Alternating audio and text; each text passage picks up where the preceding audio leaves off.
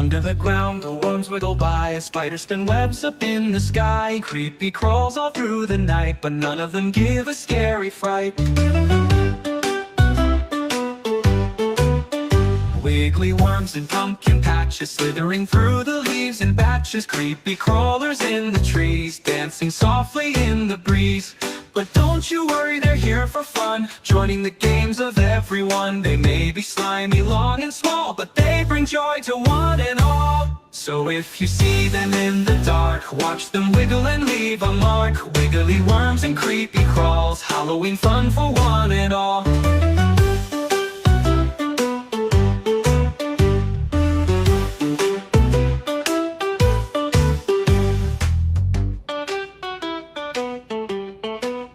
Under the ground, the worms wiggle by, a spider spin webs up in the sky. Creepy crawls all through the night, but none of them give a scary fright. Wiggly worms in pumpkin patches, slithering through the leaves in batches. Creepy crawlers in the trees, dancing softly in the breeze. But don't you worry, they're here for fun, joining the games of everyone. They may be slimy, long and small, but they bring joy to one and all. So if you see them in the dark, watch them wiggle and leave a mark. Wiggly worms and creepy crawls, Halloween fun for one and all. So if you see them in the dark, watch them wiggle and leave a mark. Wiggly worms and creepy crawls, Halloween fun for one and all. But don't you worry, they're here for fun, joining the games of everyone. They may be slimy, long and small, but they bring joy to one and all. So if you see them in the dark, watch them wiggle and leave a mark. Wiggly worms and creepy crawls, Halloween fun for one and all.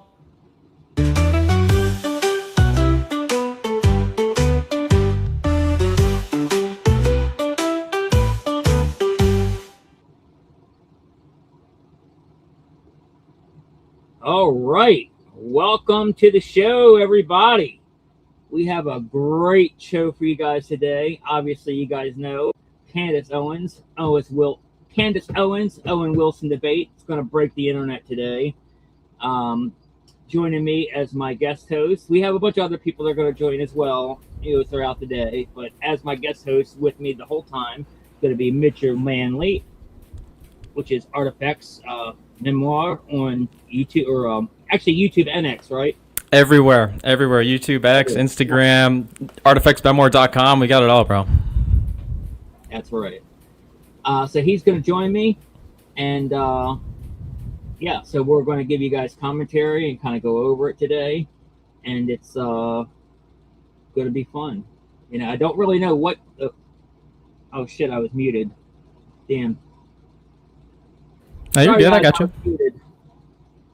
All right, so welcome to the show.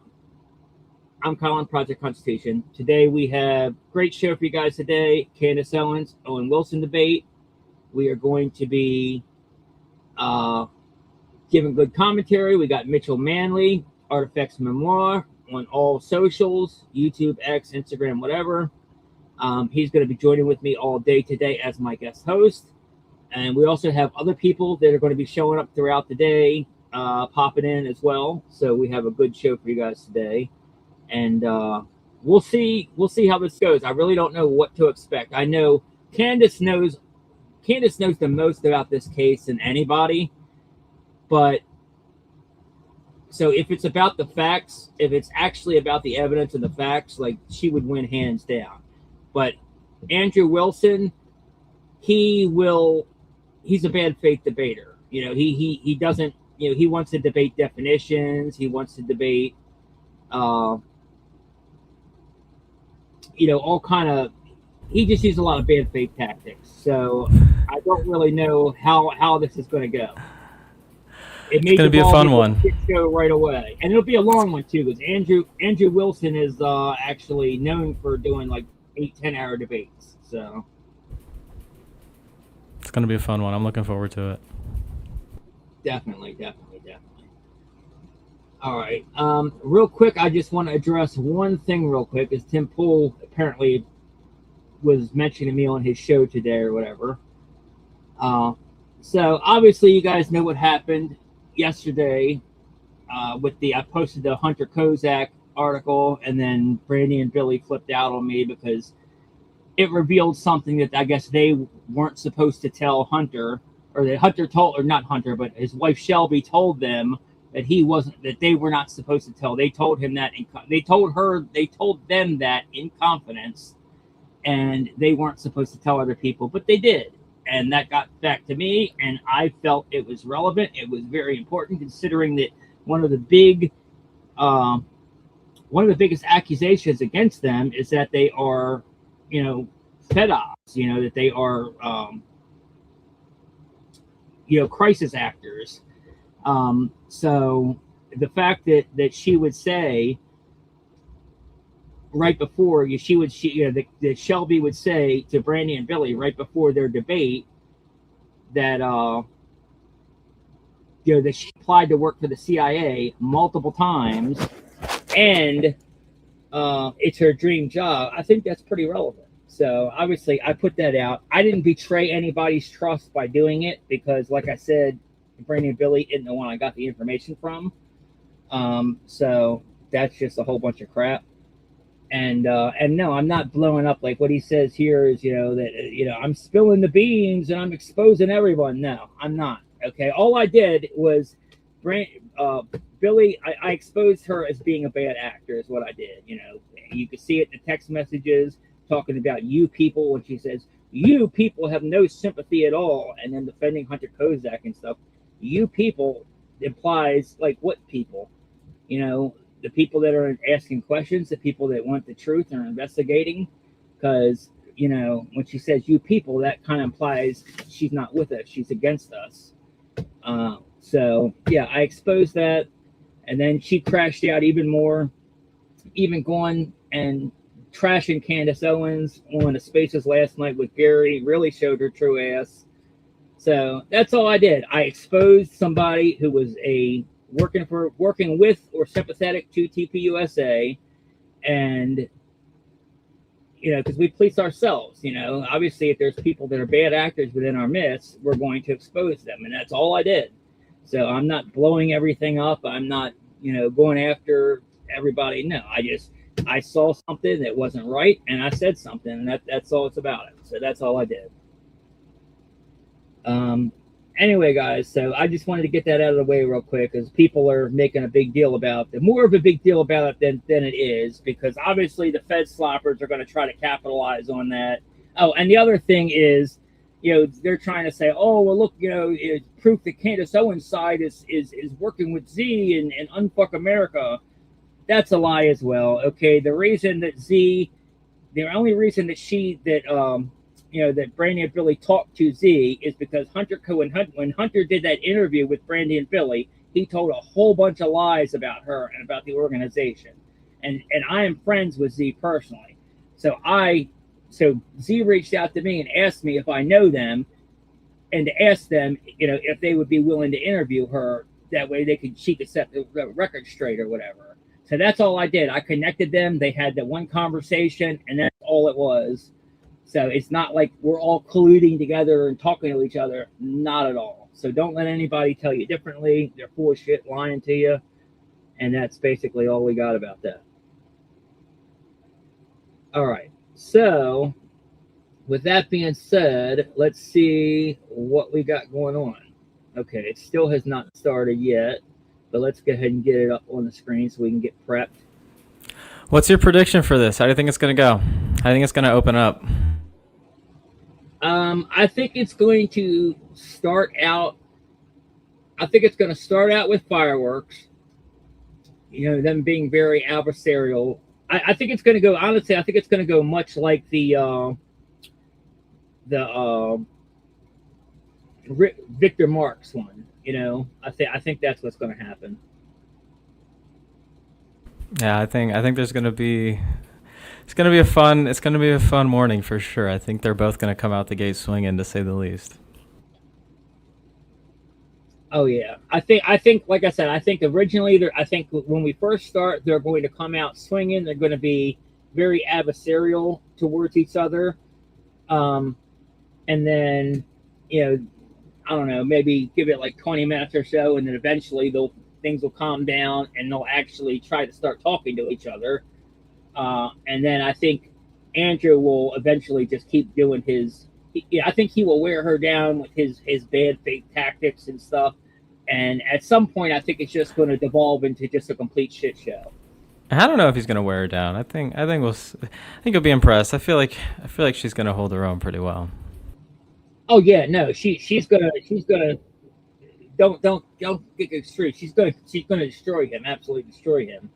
But I just mean like his tactics. He's going to constantly use those tactics, and it's just going to devolve in a shit show to where, we're not going to be getting any debate back and forth whatsoever. It's just going to be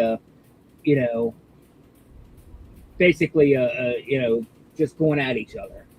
The one thing I hope is that it doesn't devolve into just like a shouting match, right? That's kind of my biggest frustration with what's happening on Twitter Spaces a lot of the times these days. Is just like it devolves into a shouting match and we get nowhere and no productive conversation happens, right? And that's unfortunately like when the talking stops is when the violence starts, and that's like kind of what this is all a test of, right? Like hopefully we can maintain some semblance of civility today.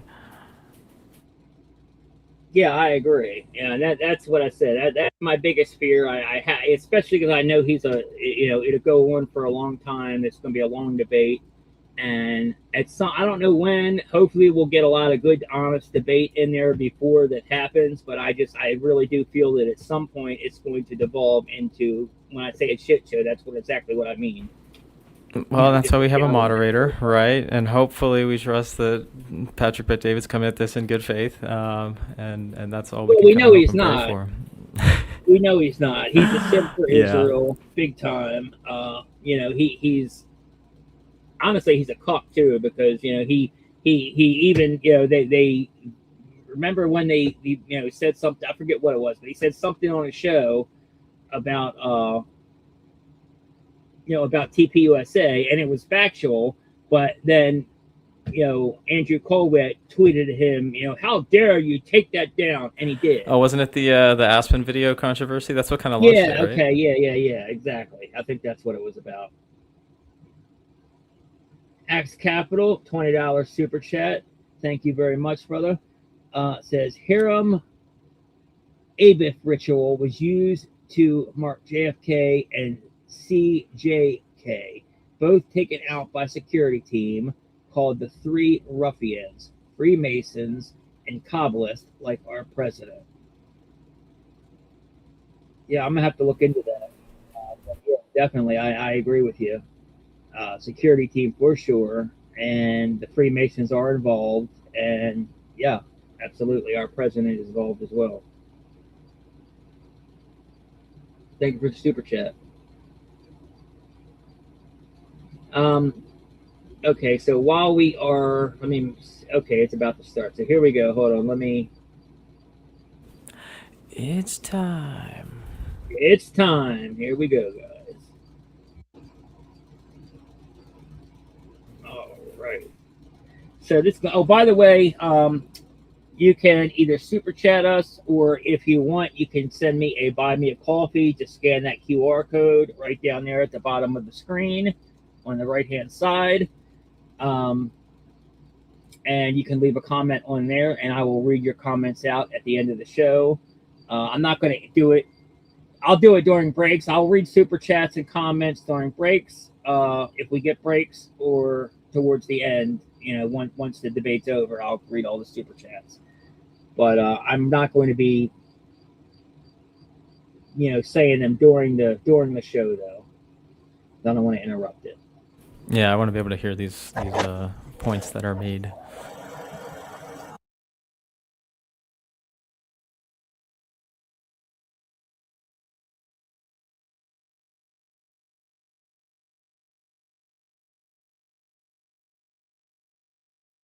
So, yeah, so this is gonna be fun. See, that's how this trashy Andrew operates. He's a Johnny-come-lately that will be destroyed and forgotten as quickly as he arrived. Much like Destiny, he also came from the Whatever podcast. Yeah, I agree. Yeah, that's where he defended rape too. That's why I keep calling him the rape defender, like in that video I put out today. Yo, if you're trying to kill time, you should run that. It's like less than 90 seconds, and it'll be a good way to start this. Yeah, send me the link in the private chat. Okay.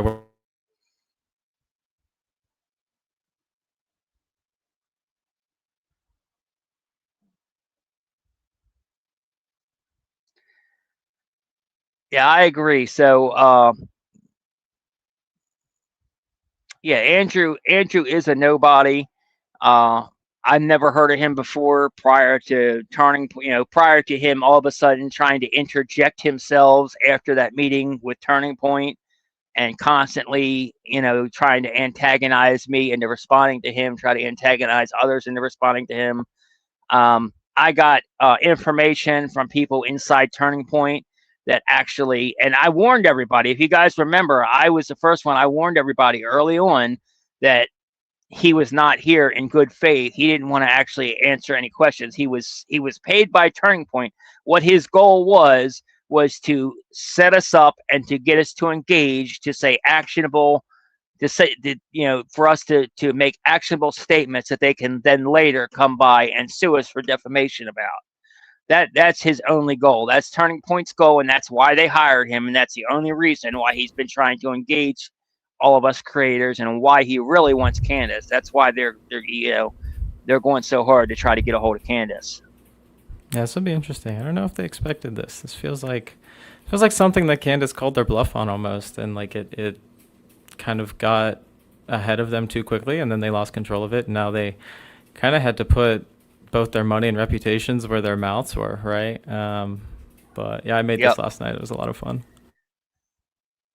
Ladies and gentlemen, goyim and goonettes and bed sloppers around the world, this is the debate of the year. In the red corner with over 100,000 fact-check survivals, we have Candace Owens.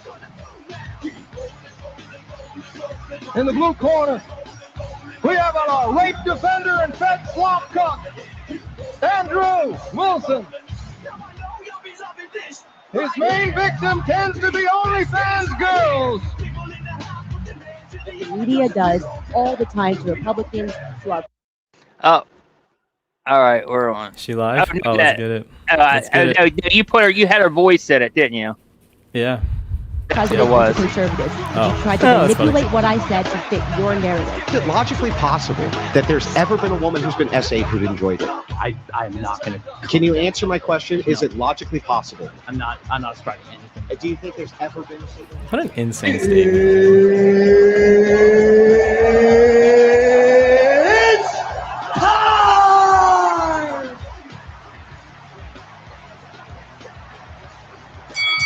Oh, let's get it. I'm so ready for this, dude. Let's go. This is going to be so fun.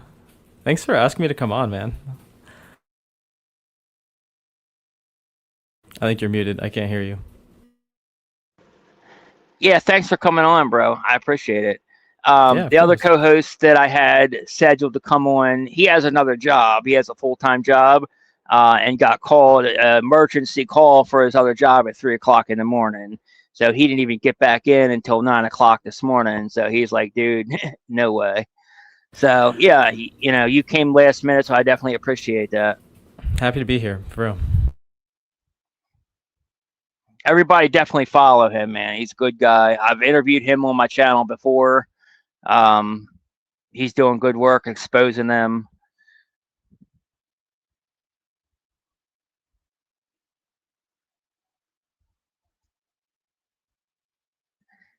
Got another $2 super chat from Struggle Society. God bless y'all. Stay safe. Thank you very much.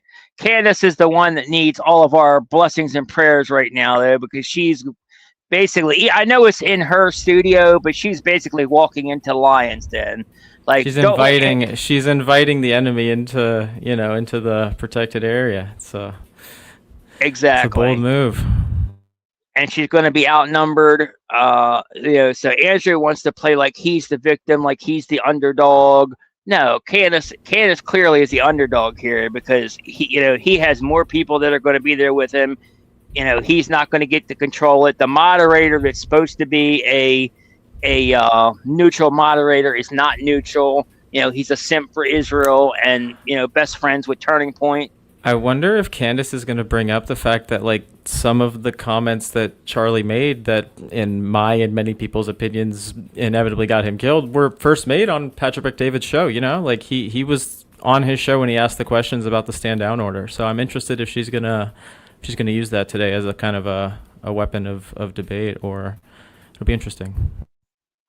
Yeah, actually, good point. That'll be interesting to see for sure.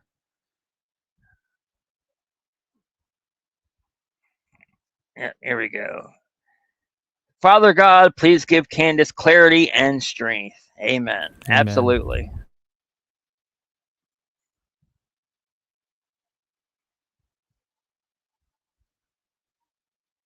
She was built for this. Absolutely. Amen. 100%. I mean, and again, like, if we're killing time, dude, I'll send it to you right now. We can go watch her and Kanye on 2018 and on TMZ. Like, it was just, she was built for this. She's been doing this for years. Like, and to your point, Colin, like, I had never heard of Andrew Wilson before kind of getting involved in this, and when I heard his name, I was like, who? Like, I don't know who that is. And people were hyping him up, and they were like, oh, this person debated Andrew Wilson. And I'm like, again, who are you talking about?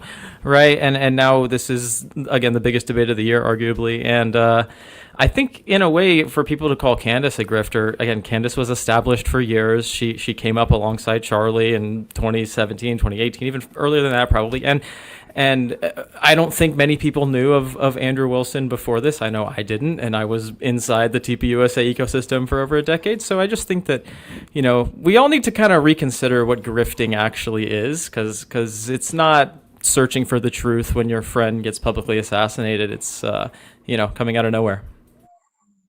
Yeah, I completely agree. And by the way, Z had told me that Andrew Wilson actually has been trying to, he's been like, he's always wanted to be part of Turning Point USA. Charlie wanted nothing to do with him, but he like, they wouldn't let him into like Amfest and stuff. And I remember that Z said that, he was begging her to try to get him tickets and get him into Amfest and stuff. Sounds about right. Yeah, so clearly, Charlie had enough common sense to know, I don't want to be associated with this guy. He's a drunk. He's a, bad faith actor. He's just a nasty person. But the new Turning Point 2.0, clearly they think otherwise. They think it's a good idea to involve themselves with lowlifes like him, with Paramount Tactical, with this Lisa Knows Nothing. All these people. So, I mean, you could just see the people they associate with are people that Charlie would absolutely never, ever, ever, ever, ever have had anything to do with previously. And I think it gets the deeper point of it. It's completely opposite of everything he stood for, which was always questioning things, always challenging the narrative, right? Whether it was COVID or Jussie Smollett or anything, right? He was always kind of the devil's advocate as far as like conspiracy theories are concerned, right? And so now for all of these people who claim to be his friends to turn around and say, no, just trust the state on this. The government's always right. The justice system is not flawed. There's never been evidence fabricated in our history when he's on record challenging pretty much all of these claims, it's laughable. We are living in the upside down. It feels like the Matrix has kind of gone off the rails, and those of us who are out here speaking out are, in my opinion, doing what more people should be doing. And that's what's even more surprising is how people just don't really seem to care that much outside of, these circles. Well, I say it all the time. You're 100% right on that. The Matrix has glitched. It's gone haywire, and people have noticed. And Charlie's death has woken a lot of people up. And I really do believe that it is the catalyst for the next revolution. And I think that all of us that right now that are speaking out and doing the right thing,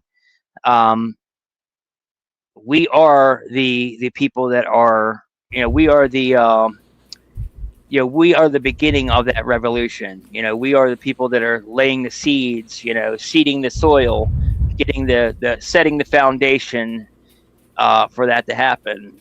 Because people are woken up, they realize that both sides are evil, both sides are corrupt, and it's no longer a Republican versus Democrat thing. It's us versus them. You know, it's all of us versus the elites, the Epstein class. You know, that the sooner people realize that, the sooner we can fix this mess that we're all living in. No, you're 100% right. And it's like that clip that, you know, I've kept resharing that Honest Ash originally put out, which is, you know, the clip from Charlie in 2024, where he says, you know, this is not a Republican or Democrat issue. This is we the people versus the establishment, versus the oligarchs, versus the deep state, right? And all the way up to months and even weeks before his assassination, right, he was out here saying that the imminent threat to our republic is the deep state. It's not, you know, transgenders. It's not the left. It's not communism, as the White House and both Jack Posobiec are now trying to force down our throats, right? It was the deep state. And what we've seen is what I am now calling a color revolution, because that's what people were calling for as far back as 2023 when Charlie was challenging the narrative and siding with Elon Musk on the greater Israel issue and questions, right? And so it is rather interesting. You're right. It is up to us. I think, as Candace has said many times, you know, Charlie is present throughout this, and it's rather, I don't know, hypocritical, funny, ironic. I don't know which way you want to put it, that the people who were telling us all to pick up the mic, right, carry on Charlie's legacy after this ended, are now, you know, giving you cease and desist letters, telling people to stop asking questions, right, are mad at Candace Owens for picking up the mic and doing what Charlie would do, which is ask questions, challenge the narrative, etc. Anyone who does that now is like an enemy of the state and an enemy of Turning Point and is a blacklist. Like it just, it doesn't make sense, right? Why are you like, it's a complete 180. It's so transparently obvious what's going on, and it goes back to what Charlie was about to pull the mask off of, which is, you know, the Israel issue and the Israel lobby. So, you know, for everyone who says we need to stop communism, I just repeat, we need to stop Zionism, right? It's I can use words too, and every propaganda that you throw our way about stopping communism that's, you know, as old as my father is, no offense, right, from the Cold War era, I'm going to just repackage and put Zionist in there, and it works the same way, right? Like the propaganda is not propaganding anymore. It's not propagating the same way, and it's up to people like us to continue calling it out. It's why I made that video this morning. It's why I made the video the other day, right? We're in a disinformation war, and the more that we can kind of point out the just lunacy of this whole situation, I think the more people will begin to kind of wake up and get to our perspective. I completely agree, brother. Got another $5 super chat from Ashley Galady here. Says, thank you for your work. Big day. Thank you very much. We appreciate it. Then we have 200 joules from Christy Goins. I don't know what the hell joules are, but thank you. I appreciate it. Says Jammin. We got 2 joules from Christy again. 100. Thank you very much. Yeah, so absolutely. I agree with you, man. And I got, hold on. Let me pull it up here. Let me find it. There it is. Yep. Okay.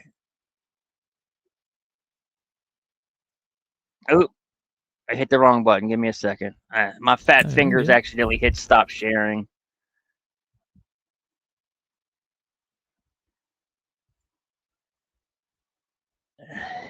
Share screen.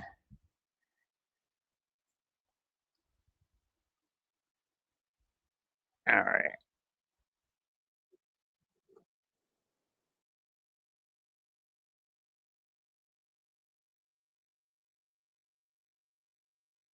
Classic moment. For those of you who haven't seen it, this is like peak 2018. This is when Charlie, Candace, and Kanye went to TMZ. People are feeling. How many people felt something that I said today? Raise a hand if you felt something that I said today. Do you feel that I'm feeling, do you feel that I'm being free and I'm thinking free? Point this upon you. Okay, this is a perfect example of what I'm talking about, because these are 2 different versions of somebody else's truth. This is 2 different versions of somebody else's truth. So he gets up and he's talking slavery, right? Okay, I'm not enslaved, so that it's like I don't mean to insult his reality. No, Kanye, come on over. I don't mean I just wanted to give him a hug. right. Like I don't mean to. No, I think he might want to fight They me. cut her I wanna off give him so a hug. early, and I was Okay, but like, like- dude, that was intentional. What Kanye? I love you, and I want to give you a hug. I feel like you want to fight me right now, but I love you. I don't fight with my fist, man. I've been through that. This is what I'm saying. So if I come over there, you're not gonna fight me? No, I'm not gonna hit Kanye West and TMZ. How many It's like a whole 12-minute video. It's in the replies. If you haven't seen it, definitely go watch it. It's again, it's I don't know, conservative lore that you should know if you're not aware of it, right? But it's a piece of the puzzle that we're all trying to piece together here, which is the larger motivation, the larger interests. Oh, are we starting? Oh, here we go. Live? Okay, so we're officially live. Let's go. Candace, Andrew, good to sit down here with you, talking to you guys about the conversation that I think started with you being on Joe Rogan when you said, hey, I'm offering $300,000. And for the audience watching this, you have to know when you see this final product, there's a lot of stuff that happens behind closed doors. There was still communication till midnight, even some of the stuff this morning. It's like you're trying to sell a company. It's the last 24 hours that the deal doesn't work out, but kudos to the both of you guys that you made it work. The topic of discussion today, how this got prompted is, Andrew, you said there's overwhelming evidence that Tyler Robinson shot and killed Charlie Kirk. And Candace, your position was he's a patsy. Tyler Robinson is a patsy. So, of course, we'll talk about a lot of different things, but that's kind of how the whole thing got started. For the audience watching, I think this is truly for three different people. Number one is anybody out there that loves Charlie, respects Charlie, his legacy, what he did. We have a lot of love and admiration for what he did. He changed the lives of many people, young men, young women. This is all about Charlie. He's right about that. This whole thing is nothing. It's all about Charlie. We have disagreed on something. We got a lot of respect for him. The second audience is the folks out there, you that's watching this. And so for you, you've been wanting something like this to take place. And kudos for Andrew for coming out and saying, hey, I want to have this conversation, and for Candace to accept it. So you have the ability to say, I agree, I disagree, comment, do all the stuff that you're doing online. And if you want to see more of these things, any of the three channels, subscribe to them, the Candace Show, the Crucible. I'm sure some of the people from Crucible are watching as well, and the PBD podcast. The more you subscribe to this, the more we're able to deliver these types of conversations to you. And last but not least, it's about the two of you. My goal is to speak as little as possible. 99% of the time, it'll be you guys speaking, and the audience will be able to see it. If I jump in, just so everybody knows on the back end, both have agreed. In the back, there's 3 people representing Andrew and 3 people representing Candace to do fact checking. So at any point, if somebody makes a claim, the other can say, can we fact check this? I can jump in and say, fact check this. Even the folks in the back can say, fact check this. So it is a very fair conversation that we're having here. And so with that being said, kudos to Michael Knowles. Your name was mentioned a lot. You missed out right now. The last 10 minutes, we talked about you. There's a lot of love and respect here mutually from both parties, all 3 of them here. And then, of course, the great Joe Rogan that started this conversation. And he also volunteered, but it ended up being this format that we have here today. So with that being said, Andrew, your claim is overwhelming evidence. You can tell he's anxious. Tyler Robinson killed Charlie Kirk. Absolutely. Opening statements, opening comments. Sure. And what I mean by overwhelming is I just find it very convincing. That's I think was that's his hand shaking? Is he when nervous? they say overwhelming evidence. Yeah, he's totally nervous. Statement. On September 10th, 2025, Charlie Kirk was murdered. Many of you already know a lot about the events which occurred after Kirk's death. You remember the ghoulish laughter, celebrations, and madness we saw from leftists all over, from TikTok invasions, debates, posts on social media, destruction of memorials, and things like this. Within weeks of Kirk's death, a cottage industry began to form, peddling various alternative theories on how he died. What special interest may have killed him, what nations were involved, and was our own government one of them?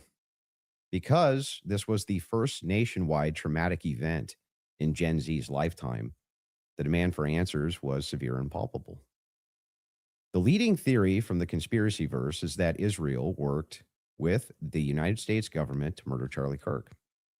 Within a day or two of Kirk's death, Ian Carroll claimed that Israel killed Charlie Kirk, and the conspiracy caught on like wildfire. This theory was built on one misleading piece of evidence, that in his final days, on or around September 8th, Charlie sent a text message reading, Jewish donors play into all the stereotypes. I cannot and will not be bullied like this, leaving me no choice but to leave the pro-Israel cause. Facts. Blake did This was right sent in this. the context of a platform totally. dispute regarding Tucker Carlson. From this scintilla of misleading information, it was speculated He gonna that Israel mention killed Charlie Shlomo Kirk Pearl? because he would have successfully opposed the Iranian war. Now, that's a fun theory, and who doesn't like a good, fun conspiracy theory? I like them. But there is no evidence that Israel actually killed Charlie Kirk. This is open. This is If Candace open- has some, I'd like you to yeah. actually show it to me. I'm open to suggestions, but to date, there hasn't been any. There is, however, tons of evidence that a leftist killed Charlie Kirk, just as Charlie feared they would. I believe Charlie Kirk, and I have the receipts. No, I didn't have a dream where he came to me and told me that the left killed him. No, he didn't come to me a dream and say, Candace Owens betrayed him. That never happened. In fact, I don't need dreams of any kind because I hold in my possession never before seen messages from Charlie Kirk to his security team on September 9th, 2025. I'm going to share the message with you today, which is the first time this information's ever been publicly revealed. On September 9th, Charlie's security team wrote to him, yes, law enforcement has been fully supportive and agreed to a security plan and posture. Tomorrow's event will be covered by both my team and the campus PD. If additional support is required, patrol units will be available. I have 11 on site. Charlie responded with this. Okay, great. Remind them that they are there for one person's security only because I'm somewhat worried the left is trying to kill me. That was a message sent September 9th. Whatever I could call he have meant bullshit by on that. Well, Either I of think the he meant left is exactly what he not said. real. Anyways, it's all a That joke. he was worried the left was going to try to kill him. The left isn't a real Now, we'll thing. discuss It's this like, more later on in the debate, and maybe I have more never before seen evidence that exposes just how wrong and, in my opinion, idiotic many of these conspiracy theories have been. But that's what So how do you happens when you fact check rely that? on what's called the evidence of the gaps. In other words, Yeah, where's they the don't proof? have evidence. They seem to just make yeah, up evidence. like, can we And what see did they make up? the metadata on Well, that in my message? opinion, Like, kind of whatever lined the pockets. And I think it's ghoulish to profit off of the death of a good man. lined the pockets. Again, Well, we Turning came Point here USA today has to made debate. billions of So let's dollars get since to it. Charlie The Kirk debate died. topic today is one, my belief that there's overwhelming evidence that Tyler Robinson killed Charlie Kirk, and two, Candace's belief that there's overwhelming evidence that Tyler Robinson was a patsy and didn't kill Charlie Kirk. In sum, the audience is going to decide who has more evidence supporting their theory. My theory is that the state is correct that Tyler Robinson is the killer, at least based on evidence so far, and Candace's theory that Tyler Robinson is not the killer and he's a patsy set up by the feds. To be clear, this is not a question of reasonable doubt. If it was reasonable doubt, and that's all it was, and that's all Candace was proffering, Yes, it I is. wouldn't even be here having the debate with her. That's what it's all fair to have about. doubts. That's what the trial has justice yet to system is occur. founded on. The Is state reasonable hasn't doubt. even begun to try to prove their case Exactly. beyond a reasonable doubt. But Candace makes a more forceful claim. She claims that there's more evidence that Tyler is not guilty of murder and was set up as a patsy than there is for the state's case. And I just think that that's absurd. And she will That's not how be you able to make demonstrate reasonable that doubt. anyway. That's In fact, what she has reasonable almost no real doubt evidence at is. all of These her theory. people are trying to What her theory redefine is supported justice, by dude. They're compelling witness Bolsheviks. testimony, physical evidence, multiple confessions, all of which are independently compelling, but which are even more convincing as each piece of evidence corroborates the others. You'll notice the term overwhelming was included in both theories. This is because Candace demanded I defend my use of that term, which I think is fair, in describing the evidence against Tyler Robinson. She, on the other hand, only wanted Totally to defend her subjective. theory as merely viable. That is, Yeah. until I showed her clips in which she said she believed the evidence of her theory, that Tyler Robinson's a patsy, was supported by overwhelming evidence. Only then did she agree to defend that position. Regardless, we're both defending the claim that there's overwhelming evidence on our side, so it's worth defining that term.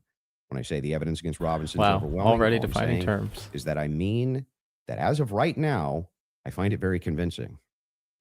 I see almost no evidence at all, only speculation on verified claims and suggestions of things that could merely be hypothetically possible. Dreams, vibes, feelings, things like this.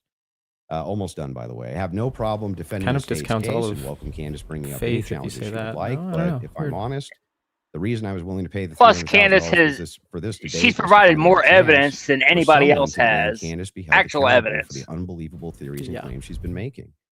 Candace's investigation is indistinguishable from a leftist operation. She couldn't be doing more. There it damage, is. right? Yep, we're trying to make her into a leftist. Uses her considerable Leftism's platform not to real. relentlessly attack one of the most influential. That's their new conservative tactic, in outreach case you guys organizations for haven't young figured it people. out yet. She's making a mockery of the online right-wing commentary class. She's harming Republicans in an election year by dividing them. She's attacking the very organization Charlie spent his life building. And she's attacking the people he loved, including his wife.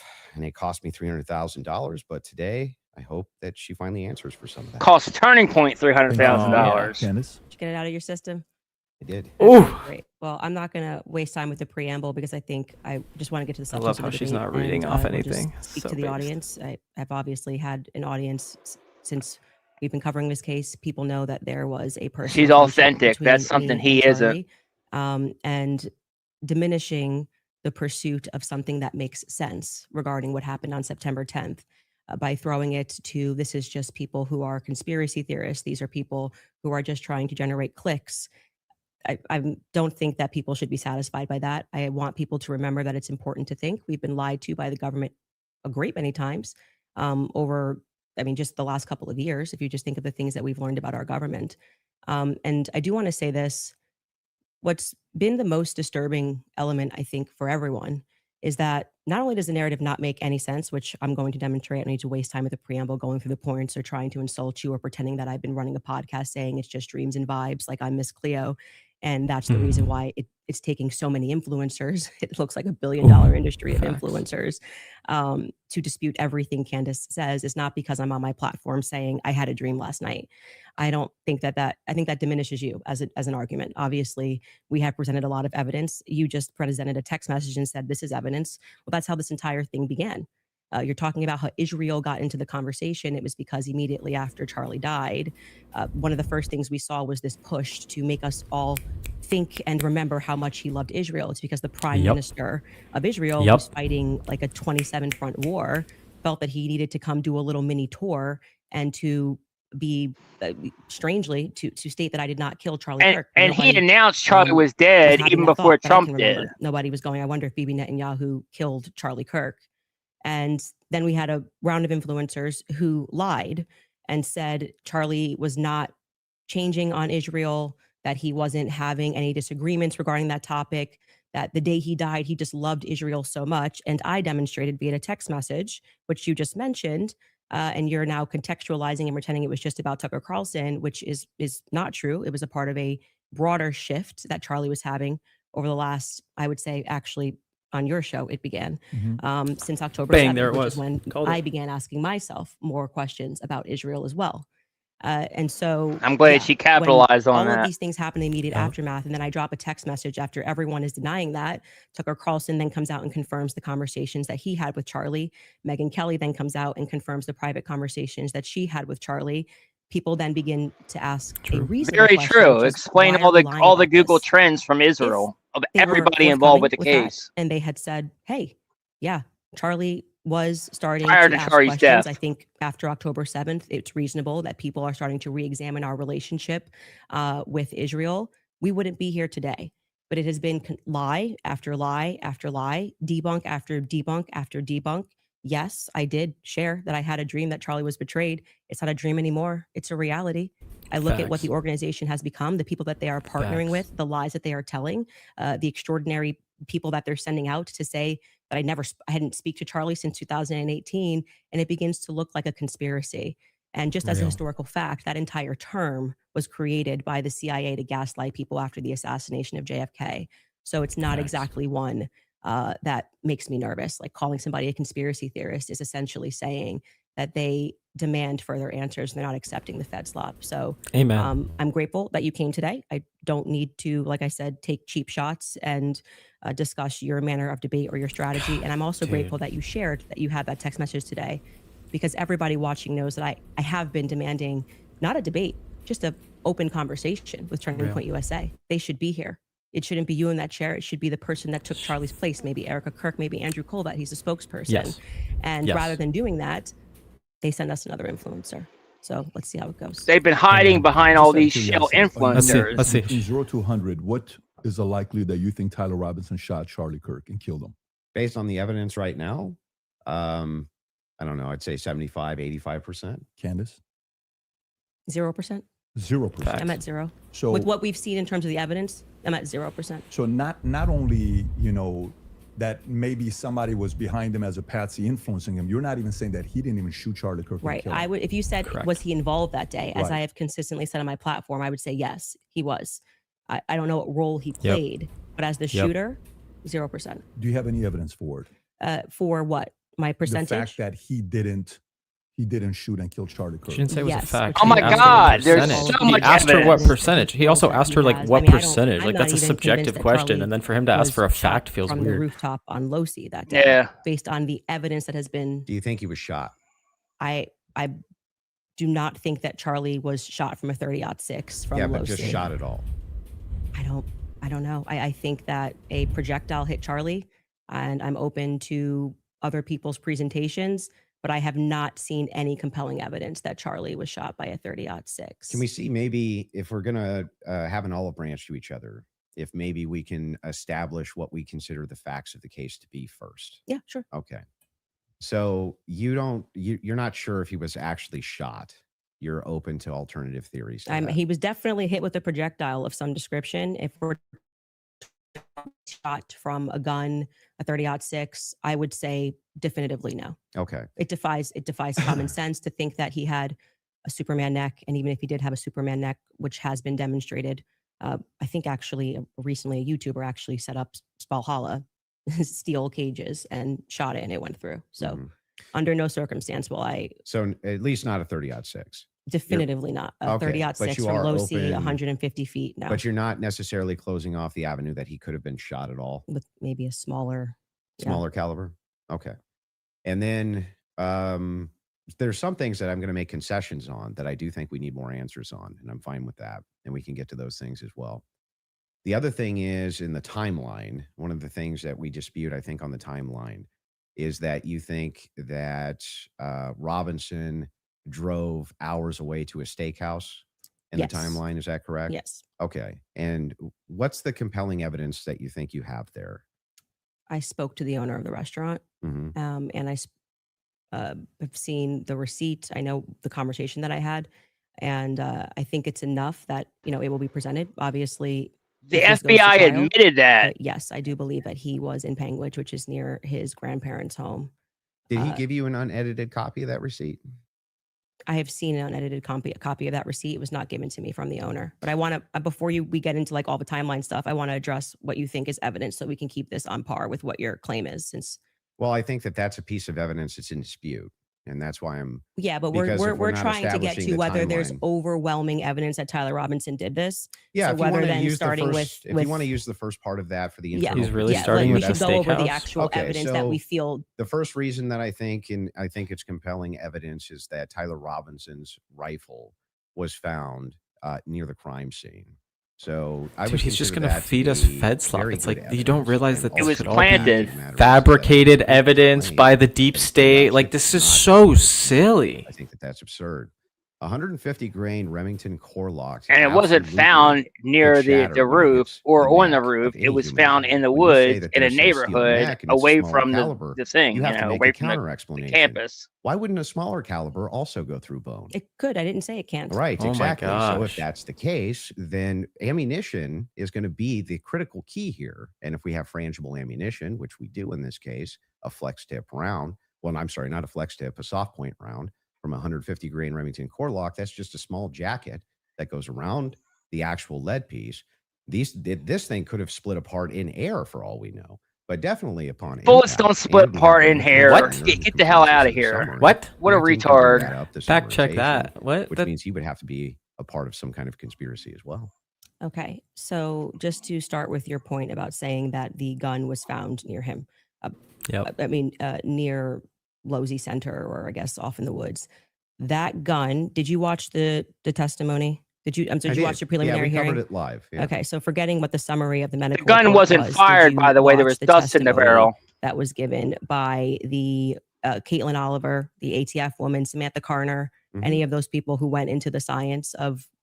Yes, I recall. You're talking about the bullet analysis. Yeah, when they went into the DNA. Okay, so that's kind of the most relevant part. Okay. I'm not denying, I've never denied on my platform or anywhere else that a gun owned by Tyler Robinson DNA was can found be near very the crime scene. Right. That Okay. doesn't There were remove it. 5 If you other think somebody people's set up as a DNA on it patsy, as well, you remember? could take a Or gun 4 out of other this room people, right 5 now, people and you total. could walk out and But plant it in the Tyler's was woods the near most a crime scene. degraded That's DNA not on convincing the evidence rifle. to me. I concur with the fact that that's a possibility. So you logically are, possible. you, I think, have said on a platform that you were a gunsmith. Mhm. Okay. And for how many years? Many Oh years. wow. For many I didn't years. know that. You also said that you were an Army sniper. I wasn't a sniper in the Army. Okay. And I never said that. by the Sorry, way. your wife tweeted that you were an Army sniper. Yeah, I don't know. Like 15 years ago, she said something. Does it She said change that 15 years later? She said that it was colloquial. Stolen valor. Army sniper is a colloquial term. Yeah. What a loser, man. Oh Okay. my god. But did hey, he you defends also his wife teach all the this in the time, course remember? when you said So you taught rifles in the Army. No, I didn't teach rifle. No, I taught rifles as a private citizen. Okay. And I was an NRA instructor for many Okay. years So- alongside my Wow. my gun shop. As with your expertise, Mhm. when she gave testimony on the stand, Samantha Carner, that there was dust and there was debris Mhm. that Bingo. was She brought it found up in the good. gun barrel. Yep. And then when we had the person who, and this was, I believe, Caitlin Oliver, who explained painfully about the DNA, the prints. Well, let's start with a No, point no, at no, a time. I'm not done. You said something, so I'm going to finish my there he thought, goes, right? You want to do a interrupting. point in time? No, well, sure. If you want to respond to, Well, I but wanted I to want you to start respond to with 2 the points. I debris. want you to start with 2 points. Okay. Dust and Mhm. debris in the gun barrel. Yeah. Secondly, the fact that there were 5 sets of prints, 5 plus actually by the end of the testimony, 5 Mm-hmm. sets of prints for which we already had the woman who worked for the FBI forensics testify that above 2 prints, if you're taking a sample, it's no longer a science, right? She testified that when they took the sample of what was on the trigger, they saw 5 plus prints. And among those 5 plus prints, Tyler Robinson's was the most degraded. Mhm. So I would like you to Bingo. explain how Tyler Robinson's prints That's could be the most insane, degraded dude. when she said, What? actually, you could have DNA on something that you've touched. You could have DNA on something that you've never touched. And to get DNA degradation, they've looked at pieces, items 20, 40 years on that don't have degradation. Yet Tyler Robinson's Wow. prints, amongst 5 plus other prints, were the most degraded on that weapon. Yeah. So let's get into all 3 of the claims. First, with debris. When it comes to debris, firing a rifle doesn't always blow the debris out of the barrel. Okay, that So you think there could be debris and dust. Yeah. He just fired the weapon. Sure. Okay. Not only that, he left it in a forest. Now, I don't know if you agree with me, but if you leave a rifle in a wooded area, it's also possible that debris could get in that way. But I'm not even sure that that's what the case is. I think it's far more likely that he fired the shot, it just didn't blow all the debris out, and it often doesn't.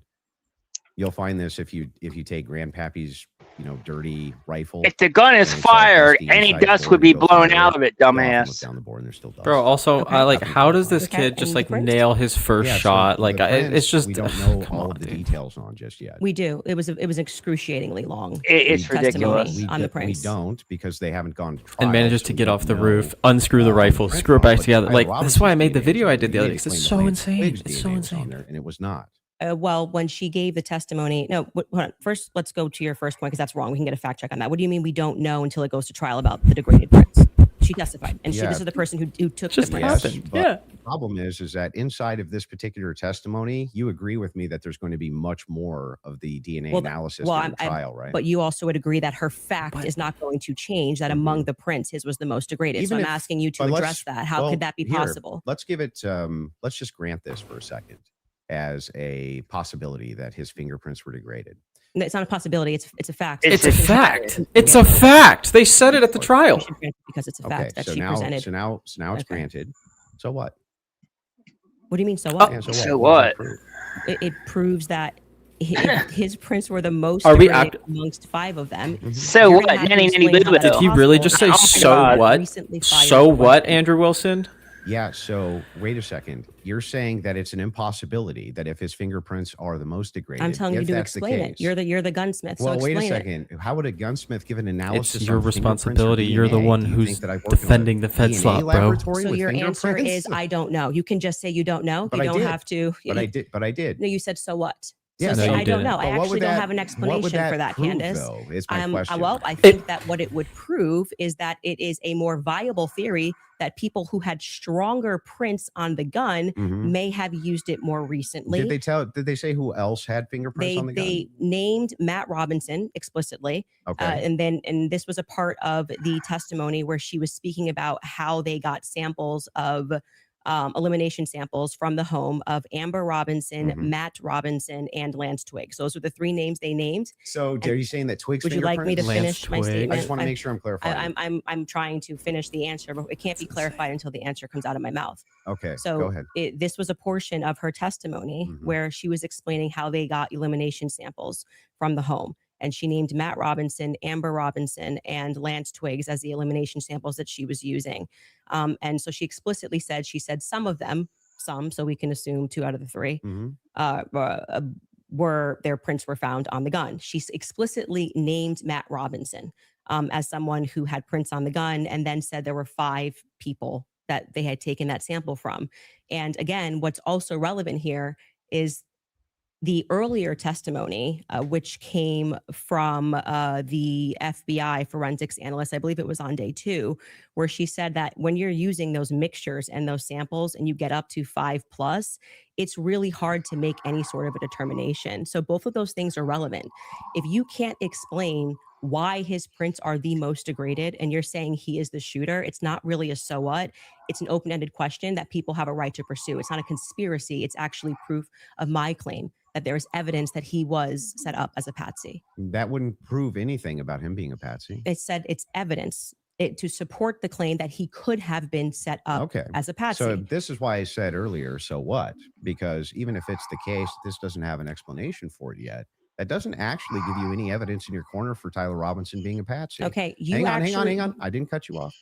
Right? If the gun wasn't fired, that means it was planted, you idiot. Tyler Robinson. This is tied into Robinson being a patsy. If the gun was planted, obviously for Lance Twiggs, or that he had any DNA there. I'm saying that it could be Matt Robinson, it could be Amber Robinson, that sort of information. And Lance Twiggs' DNA was there, by the way. The idea that he's a patsy. Yes, though. because if his is the most degraded prints and the information Why that I would shared he on my be the lead platform is true, suspect? that this gun was given to Exactly. Tyler Robinson as an heirloom. I had conversation with members of the Robinson family, Twiggs family, both of them. You know, like I said, we're not just dreaming. Too bad he can't log and off of a Spaces. We're having those though. He's conversations, stuck, and they told me that gun was only given to Tyler Robinson because it I was a can't family believe you said heirloom. so Okay, what? so it That's was his insane. grandfather's gun or great grandfather's gun. Okay.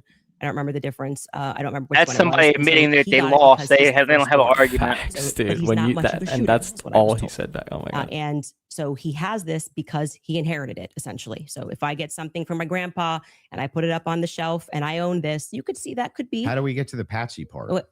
You don't let me Oh ever my get to the end of the sentence. So how gosh. could we get to the patsy part Okay, if I can't I'll get wait. to the end of I'll the wait sentence? patiently till we get. To So the that patsy could be a part. reasonable explanation as to why there was dust in the barrel, because he doesn't often shoot this weapon and he is indeed a fisher. And it could also be a reasonable explanation for why we have Matt Robinson's prints on this. Obviously, Lance Twiggs, even if he has prints on things, they live together. That doesn't really mean anything. But that could demonstrate that somebody took his weapon and put it somewhere.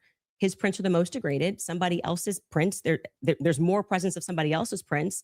And that could demonstrate that somebody is taking items from his house and putting it into But it various also places. could demonstrate nothing. So the problem that you have here is that this is pure conjecture. No, This is hang on. This is Everything's conjecture not because he's evidence still that innocent Tyler until proven Robinson is a guilty. patsy. It's only evidence that you have conjectured up that, well, if it's the case that these are the more degraded prints, And guess then what? Therefore, that the means burden rests must on the be state patsy to prove because that guilt, not It's probable conspiracy cause, theorists. exactly. So like, describe how this actually. Our job links is to to poke holes in their Robinson case being a and show patsy. probable Okay, I cause. just described that for you, so I can explain it to you, but I can't understand it for you, so I'm going to move on from that. But can to just go explain back it, to but your I can't point about understand. I love that. evidence, you can't make that claim because the I entire love basis her. for why you think that there's evidence for Tyler We need an air Robinson being the horn person that took the react. shot Yeah. is based off of a hearing under Utah 1102 rules, meaning that they are doing the exact same thing that I am doing. This is the state. You said you're here to represent the state. Well, did you watch the Well, preliminary no, I hearing? didn't say I was here to represent the state. The state's position you think is strong and No, convincing. what I'm okay? here to do is represent my own opinion, You which said is in that your opening based on statement based on the evidence presented so far by the The state has that I find it presented convincing. evidence Mhm. under Utah's 1102 rule. But this doesn't demonstrate any patsy No, that's very behavior. important because that rule is hearsay. So you can't say at the same time, Great. Candace, you're not allowed to. And what that means under the Utah rule, which I'm sure you know, because I'm sure you watched the preliminary We hearing. put that on a and yourself t-shirt. Understand what that means is that the entire hearing was hearsay. It means none of that information that was presented is going to be allowed. The majority of it, the overwhelming majority of it, is not going to be allowed at the trial. They're allowed to present when it's just a probative I hearing. don't think all the evidence that was put in was hearsay. Okay, you didn't watch this case. But not only that, no.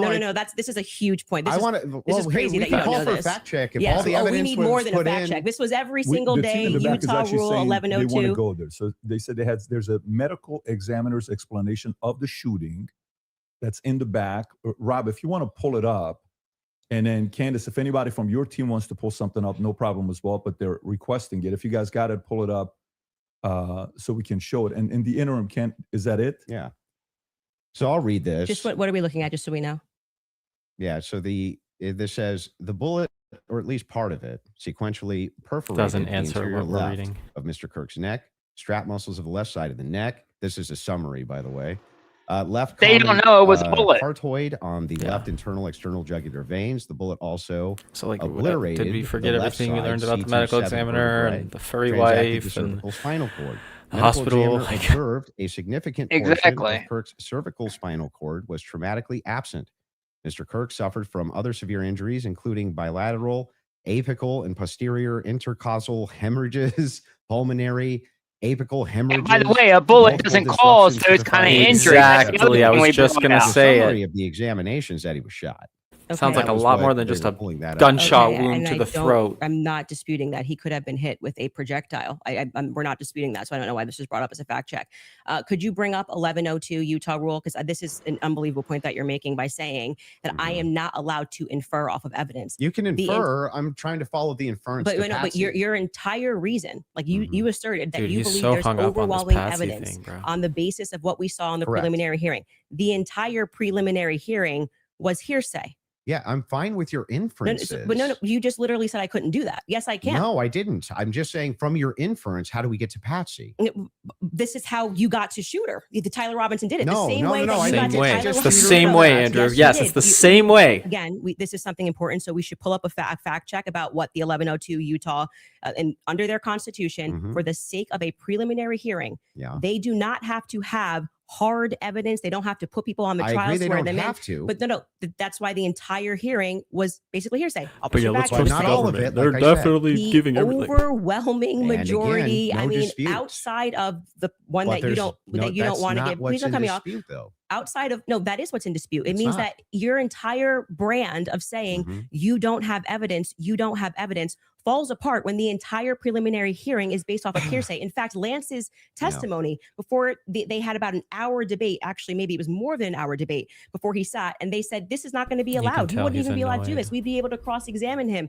The questions that they're He knows asking he's Lance are getting all cooked, leading. bro. And what did he say? Well, I'm the How do you magistrate side under with the Utah state at Constitution. this point in time? 1102. Like, It is my what? job to allow all of this so we can see if the state has enough here that we can then move to a trial, which will then they would not allow this stuff. They would say we get to cross-examine Lance. Lance But just you're can't arguing willy-nilly things I'm not say, disputing. but the entire substance of your argument is that people can't infer off of evidence. No, That's what you're saying it's to not. me. When you say Candace, Here, you I'll can't give you talk the about the degraded argument. print. Dude, I'll say he, facts. every Yeah, time I'm she not says saying something that infer he's off doing, of he's like, that. "No, I'm I not. said- No, I'm not." I It's like, wouldn't "Yeah, have you are, passed bro." You're I just am telling literally you- making He needs to stuff up. cigarette, You're bro. just He's tweaking making out. stuff He's up. tweaking I'm hard. asking Stuff up. this. I'm saying He's tweaking, bro. that I Just- think you I look just at want like to you pull pull up I it love up. it. I am doing Oh, exactly we got what to the you're shouting. saying. I'm looking at a piece of evidence and I am saying, But you're not I showing me am- how you get there. Can you from the describe to the inference. Oh my audience- gosh, Andrew, she's So explaining everybody it who's to watching you. us at home understands what I'm saying, even if he doesn't.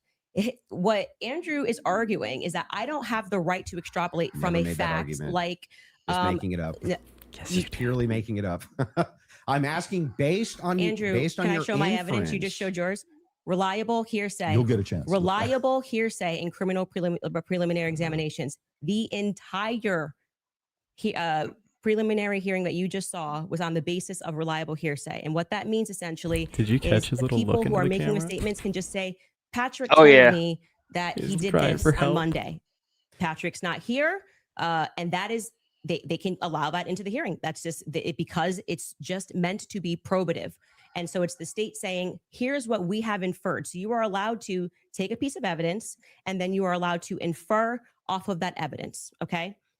Case in point, that's a demonstration that's a demonstration of what I just sent you a thumbnail, bro, to your ex. Were the most DM. degraded off of Tyler Robinson. And from that, what I am inferring is that it's plausible that Tyler Robinson was set up. That doesn't, that's the point in contention. That's not a point in contention. That's the point in contention. It's not a point in contention. If you're saying it's a point, it is the point in contention. It's not the point in contention. I'm telling you that was okay. You're hearing aloud. Sure, Jan. He is describing we're asking you that he is using to argue his case is all based on inference, not fact.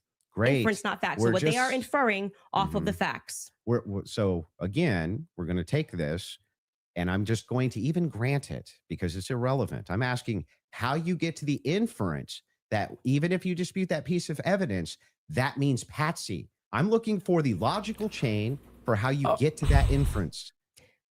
What I am telling you is it's the exact same way that when you tweeted, I think that this evidence is overwhelming. When they say that looks like Tyler Robinson's car, he drives a similar car, okay? They are inferring that that's Tyler Robinson. Can you walk me through the inference?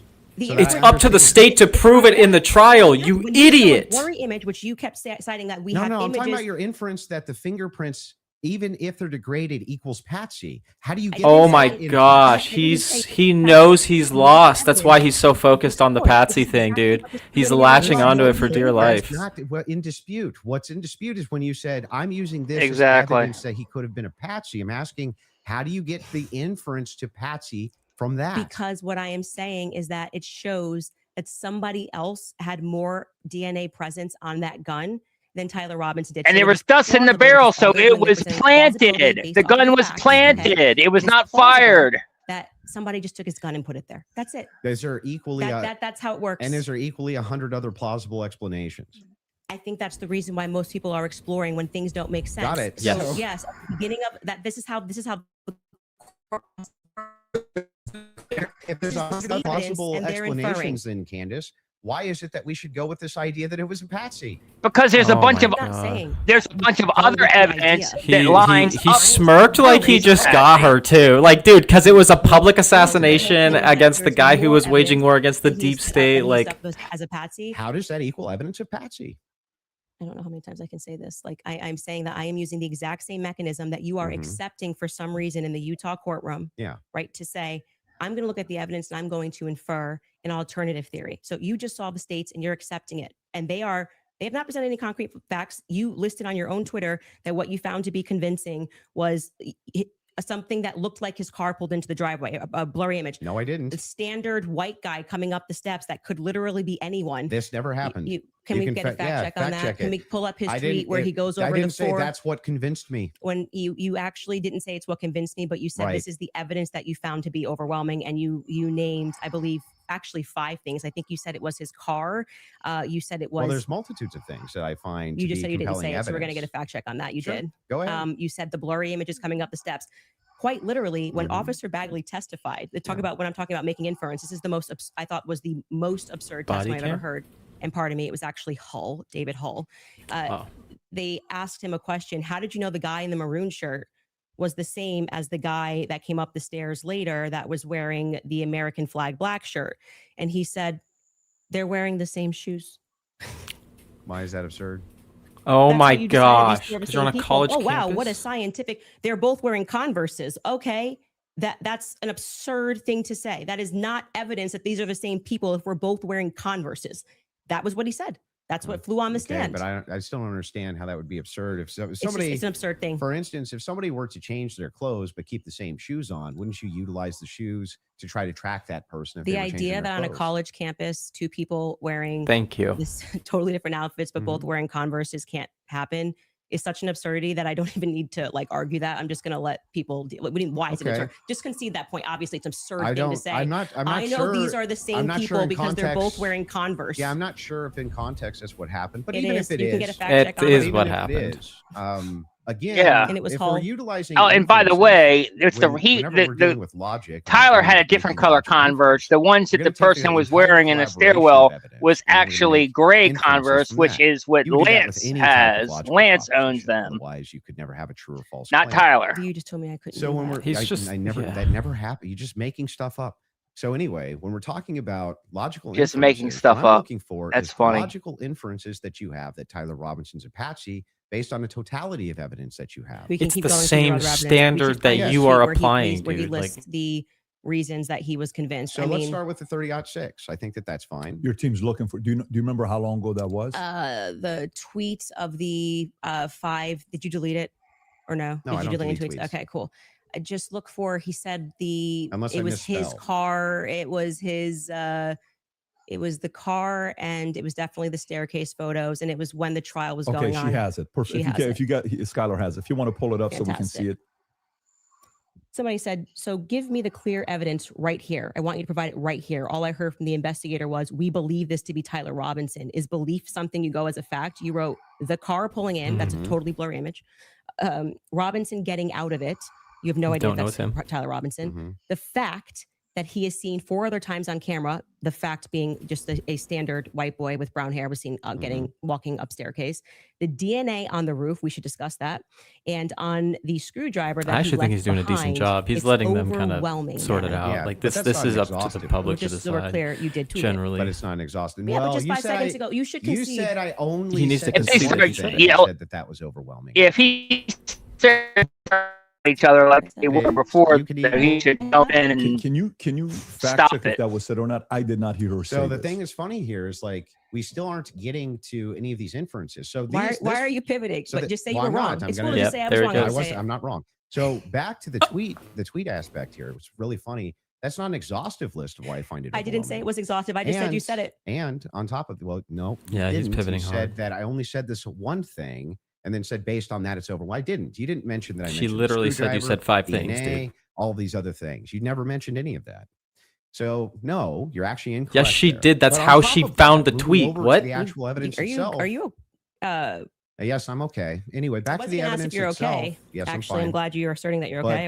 I wasn't worried about your health. I'm but just saying back to that I this. just said you tweeted this. You said no, I didn't. We got a fact check, and now you're like just gonna gaslight me and pretend that I There's said no gaslighting. it wasn't exhaustive. I never This said is that. I just said you did There's say this. Zero gaslighting. I didn't say you couldn't have said more, Yeah. but I would like to address I what mean, you this said is in your that tweet. time. If this is how you want to spend it interrogating my position, you can do it that way.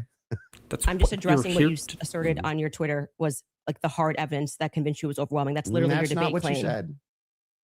That's not actually, in fact, what happened in that exchange. I was here for it. So what's your position here? Yeah, so my position is that based on all of the evidence which has been demonstrated, Patrick should have at said least all something the there, evidence bro. has Like, been come on. We all heard him that say I'm it. actually not seeing exactly. anything that's compelling as an alternative theory.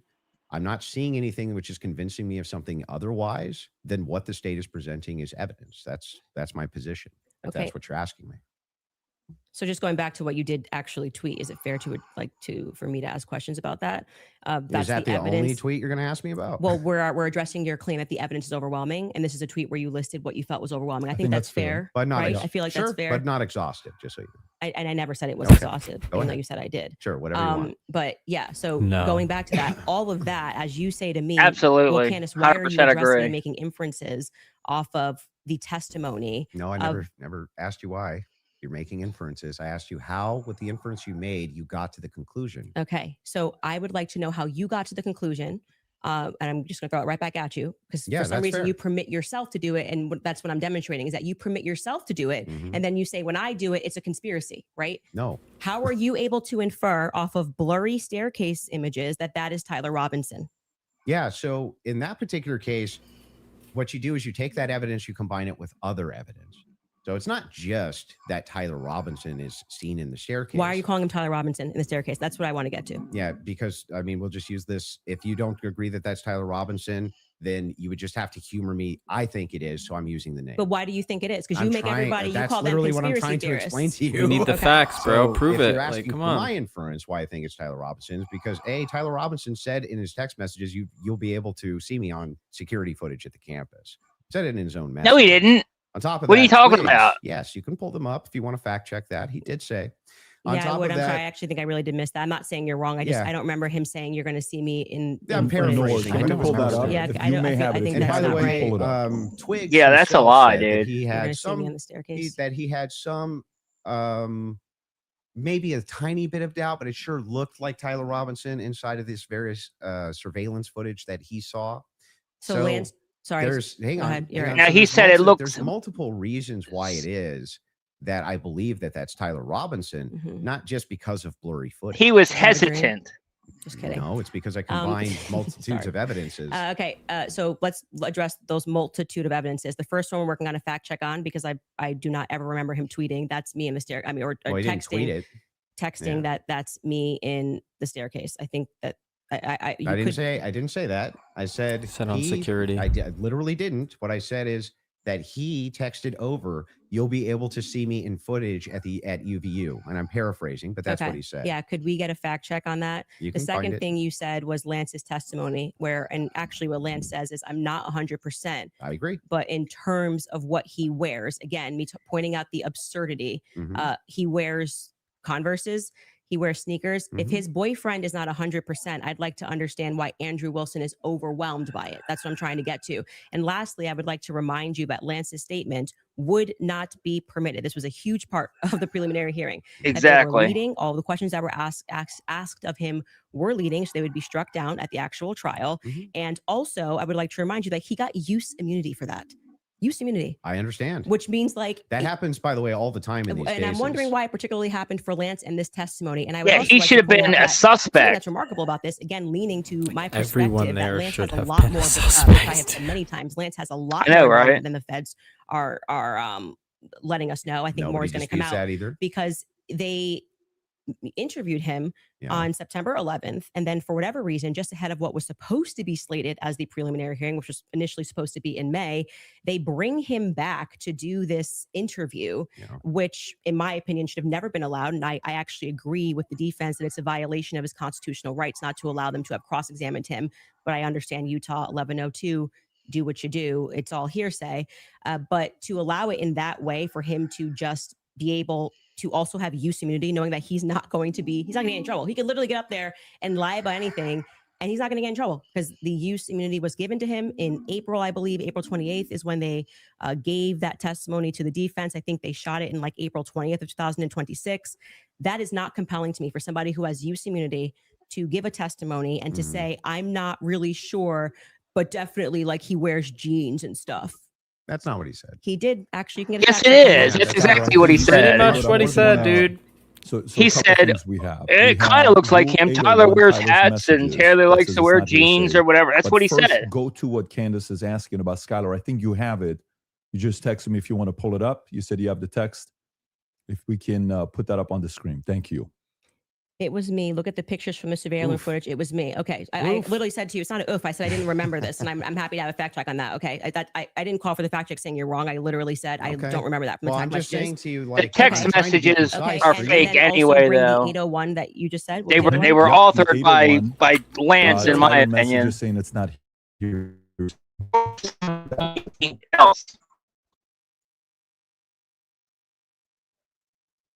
There you go.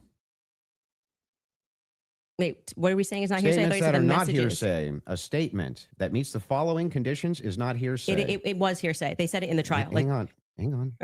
Okay. Is consistent with a toddler debating a toddler denies having made the statement or has forgotten, or is consistent with the declarant's testimony and is offered to rebut the express implied charge that the declarant recently fabricated or acted in recent improper influence or motive and testify. Wouldn't that mean that a bunch of this wasn't hearsay? So the issue with his I just want to make sure. Yeah. Would that mean that a bunch of this wasn't hearsay? So the opposing party, which down the line, like I said, they talked about this for about an hour and a half, and they discussed how if Lance was in court and he was giving his first party, giving his testimony as the opposing party, whatever, all of this would be fine. They had an issue with how the questions were being asked and that they were not allowed to cross-examine him. So that is why his video testimony would not be accepted in the main trial. And what I said to you is this entire preliminary hearing is under Utah's 1102. So they are allowed to just use hearsay. And No, so the you didn't judge, say when that. he You said most of it was hearsay, actually. Yeah, The it was. overwhelming majority. Well, I mean, I'm leaning now into my opinion that some scientific aspects, which they kept asserting, like the federal rule 403 or 402. It was mostly Some of those hearsay. parts were quite Sounds like scientific. you're backtracking quite a bit. No, I'm not backtracking at all. What do you feel Okay. like let me help you. Where do you feel like I'm backtracking? It Well, literally was done under Utah's 1102. Yeah, nobody disputed that. Okay. What the dispute was is whether or not most of it was overwhelmingly hearsay. Is that Yes, the case? it was. Yes, that's Okay. a fact. I'm not backtracking on And that what at are all. the things? How many times did you? I mean, Yeah. if you watch the video here, it's like Yeah. they constantly. I'm 1102, 1102, 1102, Mhm. 1102, That's true. 1102, and the reason for that is because it's allowed. I'm not saying it's illegal. It's allowed at this Mm-hmm. stage, but I'm just reminding you that when you're going to sit across from someone and your claim is going to be, "Where is your hard evidence? This is what I heard, and I agree with what I'm watching." Facts. You are Yep. watching the state put on a hearsay show. preliminary There's gonna be hearing, hearsay. True. and all of those things are not going to be allowed, right? Even when they got into witness statements and things of that nature. There's a reason why they swear you in and they say, "You swear to tell the truth, the whole truth. Did you?" Excellent point. write I'm this glad document?" she brought this up. So it's Amen. the Justice overwhelming system majority still of what you matters, saw was dude. hearsay because other people were representing other people's statements. They were saying they had conversations. We don't know where it came from. All allowed at this stage. Okay, but it's hearsay. So it But doesn't. even a lot of that stuff may not fall under hearsay under what we just read, right? But the evidence that you're speaking about, like Mhm. when you're just when you say that we're going on It vibes, does you fall don't under know that hearsay, Tyler yep. Robinson. Okay, his boyfriend is not 100% it was him. So I'm going back to your points that you made that this was overwhelming evidence for you. Mhm. That doesn't make sense to me. Well, overwhelming just You, means you can't convincing. consider another option that there Well, could have been hang another on. white Do you guy Overwhelming agree now with means that? convincing? campus? No. Do you agree with me that I said that what overwhelming means to me is that it's just very convincing to me? Yeah, and I find it to be completely unconvincing. And that's fair. I Because understand that I you looked can at those find- blurry photos Yeah. that they presented and said, Mhm. your statement on right now is that Yeah. he's wearing Converses and he also like, that's just But crazy these to aren't me. the evidences that I find the most convincing. Well, you said that in your Twitter. That's not the only thing I've ever said on my Twitter about this case. Right, but the question that was asked of you was pretty Mhm. direct. Yeah. Right? What And did you and find this to is be not an exhaustive list of all the things well, that that's I not find what you said in the convincing. tweet. You can tweet longer too. It's not like we're limited now to 240 So, characters anymore. wait, so anything that I tweet and all Got it. other tweets that I've ever made are now excluded because I used the word overwhelming in this one. Well, they even wanted- though all of this information I've said so publicly over and over and over again is what informs my position for why I'm convinced on the case. That's bizarre to me. I feel like this is Andrew versus Andrew. Somebody asked you a question. What are the points that you find to be the most overwhelming? And you answered. You mean and from that day, from that particular day of the hearing that I was Oh my responding gosh. okay, is there something you find to be more overwhelming? Let me answer that question. Yes, okay, that's what what I do you? was Okay, saying, go ahead. yes. Go on. What do you find to be more overwhelming? Yeah. Can we do this? Do we want to get into it, or do we want to do a quick ad break? Are you guys good to keep going, or I'm fine to keep going, but we can would also. you like to take a quick break? Doesn't or matter to me either if way. we're going into a different topic, that may be another 30 minutes, 40 minutes. I don't want to stop you Yeah, guys in the middle let's of it. end So it what on would you what like you to find do? to be more overwhelming. Yeah. So if we're for me, it's the confessions, the text messages, all of that is what I consider to be, from my opinion, that's the most convincing for The me. Fed Okay, slop. We should discuss the text message the Fed confessions slop. when we get back, if you'd like to. Okay. That's a good idea. Folks, we're going to take a quick ad break. We will be back in 3.5 minutes. Thank you. All right, you guys, for nearly 2,000 years, Christians have lived continuously in a small All village just right. outside of Jerusalem called Taipei. Actually, let me just mute it. I'll leave it running on muted so I can keep an eye on it. Make sure it's going. Okay. All right. So, yeah, man. What, so far, I think, Andrew's in, Candace is clearly wiping the floor with him, obviously. All he's doing is presenting, just Fed slop crap and trying to Dude, debate. he's interrupting her every time she definitions. tries to answer him. It's like he's not even. This is embarrassing for him, dude. This is gonna be his legacy. He's like, good luck after this, bro. I don't know what to tell you. Oh, he's going to be done after this. And then, when he said, so what? Like, I couldn't believe when he actually said that. Oh, I hope people are already clipping it and memeing it. If not, do it. Get after it. Like, just meme this dude into non-existence, please. Exactly. So what? That's just crazy to me. And honestly, like I said earlier, that's him admitting that he doesn't have any evidence to support it. I mean, he doesn't have a position. He can't defend his position. That's what that means right there. He eats the Fed slop up. Facts. And that was like the first thing he said too, to her first like kind of rebuttal. He was like, "So what? Like, bro, you've already lost the debate. Like, debate's over." Totally. Exactly. Candace is cooking him. He's definitely in trouble.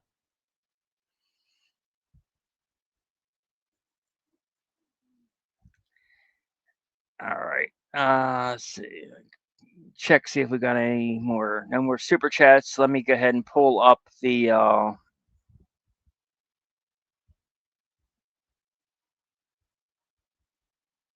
his little baby hands on his face the whole time shows so much. Yeah, too, exactly. When he put his face, like, he's getting frustrated and clearly, and he was shaking at the beginning, obviously. Did you know that, how nervous he was and shaking in the beginning? Like, that was super I telling saw to his me. like his phone like his hand like started shaking and everything, dude. Yeah, it was dude is sweating for sure. I think he knows his goose is cooked. And it's like, whoever sent that super chat that was like, Blake Neff wrote this, like, you're 100% right. Like, TPUSA's legal reviewed that opening statement countless times. Like, I mean, you have to imagine. I'm imagining, I'm guessing, right? Like, given the circumstances of everything. Oh, totally. This person said, "Bro, I'd be shaking if I had to debate Candace too." Absolutely. So true. Yep. She's a dragon, dude. She's a dragon. She will destroy your ass. She breathes fire. I mean, she's ended so many people's careers, man. I mean, it's wild.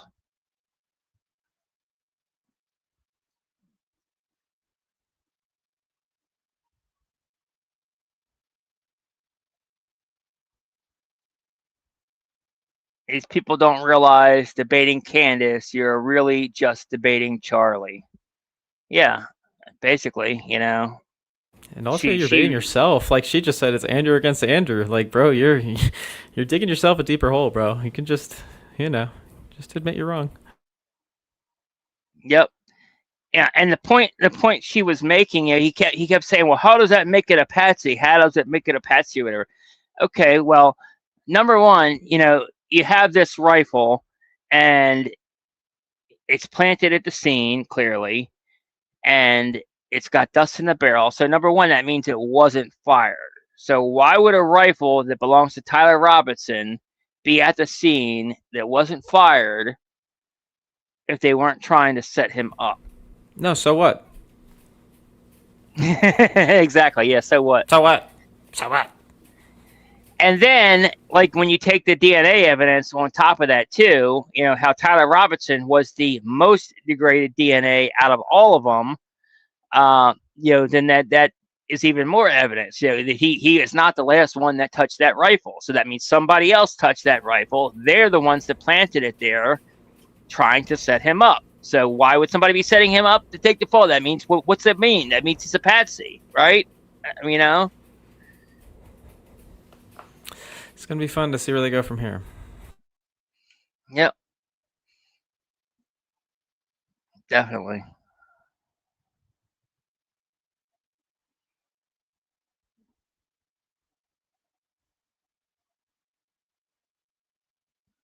He just paid for her to end his career, LOL. Yep, absolutely. Dude must have like a humiliation kink or something, bro. Because like I don't get it.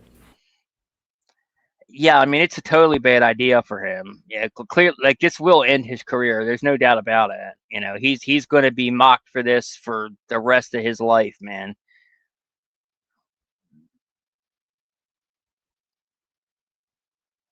Yeah, if his previous statements and memes weren't damning enough already, bro, this should put the nail in the coffin for sure.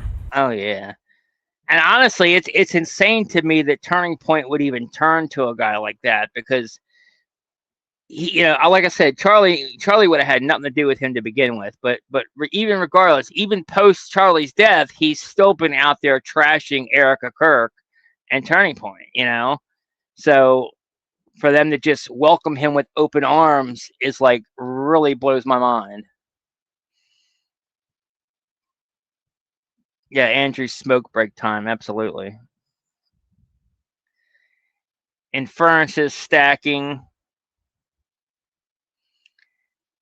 Yeah, I mean, well, that's how you get to not probable cause. That's how you get to reasonable doubt. You have to show, this evidence and this evidence, you have to make those inferences to show that reasonable doubt.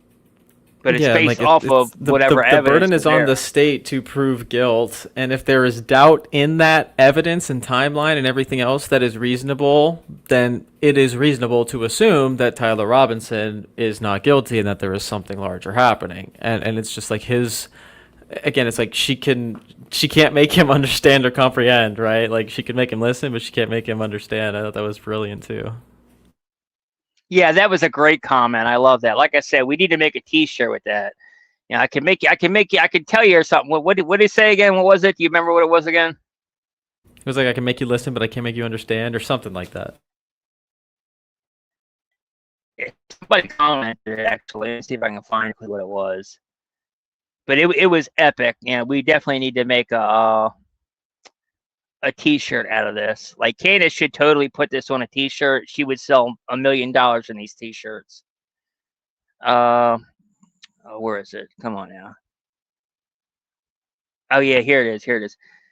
I can explain it, but I can't understand it for you. Yep. So good. That was epic.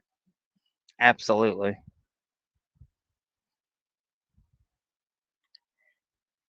We got another super chat, 10 joules, thumbs up. I don't know what joules are again, but I appreciate it. Thank you guys very much. Yeah, great comment. 100%. Yep. They're all putting it now.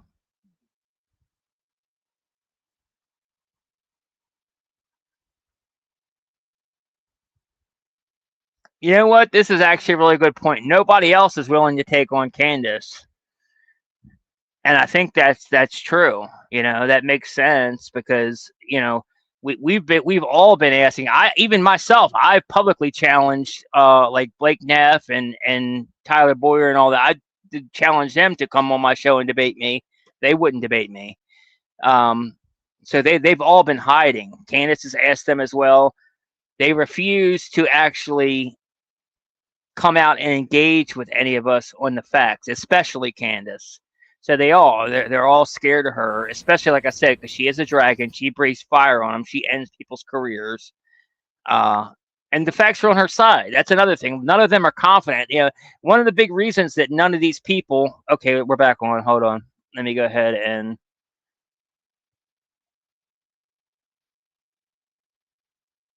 250,000 concurrent right now. We'd like to see that 300, 400,000 number on there. Click that button as well to subscribe and share it with your friends and family. And if you're watching it on PBD Podcast, do the same there as well. This allows us to have more conversations like this. The mainstream media hates the fact that we're having these conversations right now. Just so you know, they want to control it. This is free for all. This is what's best for the audience. That's why we like freedom of speech. Having said that, let's go back into the text conversation you were having, right? Okay. Let's stay, and then we'll go into the cross-examination stuff in about 30 minutes. Okay. That sounds fair. Okay. So yeah, I used basically three pillars for the totality of the evidence. Okay. So if you want to know exactly what those three pillars are, this is going to be the testimony with the text messages and the confessions. This is going to be the physical evidence. And this is going to be the totality of the summary of the case. Okay. Mm-hmm. So right now we're focusing on one of these pillars in my defense, which is fine. I understand that I have to defend my claims as well. So when we're talking about the messages themselves, they seem totally valid. I have no idea why they wouldn't be valid. And I have not heard any good explanation for why it is that these messages should even be questioned. The defense hasn't questioned them as far as I'm aware. Nobody has actually questioned that these messages came from Robinson to date, except perhaps you and other people who are kind of in that camp. Mm. But why should I question these exactly? I'm not sure. Okay, so first let's just go over legally what the point is of a probative hearing. The defense is not they're not there to say or to argue or to defend themselves at all. They have to address what is being presented by the state. Okay. So they're not here to then say, let me give you an explanation for these text messages. Agreed. The relevant portion of what the defense did do was actually before we got to the preliminary hearing. I had mentioned that it was initially supposed to be scheduled for some time in May. They asked for an extension. That reading through those filings of why they were requesting an extension and why I actually believe their extension should have been granted, because they did not receive discovery on their text messages. That was one of the reasons. There were many reasons why they wanted to have an extension, but this was crucial, right? So forget just the general sense that these messages feel off. And yes, you are allowed to have an intuition. You are allowed to have a sense and just go, this is very weird.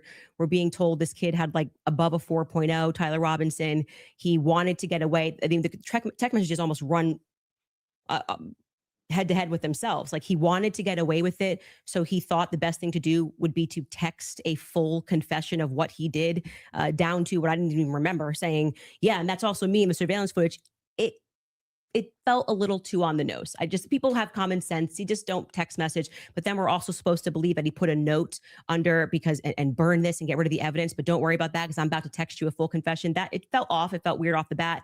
The manner in which they were texting, we're told he's like a gamer who's using a Dremel to carve expressions, catch fascists. But then suddenly he's writing like a 1700 also, as a Helldivers novelist player, he did actually get the 500K code correct. Yeah, I'm not a gamer, so we'll say that if we start debating that, you'll be way over my head. But yes, but my point being is just that first, it's a general sense of why people had a reaction to these messages that seemed like they were written by Jane Austen rather than like a kid who games and they were written by a foreign country, and we proved that, by the way, because just parking aside the intuition of just something feels wrong here, which you should. The capitalization, actually, the letter, all his sentences start with lowercase letters, fast and there's too which many is a Jewish thing. I'd like to take a pause. That's good. You are allowed to do that. I believe in intuition. But hang on. Let me aside, respond a little bit here because you've been going for a minute. Let me at least respond to a little bit of this. So the first thing is like when people bring up the COVID vaccine, not trusting the COVID vaccine en masse was the science. That wasn't just intuition. That was the science. There was tons of competing science. Now they tried to suppress it. That's true. But there was tons of competing science for why you should take a risky mRNA vaccine. Large generalization and mass and things like this. Kept telling us was 100%. Now, when you're talking about intuition, though, when you say trust your intuition, I'm actually giving a different message. You actually should be very wary about trusting just your intuition. It is true that intuition can be useful, but it has to be tempered with logic, reason, explanatory power, and evidence, not just intuition. That's why we're parking it aside. Intuition is the first step. Something feels off, right? Okay. That was my first step with COVID. I don't like the way it's being pushed. It shouldn't require a celebrity campaign, by the way. Another element of that is why people don't feel good about the Charlie thing. Why do we have so many influencers saying things? It's over. Why are you guys all using the same adjective? Can you switch it up? I'm overwhelmed. Like, chill. Like, you could say, yeah, it's clearly all coordinated. Like Fed slop. Yeah. I found some parts compelling. Maybe we should, see at the trial. That would be Don't you think Fed slop's a buzzword for the counter industry? But everyone on the same day of watching this trial, which was, I would say, not overwhelming at all. Nobody came in medium, right? No one came in like there were some interesting aspects. This was a little suspect. But I do think it's enough to go to trial. They all came in like they were passing away and we're going to die from being overwhelmed. Well, they're trusting their intuition. Okay. Well, actually, in that scenario, they're looking at the preliminary hearing and have a reaction to it. It wasn't their intuition. But like I said, parking aside, it wasn't their reaction. They were paid to say that clearly. Messages. Then we look at the all these influencers were paid to say the same thing. They were requesting an extension saying, we have gone. That's the first time in history the government is telling the absolute truth and isn't corrupt. It's just like, yes, you are saying laughable. that you took Lance's phone, okay? Yep. And that you collected his phone on September 11th and that you sent it off or whatever. You took a picture of the text messages and we are being given these text messages to review. Crucially, Kathy Nestor said, I have not even been given access to my client's phone during this hearing. She said, I haven't even been given access to my client's phone. She can't tell you as a part of the discovery. Yeah, exactly. That's a huge suspicious Candace, part of the whole got a text thing. Message from Candace, and I say I didn't send that text message. Maybe that's what her client's saying. We don't know because we're not at the trial, right? Maybe he didn't send those messages. Could there be someone who logged into his Discord? Could there be someone who logged in to his Apple? George could be sending text messages right now. We are married. He has every login that I have. And remember, he's up for a death sentence. So if I'm able to sow reasonable doubt with common sense, He may come during the trial, and when they actually have to address these points, say, I did not write those messages. I was here. Lance, my boyfriend, was logged into my phone, logged into my Apple ID and my iCloud, Straight sending up. messages. I know that we have the capability because my husband does it. He has the capability to send messages from my phone. It is not convincing to the public when, That's for reasonable whatever doubt. reason, the FBI would not, FBI combined with the SBI, it was not the prosecution's fault. They made that clear during that hearing, would not allow them. What's that up, discovery Mitch? request Good to be see you, able my see brother. where did that message come from? Because you're saying my client was here, right? I want to know if that message actually was generated from his iPhone when he was waiting to retrieve his, rifle, hoping that the pooch doesn't have a bad sniffer, like it's just weird messages. I want to make sure that, yes, it was actually him. He was holding his phone, and his boyfriend. Yeah, remember, they just didn't show us log any in to his metadata, no computer when he was home. Lance timestamps, was no his boyfriend. nothing. That is a crucial fact here. That discovery was And not met by the Discord time of actually preliminary hearing. said, they So came out and I said that remain conversation did not happen unconvinced on their by these text platform messages. early on in the that. investigation. I remember By them? that. I feel unconvinced by them. Okay. So then the idea here is the reason that you don't think that these are valid text messages, and you don't, right? It has not been proven that these messages are valid, and they don't sound valid to me. Mhm. I don't think anyone, even if Oh, someone was totally. selling, You're 100% like, correct, Mitch. Yeah, it's I don't that's know, why I was saying pop earlier. on They're the both court would saying be the same smarter thing. than to write Andrew's a just full-fledged too confession. He even writes, stubborn to I admit thought it. I would get away with it, and I was hoping Yep. never to tell you until old age. And That's then what we're I've been being saying. told that Beyond he a wanted reasonable to commit doubt until he suicide, faces a okay, trial. but he just said This he is wanted all to get just away with it. But he's hearsay, not smart like Candace enough was saying. to, It's I irrelevant. don't know, maybe not text it's such a confession like we've never seen. I think this would be like the first time ever somebody has start to finish written an entire. I'm in this surveillance footage, and I'm here, and I'm wearing my Converse. I'm being a little facetious here, but it was a little ridiculous. It didn't pass a sniff test for me. You have kids, and I you do. love them more than anything. I do. If it was the case that you thought that your kid was innocent, wouldn't you be out It telling can be everybody and their manipulated. brother that you thought that they were Absolutely. innocent? And also, wouldn't No, you the say? deep state I mean, doesn't there is a exist. possibility. The deep state has You never can't forced just people to say, be "Hey, I did silent. The Epstein list isn't real. Like, He didn't actually confess to me. He didn't Yep. actually. None of this happened the way that the state is presenting it. What would have prevented the parents from testifying? At Well, that two things preliminary? I can answer that. And if you watch my show, I keep telling you it's not vibes. So right after the shooting happened, Lance Twiggs, the FBI put him into a safe house they paid for. They went to the parents as well, to Matt Robinson and Amber, basically. Yeah, saying that your life's also at was risk very, of very somebody who jumps strange. up and wants to avenge Super Charlie weird. Kirk, and we're going to watch you. And Why they would went they? Why would into they? a federal safe house.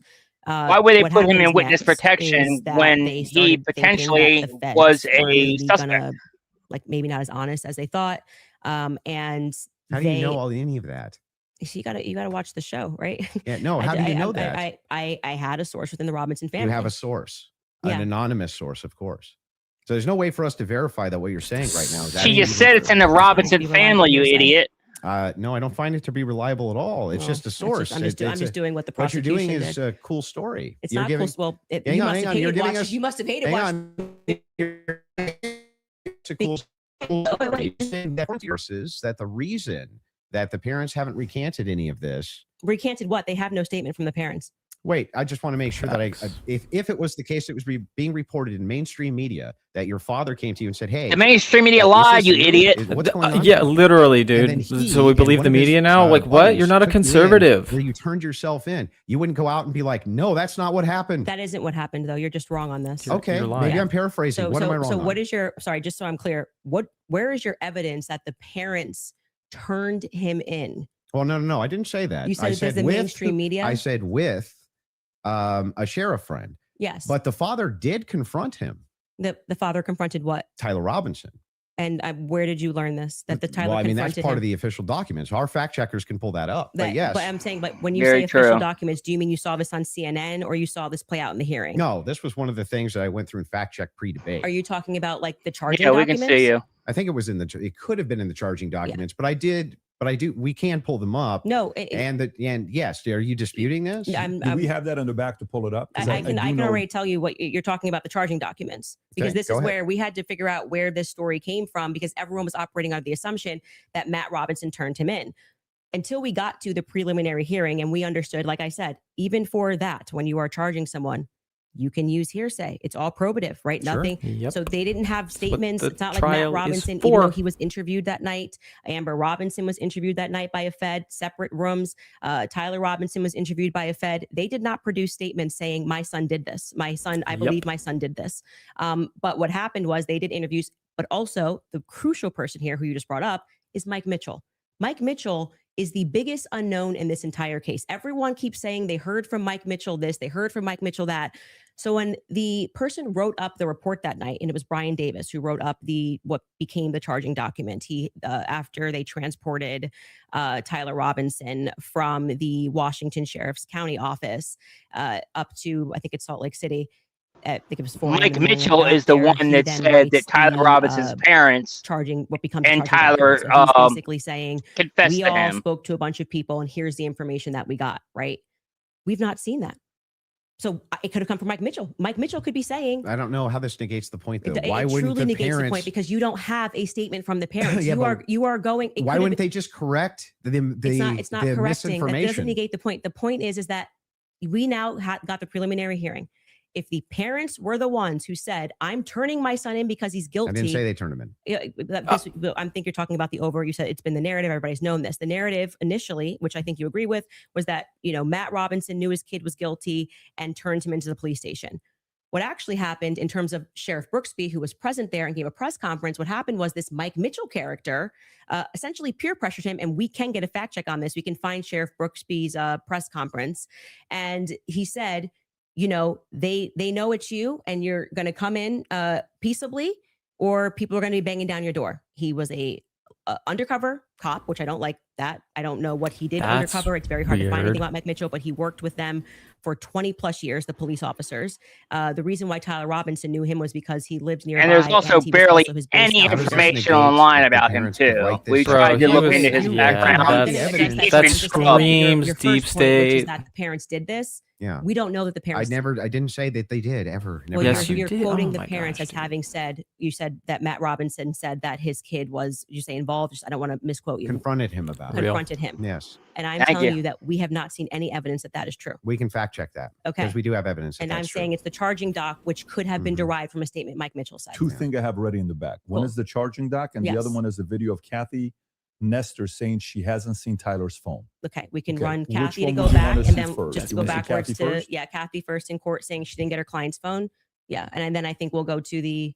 If you're okay with that, thing not in dispute. I didn't know that. These are all things that are not even disputing. Okay, so we don't have to show it. We never get to the. Yeah, thing that they I am haven't even had a disputing. chance to look at the phone to prove we were coming back in any from of a this is break true. because you were talking about the text messages, something that you felt was concrete. So it was just my rebuttal to you that it's not concrete because they haven't had a chance to actually answer that, and she didn't even get to see your client's phone. So that's effectively, again, the state saying these messages are real.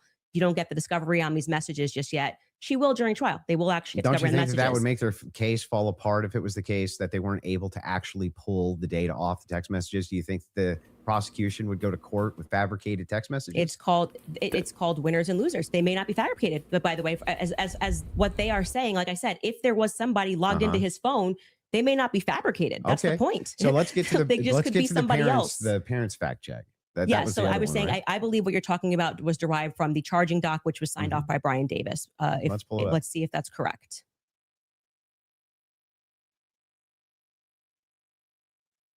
What are we looking at Robinson's mother explained that over the last year or so, I'm sorry. Can you zoom in a little bit? Is this the charging I doc? can't see it. Robinson's yes. father reported that when his wife showed him the surveillance image of the suspected shooter in the news, he agreed that it looked like their son. He also believed that the rifle that police suspected the shooter used matched the rifle that was given to his son as a gift. As a result, Robinson's father contacted his son and asked him to send a photo of the rifle, which makes sense with the text messages. Robinson did not respond. However, Robinson's father spoke on the phone with Robinson. Robinson implied he planned to take his own life. Robinson's parents were able to convince him to meet at their home. Yes. So this is proving my point. This is from the charging document, correct? Yeah. So what I'm saying to you is that 3 people got interviewed on that night. Mike Mitchell got interviewed, Amber Robinson got interviewed, and Matt Robinson got interviewed. Of the 3 of them, only one of them actually wrote a statement, which was referred to in this preliminary trial. He came in, I believe, in March, Mike Mitchell, and he wrote a statement, which I find to be very shady that they decided to bring. But why aren't the parents disputing that? No. Well, first off, That's the question First I've off, been the asking. parents are not going to ever play in court, play to the cameras in court when they have a legal team that is going to be advising them not to speak to the court because your son could go to prison But they're forever. playing to somebody else who's your source. I'm not going to address that. They're 'Cause playing to I don't- someone I- else I don't who's your think- I don't source, think but it's- won't go publicly tell the media this yes. is not true. Well, what I did not say to you that I just said I have a source, so I want to be very clear and take it from somebody who is involved and permanently sued. When I have to take my lawyer's advice, I mean, there's so many things that I want to respond to when people are speaking about. Yeah, but it's bizarre that they would utilize a source which would get the information to you, but wouldn't just go to the media and be like, actually, that's all wrong.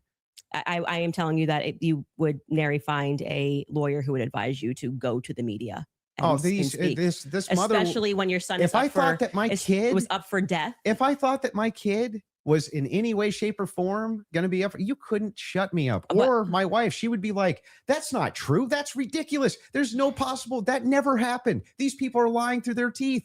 They'd be public whether you like it or not." Yeah, that's for you and your wife. But when a judge issues a gag order in a case and your son is up for death and your lawyers could be advising you that if you say anything, you could blow the case, you would have a more responsible consideration. I see. Oh, without a And doubt, we're Tommy. speaking opinion here. You're like, well, I wouldn't care. I'd violate it and I'd violate the judge's orders and see But what would happen. if you have a source, it seems like they're violating it with them. I'm not speaking to a source, but what I am saying to you is speaking just relevant to what this is. We have not seen any proof that statement that is included in this charging document. I think it is highly likely on the basis of the preliminary hearing that all came from Mike Mitchell. And Mike Mitchell would be a part. He's based saying, on the statements of it's him parents. saying the parents told me this. The parents could dispute that. That's going to come down the line, right? They're going to be able to seat the parents. I will say this, putting together context clues.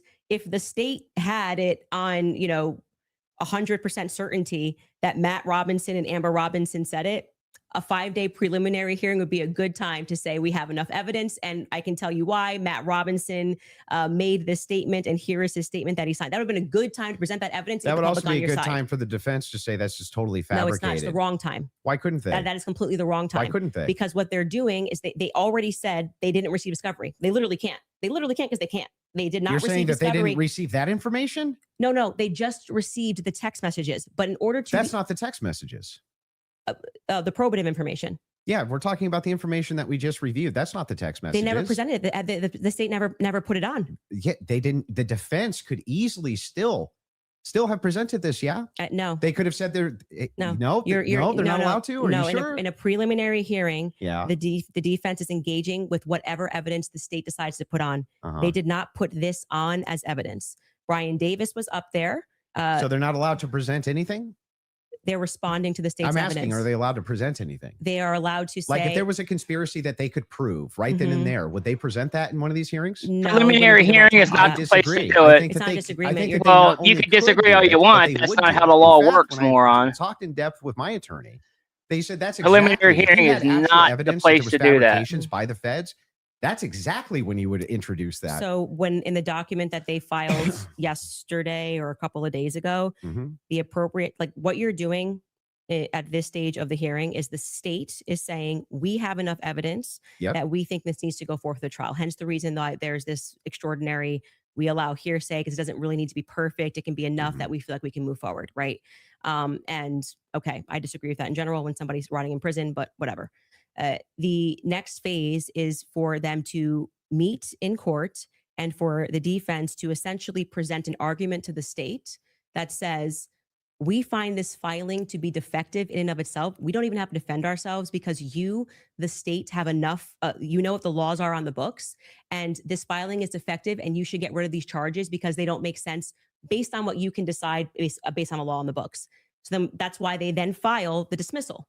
Right. So in the dismissal, what they're doing is they are engaging, and this is what was widely misinterpreted. Well, yeah, they're engaging as though as it's a hypothetical. If this is hypothetically true, then so X. they're saying all of but these charges. I'm not disputing any of that. So that's what you're asking. Why you're saying could they just what I'm asking specifically is like who could shut parents up who are like, no way, there's no possible. This never happened. This is ridiculous.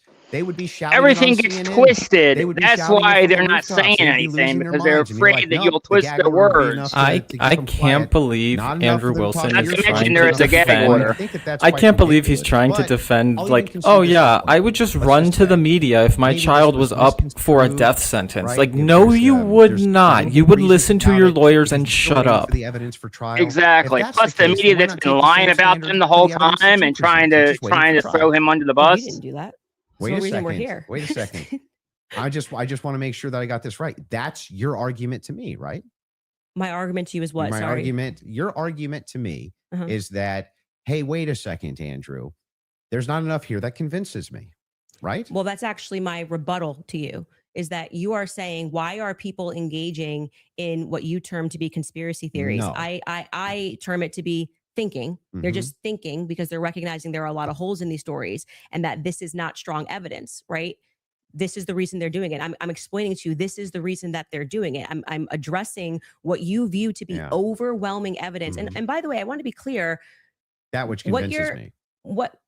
yeah, well, but thus far, And this is just like, every that's, point that you doesn't brought convince up, you. every point that you've brought up, did you feel like this is beyond a reasonable doubt? I mean, you realize remember what I said in my he's opening. going to be It's not beyond a reasonable doubt. Mhm. It's just what I find convincing is what I find Oh my overwhelming. So why gosh, are this you so dude is upset when people say they insufferable. don't find it If convincing? that was the limitation of the claims that you made, He if it really was is. just, It wait a hurts my second, head. It there's a hurts little my bit of brain to problems, listen there's to some him. Like, problems with at the least he case, I could like questioned for that I stand want on his answers to. side Nobody instead of has like problems. tiptoeing At around least it. involve It's me. like, I would dude, be at the least likely grow a person to have pair an and issue with it. be You, a any of your man and fans, like anybody saying, stand on I your would have had tons side. of Discord calls about He's this. not even doing that. He's like, My oh no, I'm position's not always saying been that. clear. Like, yeah, you Of are. course, conspiracies exist. Some of them have way better evidence than others, but I've That's seen them myself. I know conspiracy. In fact, the federal government has hundreds of thousands of laws about conspiracies. They see them everywhere. We both know this, right? That's never what the problem is. The problem is when you make claims outside of, well, wait a second. I'm just questioning evidence here. I'm just questioning what the state's case is here. I'm just asking questions. It's when you make claims outside of that, where you claim that there's good evidence or good Like when standards someone's you guilty should before a believe, verdict has been because, like, and then it turns oh out my that it's all gosh. nonsense. Yeah, like they've been or doing it's this entire wackadoodle, like what time. happened with or Kyle it makes no Rittenhouse, like what sense. happened with the And when you have a McCloskeys. chance to Did we learn cross-examine nothing your from evidence that you this? Like, presented, come I'm on. gonna show a lot of that. A lot of Okay. this conjecture that's based on literally nothing, that leads from no inferences whatsoever. Like you couldn't even infer it logically. That's the problem. The problem has never been whether or not you just said, you know, there's not enough in this case so far until we get to the trial. I remain unconvinced. I'm sure there's tons of people who remain unconvinced yet until we get to the trial. I think that's fine. I think it's fine. There's people who are convinced too. No, you don't That's think it's never been fine, my Andrew. problem. We My know problem is this. the claims which are external to that. Okay. Fact check false. Not sure I really care if you have a problem with what I think in my own spare time. I don't understand this like lecture that you just gave. But beyond that, what I'm saying is that What the state lecture? is allowed to use. I didn't This is lecture what you. this is what my problem is. You guys are not like, Oh yeah, my you guys think while it's still legal. You actually you can. You are allowed to do that. So, but mean, anyway, nobody said you can't. going back to you saying I wouldn't have a problem. I think I just demonstrated pretty thoroughly that what you claim that you have a problem with is exactly what the state is engaged in at this stage. So it just doesn't make sense. That's not the case. In fact, So the if people thing look is, and they say, the thing I'm is looking at the funny- gun and I see and I'm inferring this, and someone else says, I'm looking at the gun evidence and I'm inferring that, they're both doing the exact same thing. They're not. You're just saying, I want to do it for the state. That's propositionally false. and That I'll is not explain- I'll propositionally explain false. exactly how. It is the case that every proposition is going to have a true or false conclusion, period. That's just logic, right? It's the law of excluded middle. All propositions are going to be true or they're going to be false. When we get into when we're making inferences based on propositions. We can actually come to true conclusions with false premises inside of a proposition. In fact, what we're talking about here is not whether or not you feel that you're convinced by this evidence. But you felt like you were Right? convinced. Sure. But here's the thing. When you ask me my reason, Andrew, why are you convinced by this? I can give you my reasons why I'm convinced by it, why it seems reasonable and rational to me to be convinced. You could even say, but Andrew, I'm just not convinced by it. If that was the limitation of your claims, we wouldn't even be having this conversation. That's why I wanted to have the conversation, in fact. was so that we could move into your actual claims that you've made, which transcend the idea of I'm just asking questions. Before we get into that, your team has one thing they want to show before you go into that. Okay. So if you want to pull that up, this is the prosecution filing showing defense had full discovery by April 1st. Oof. They did not. That's not true. Wait a second. Yeah. To date, the state's prosecutors have disclosed all evidence that is presently and reasonably available to them as required under Rule 16. Reasonably available. Utah It's like R reasonable criminal, doubt. To be guys. more precise, as of April 1st. Yeah, that was not 100%. That's why they're caging that by saying what's reasonable. There was an entire, and we can pull this up. Like, we should now play the Kathy Nestor clip because that's from there. So, and they were basically saying you don't need it at this stage, meaning it's not reasonable that you're asking for this when we're going into a hearing that's just going to be based on hearsay and stuff, things of that nature. But of course, by the time a trial comes, you're going to get all the Where it's discovery just show documents. cause. Yes. Yeah. So that's what they're saying. Yeah, there. I understand. Okay. So that's I'm even fine with yeah, it. that we all know. And then, by the way, just now that the hearing is over, and you can also fact check this, they now at the end of the preliminary hearing dropped like an insane amount of the discovery stuff they gave to them like the week after. You guys can give me the exact amount. I don't want to say because I don't know my I don't remember how much it was. It was an absurd amount of stuff that they gave to them right after the preliminary hearing that they had been asking for. Because that was one of the things that I kept saying on my show is as we were watching that preliminary of the preliminary, why not just give them the stuff now so they can engage in these arguments? Because I feel like it's like, I want to hear what they have to say about the text messages. Why can't you just give them what they're asking for so that they can actually engage you?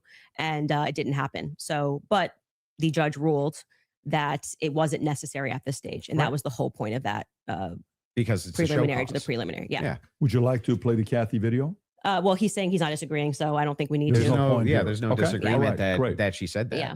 So so I guess Yeah. the So I'd like to disagreements also- now would move I- into would the you bring up the evidences April that you document then? have stated on the record, which transcend elements of reason. Why are we in regards having to this a case. transcendental conversation now? Because I mean, Because first, they're all because related to this your case. entire thing was about looking at the evidence, which never made sense to me. Again, because all of the evidence that you felt to be overwhelming was hearsay. That was bizarre to me. You told me that I could take as much time as I No, wanted you to can. question you on No, these but things. I'm just asking you just to lay the groundwork of what you're saying is Because you've problematic. made That many, you many decide that it trips claims. into I'll something explain. else. And I do still want to hold you for going through because we discussed the gun, we've discussed your. And you can hold me to those things, but I yeah. would like to get into the And things we that should you've discuss said. the screwdriver as So, well. and I'll explain exactly what the groundwork is. When you make claims which pass the idea of I'm just asking questions because the state's evidence is not convincing, I think you have to answer for those claims because they are in regards to this case. You're saying This is America. I have a No, you claim. don't. It is in regards to the assassination of Charlie Kirk, This which is is America. what we're talking about. We Not have free just the case of Charlie Kirk, his assassination. You should have to answer for the claims that you've made in regards to the assassination itself. You should, yeah, agreed. So if that's the case, then I would like to finally dive into some of that evidence and dive into Well, it. just to be clear, and I'm happy to have you talk about, like I said publicly, you want to engage in some conspiracies, but I said I want to make sure that we get to the substance of our debate. The substance of our This is debate is the major is me substance. demonstrating that all of the quote unquote evidence that you feel that you have, which demonstrates that Tyler Robinson, that Tyler And Robinson notice how shot he's Charlie trying to Kirk. get into like And personally it's attacking been her instead invalidated of by addressing the testimony evidence. that we saw. And in your answer, He's for trying one to of pivot right now the hard. most degraded prince was, I don't know. Okay, well, there lies my ability to process that. It's just fine for you to not be convinced up to this point. All of your viewers, everybody watching, nobody's you're conceding. Nobody's on giving a that. dispute that if all your claims ever were just up to now, the evidence that the state's given, I'm just kind of not convinced. That is You not can what's been theorize, happening. What's bro. actually This been is happening America. is that We're you've allowed to made tons hypothesize. of Like, claims, in regards to this case and in regards to the Kirk assassination, which are far above and beyond, I just doubt the state's theory. Okay, yeah, I mean, sure. those are I the do things doubt, that I do doubt I- the Okay. state's theory. I also am I get welcome it. to say what I think. If you want to move into opinions, if you want to talk about Erica Kirk, if you want to talk about Yeah. Turning Point USA, I'd like to talk about all and of get it. into it, I'm Yeah. totally happy to do that. But I just want to say that, like, I do not feel, because I've said what's important to me is that we exhaust this topic Mhm. first of our actual debate claims. I do not feel that you sufficiently have argued that the evidence is overwhelming. Sorry, question for you. That What- Tyler but I am Robinson. sorry you feel that way. Candace, one question. What evidence do you need to see for you to say Tyler Robinson killed Charlie Kirk? That's a great question. So I actually expected in this preliminary hearing, actually the inverse of what he was saying is true, right? So this is now the time the state is putting on their evidence. That's the purpose of this hearing, right? The state is using hearsay, but they're also putting on their evidence. So I was just expecting some sort of a slam dunk. Like, we got him on camera taking the shot. At least we have him clear on camera. You're telling me this guy drove 13 hours all around. Like, we can definitely show you a picture that it's going to be beyond a reasonable doubt. Before we even get to the trial, people are going to see and go, oh crap, like, it was really Tyler Robinson. I was expecting to at least and that's not what we got, clearly. I had reported early on that the source was saying that Tyler did not step foot on campus that day. It is my perspective that he had something to do with something. I do believe he was disposing clothes at this stage, at this phase. I do believe he was disposing clothes. He was involved somehow. I find Lance to be more suspicious, if I'm being honest with you.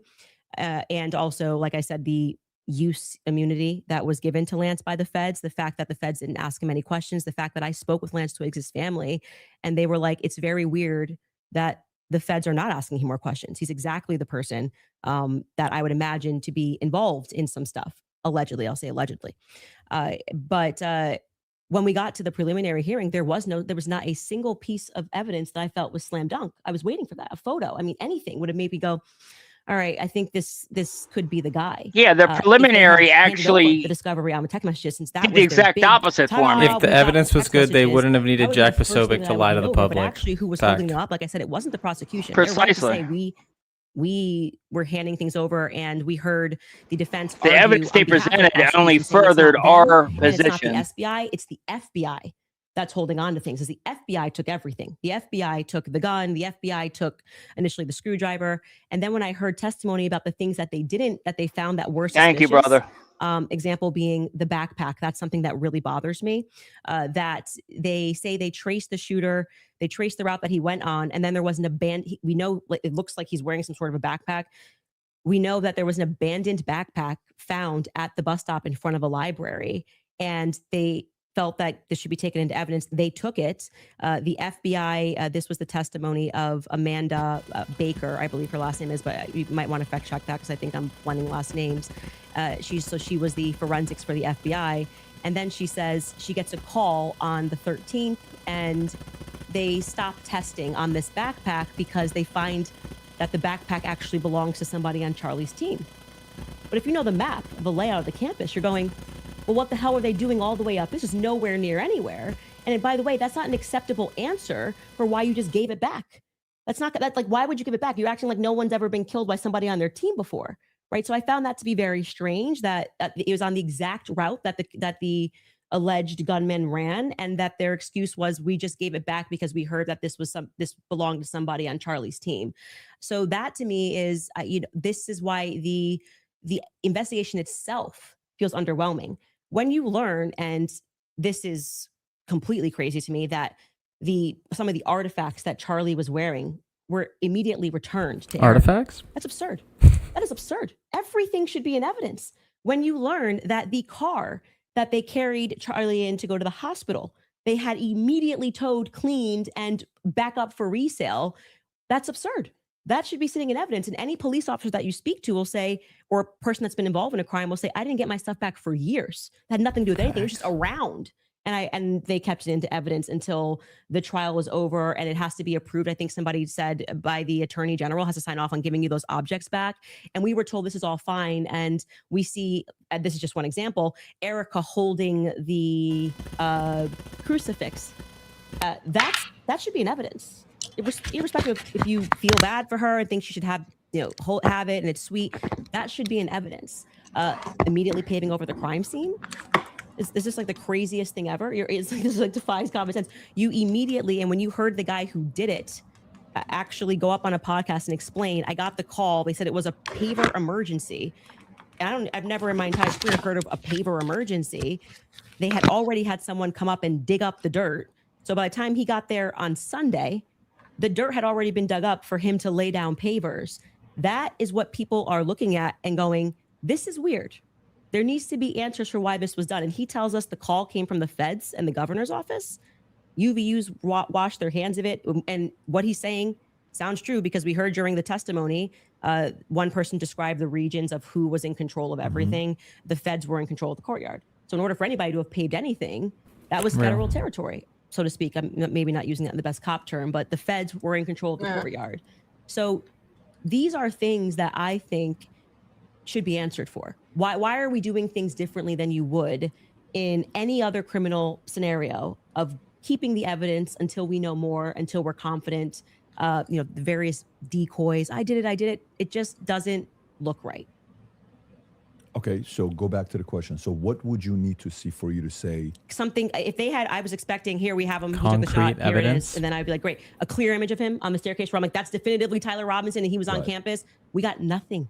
We got literally nothing but hearsay of people saying. But you basically get no case. What? You basically no case on planet Earth. You get the sure. Oh, we got a picture. Okay, Here's him with the murder weapon. Right. Here's him taking the shot. Most of this doesn't take place on a college campus that has surveillance everywhere. Yeah, one clear image of his. But I don't understand when 4,000 iPhones. You're asked the question, what would it take to convince? It'd be the same question be asked to me, Andrew. What would it take to convince you that the oppositional's true, right? That he's a patsy or something like that. Just good, clear, concise evidence that's been presented, right? And is being presented that I could go through and link all together to see if there's actually some clear picture of there being a patsy. That's what it would take for me. Okay. Just a good. Well, he clearly has been watching our anything we've put out over the last 10 months. My mind. So just to qualify this, so there is a possibility in the next few months that you may come out and say, guys, it's done. Tyler killed him. Yeah. So you're saying yesterday. Yeah. I think it's very important for the audience here. That from without question. For you, is there anything that you can how see justice for you to works? Say, yeah, this guy was a patsy. Of the government course, I'm going to always follow okay. evidence. Perfect. So my whole thing is just this. It's really important to me. I don't mind people being truth seekers and justice searchers, and the internet has helped solve tons of crimes. Yeah, it seems like that's a lie, right?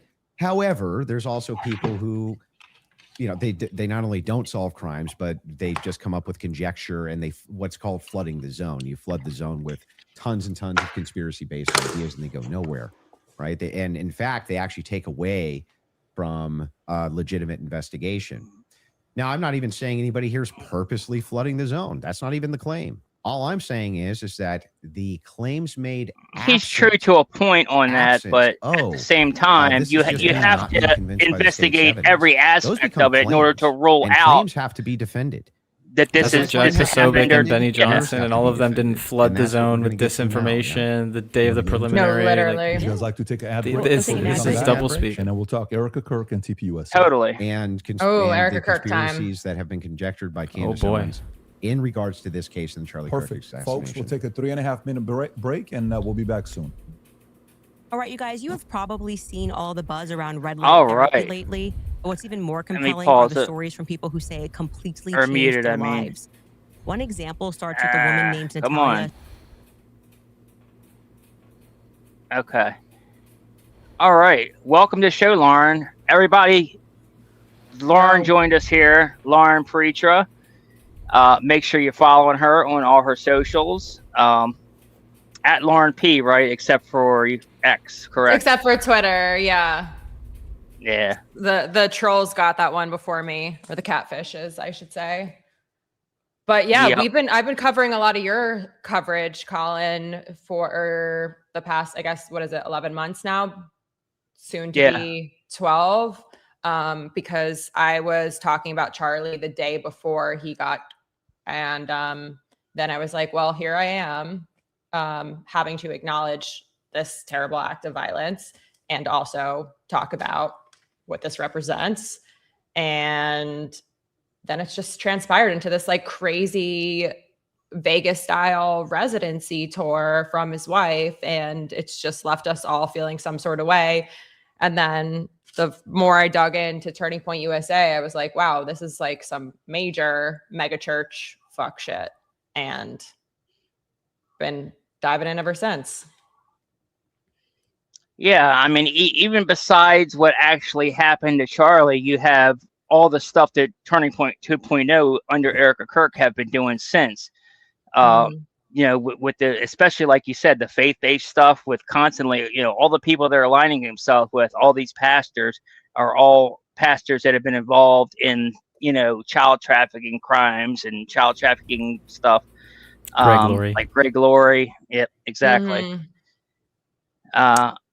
And it's just, it's disgusting, and she clearly has not grieved even a single second since his death, going out there with the sparklers everywhere and the shiny pants and the hot leather pants and stuff. I can't. And the head palming of JD Vance, like of basketball, like she had done that before. So it's just a lot of weird stuff. And then like for me, I really have a problem with Erica Kirk going to the schools. And like, it's one thing if you want to indoctrinate like your fellow adults, but going to the schools and telling young women and selling tickets to an event for 13-year-olds and 12-year-olds and having them come to you and you guys push Project 2025 BS, telling these women that like your purpose in life is to be a vessel for birthing and to submit to a man. It just like puts young women in bad positions, makes things dangerous for them. And nobody should be listening to Erica Kirk for life advice. She's on this like gospel pastor kick and it's just weird. Oh, totally. I agree with you. I've been one of the people probably going hardest against her for her inappropriate behavior with children. And like a lot of that stems from just like, you should not leave your kids and take your kids to these events. And you should definitely not attended without parental supervision. But what they're doing is they are indoctrinating. That's what they're doing. They're indoctrinating our kids. They're trying to feed them this Christian fed slop, support Israel stuff. The women's are just a vessel for birthing. That's all they're trying to do, and it's disgusting to me. Well, and I think it's interesting. It's interesting. Andrew Wilson got up there and said, like, "Oh, I have no problem with truth seekers," right? When, in the same breath, he's telling us to just trust the state, trust the government, right? This gets to a deeper issue of like Charlie Kirk raised up a generation of truth seekers, of people who challenge the government. And I think the intelligence agencies kind of realized that, like, A, he was a threat, and that they kind of let that free speech challenging the government thing go a little bit too far, right? And we're witnessing that play out right now. But they're trying to rein that back in. And how do they do that? They do that with the next generation, right? And if we study any historical movement throughout history, the Bolsheviks, the World War II Germans, right? They always go after the youth first, and then they go after their parents, their elders, the generation above them, right? And it's because the youth is easy to influence and manipulate. Well, it's kind of like a military pipeline, what they're trying to do. They're trying to get people who are vulnerable and in need of community or resource or something. And they're like, come here, listen to our gospel prayer and do whatever. Also, another thing that really pissed me off is, Charlie Kirk, somebody I did not agree with fundamentally. And they were using him a lot this last year to push electoral politics, including endorsing candidates post-mortem that he did not even support. So going against, he was in, there's a number of instances of that. So basically turning this dead man's legacy into a cash cow for Erica Kirk, who's run this organization into the ground, and just really pimping out AI versions of him to do whatever pays most, it seems, or whatever is the most extreme, I'd imagine. Yeah, totally. And it also goes to say what candidates they didn't endorse too, because Thomas Massey, he's been on record many times saying Thomas Massey was his favorite candidate, and they did not represent. Not only did they not support Massey, but they actually went after him and attacked him. And I don't remember. I don't think they supported his candidate publicly, but they certainly went after Massey and attacked him publicly before the debate. And they also stood by silently as the administration worked to basically have him ousted right after 30 years, $1 million for each year he was in government, which is just insane, right? And if we think back, like the major issues of this election were the affordability issue, kind of uprooting the deep state, but it gets to a deeper point of like all of these people connected to Turning Point USA, the Jack Posobics, the Benny Johnsons, even the Tyler Boyers and the Eric Kirks. if the Trump administration was to fix everything in this cycle, then these people wouldn't have careers to go back to after, right? The political fight has to remain in order for them to still have jobs. Right. And so I think that's another part of it that people don't consider is like, how much money is inside of this world. Right. I think politics has kind of become the new Hollywood as we've seen Hollywood die over the last 20 years. And so with that, right, we all need to just kind of be mindful of these sorts of things. Right. Like if everything was to get fixed in this country, then the political ecosystem and all the money there would vanish. And there are people who don't want that to happen. And I think that's another motivation that hasn't really been talked about too much. Yeah, I mean, there's a whole lot of that. And I also just think, you know, when we look at who they're trying to protect and the people in power, they're trying to protect people that are pedophiles. Like they're riding pretty hard for Donnie Dump and doing all whatever that. And it's like, you know, Erica, they're all reading from the same script because they all use the same language and the same speeches. So it's like everyone's demonic, and Erica Kirk is talking about people who oppose ICE as demonic when like Charlie Kirk was supposed to be this like anti-authoritarian figure. Meanwhile, ICE is like kidnapping, shooting people in broad daylight, and that's state violence. So, and she tries to turn it on this at a church, no less. And she does that repeatedly. And then pretty much everyone she brings in to her little Make Heaven Crowded shit, which is a weird name to begin with. Let's like kind of acknowledge that too. It's like, whoa, like y'all trying to die. It feels very cult, sacrificial. It feels intentional. Yeah. Everything they're doing is intentional. I think assigning them ignorance or like stupidity is actually giving them too much, like, I don't know, like too much devil's advocate. Like these people aren't stupid. They're good at what they're doing. They know what they're doing. They're well aware of it.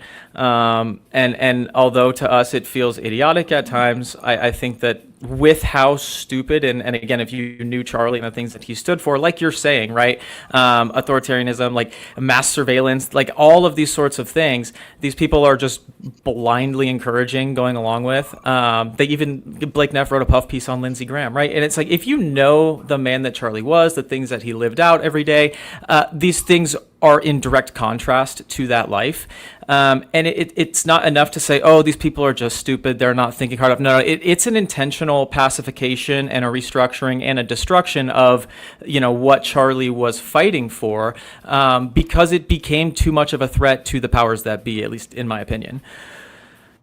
I do think that somebody is strategic in puppeteering, but I do think a lot of the forward-facing characters are probably dumb or spineless at best, where they're willing to kind of bend and break. Spineless is more into it, absolutely. Spineless is definitely more it, for sure. Where they're just like a bunch of sheep. They'll just kind of go wherever they're herded and wherever the money is flowing or whatever they can. The money, it gets back to the money thing. They're all in contracts too.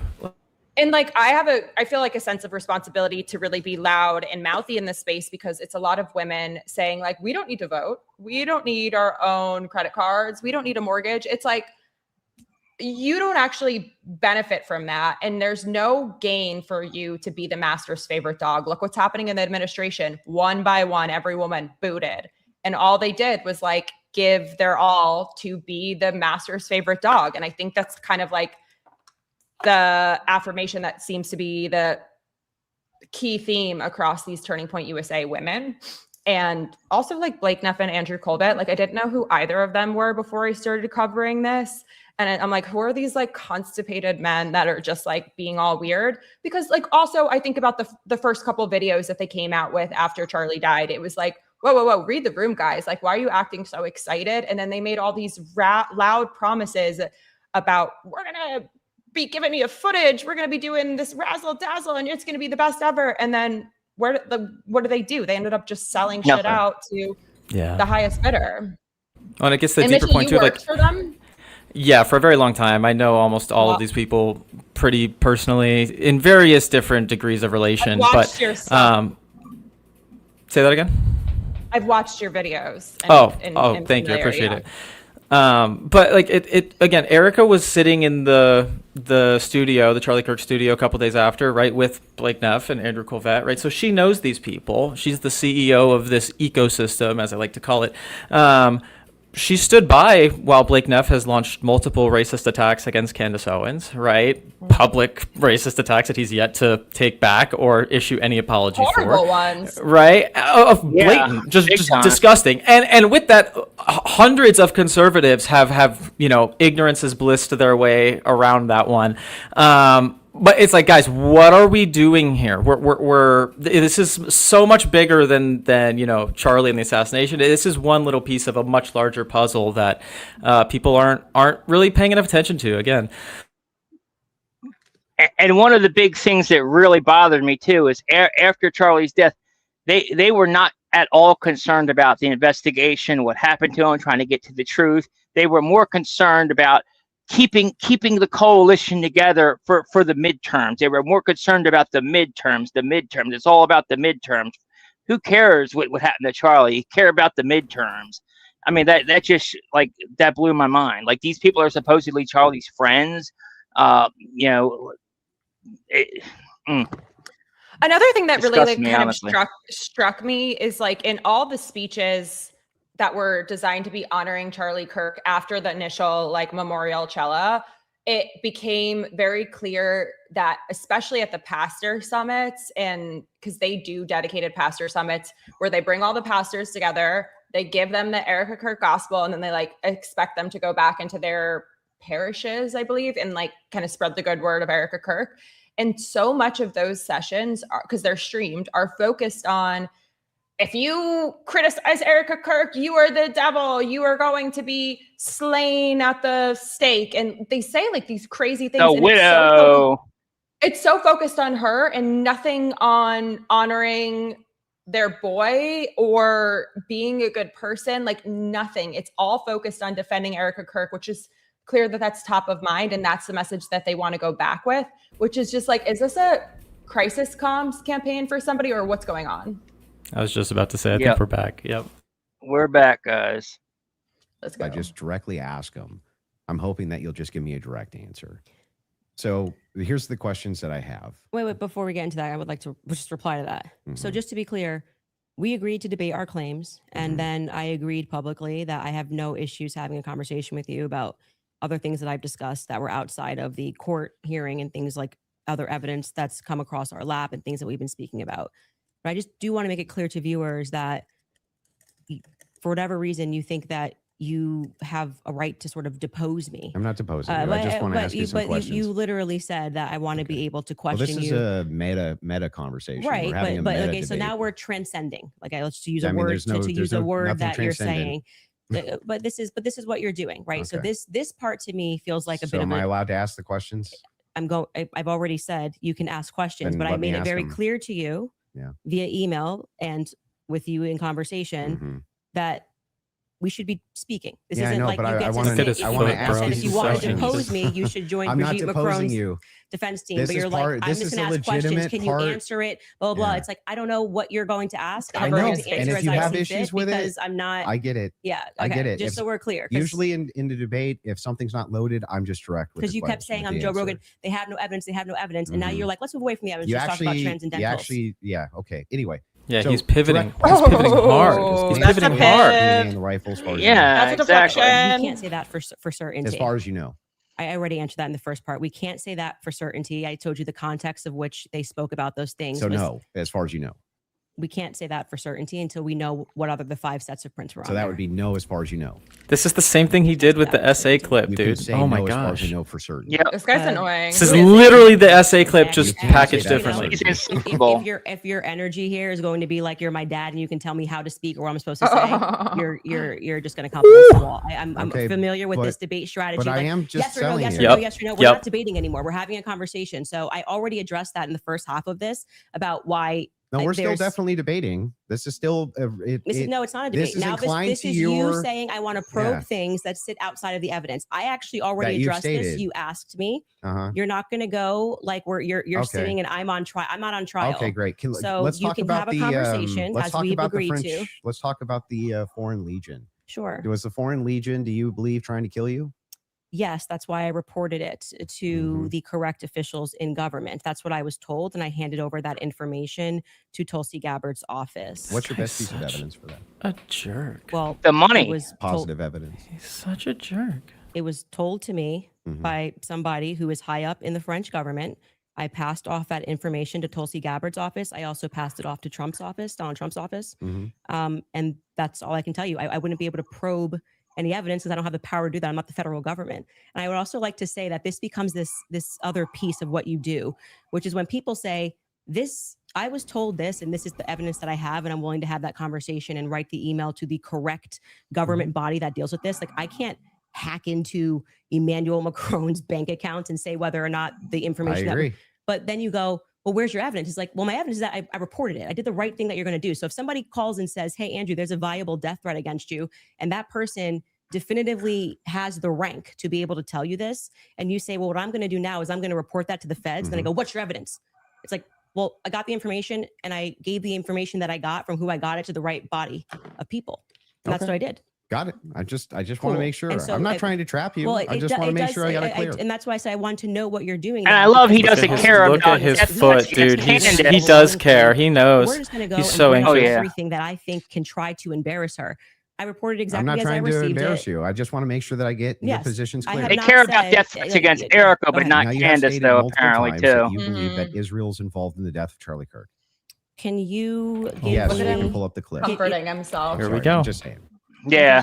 Here Go we ahead. go. Can you give me the context for what are you talking about? Like when I say, generally speaking, why people think that Israel's involved? Okay. Where's your question? Yeah. Do you have any positive evidence whatsoever that Israel killed Charlie? How about he was executed inside a I wouldn't menorah? say Israel was on the ground and shot and killed Charlie Kirk. I would say that there are various things that we're trying to establish, one being a motive.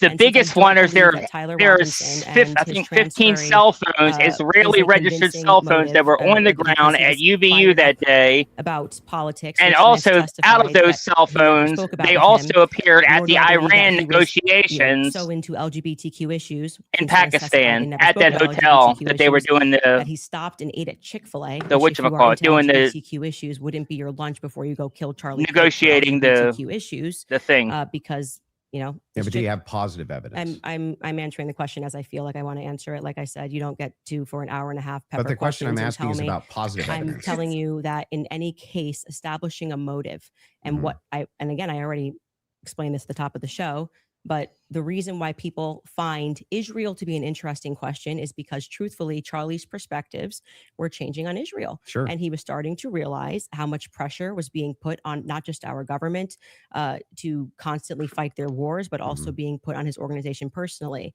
If people had come out and been honest about that, rather than rabid claiming he never flinched and everybody's lying and this is not true, you would probably have people that just go, that's life. People change their opinions. I understand. And then there was the rabid, I mean, not even that. It's like everything was about trying to convince the public how much he liked it. He So then, loved other Israel. than intuition, how you feel about things, do you have any evidence Israel was involved in killing Charlie Kirk? I have already said, and if you're watching my show and the context of what I said, this is the general sense of why people think Israel's involved. Nobody has made the claim that Israelis, there were also, obviously Ian Joe Carroll Kent. made the claim. Well, Joe Kent, who I think would have the right to assert it, noted that there were 12 Israeli cell phones on the ground that day. I think most people would like to probe that. Now, it could be maybe they were students, and they were Israeli students in Utah that day. But we'd like to probe that narrative because what we've seen after coming from the Israeli government, the Israeli prime minister, kind of denying that he did it, which wasn't really necessary, was quite busy. The phone call that happened, which no one wants to discuss in the Hamptons the week prior, or not the week prior, I think it was around August 5th or 6th that took place. And again, the almost desperate lies about Charlie shifting opinion on Israel lead us to believe that there could be an Israeli angle in this. But we cannot say for certainty that Israel called the shots and this is how it happened. But it is definitively, I think, a thread that a lot of us would like Do you to see say there's no pulled. positive evidence? Whatever you want to say, however positive, negative, however you want to say it. Well, I like don't positive need to, I evidence can just would have be a conversation. material evidence and other evidences which would what point we've you said to it. is on our show is what we said, which is this feels like a conspiracy building. There's no reason to lie about these things, and yet people are lying. BB ain't acting right. The Hamptons thing was weird. And the way they tried to shove the Israel narrative down our throat immediately. I mean, the day he died, posting a picture of him with an American and Israeli AI photo on the president's feed. Shlomo Pearl. Right. Do you have any evidence that Erica Kirk or TPUSA participated in the murder of Charlie Kirk? I've never said they participated in the murder of Charlie Kirk. So how could I say that I have evidence they participated in the murder of Charlie Kirk? Okay. So then you don't believe that they did? I never have said that statement. So I'm not going to get you to ask me personal questions about things that I've never said on record. Okay, fair. Your team is sending messages in the back saying they have a video they want to play. Okay, go ahead. I don't know what the video is.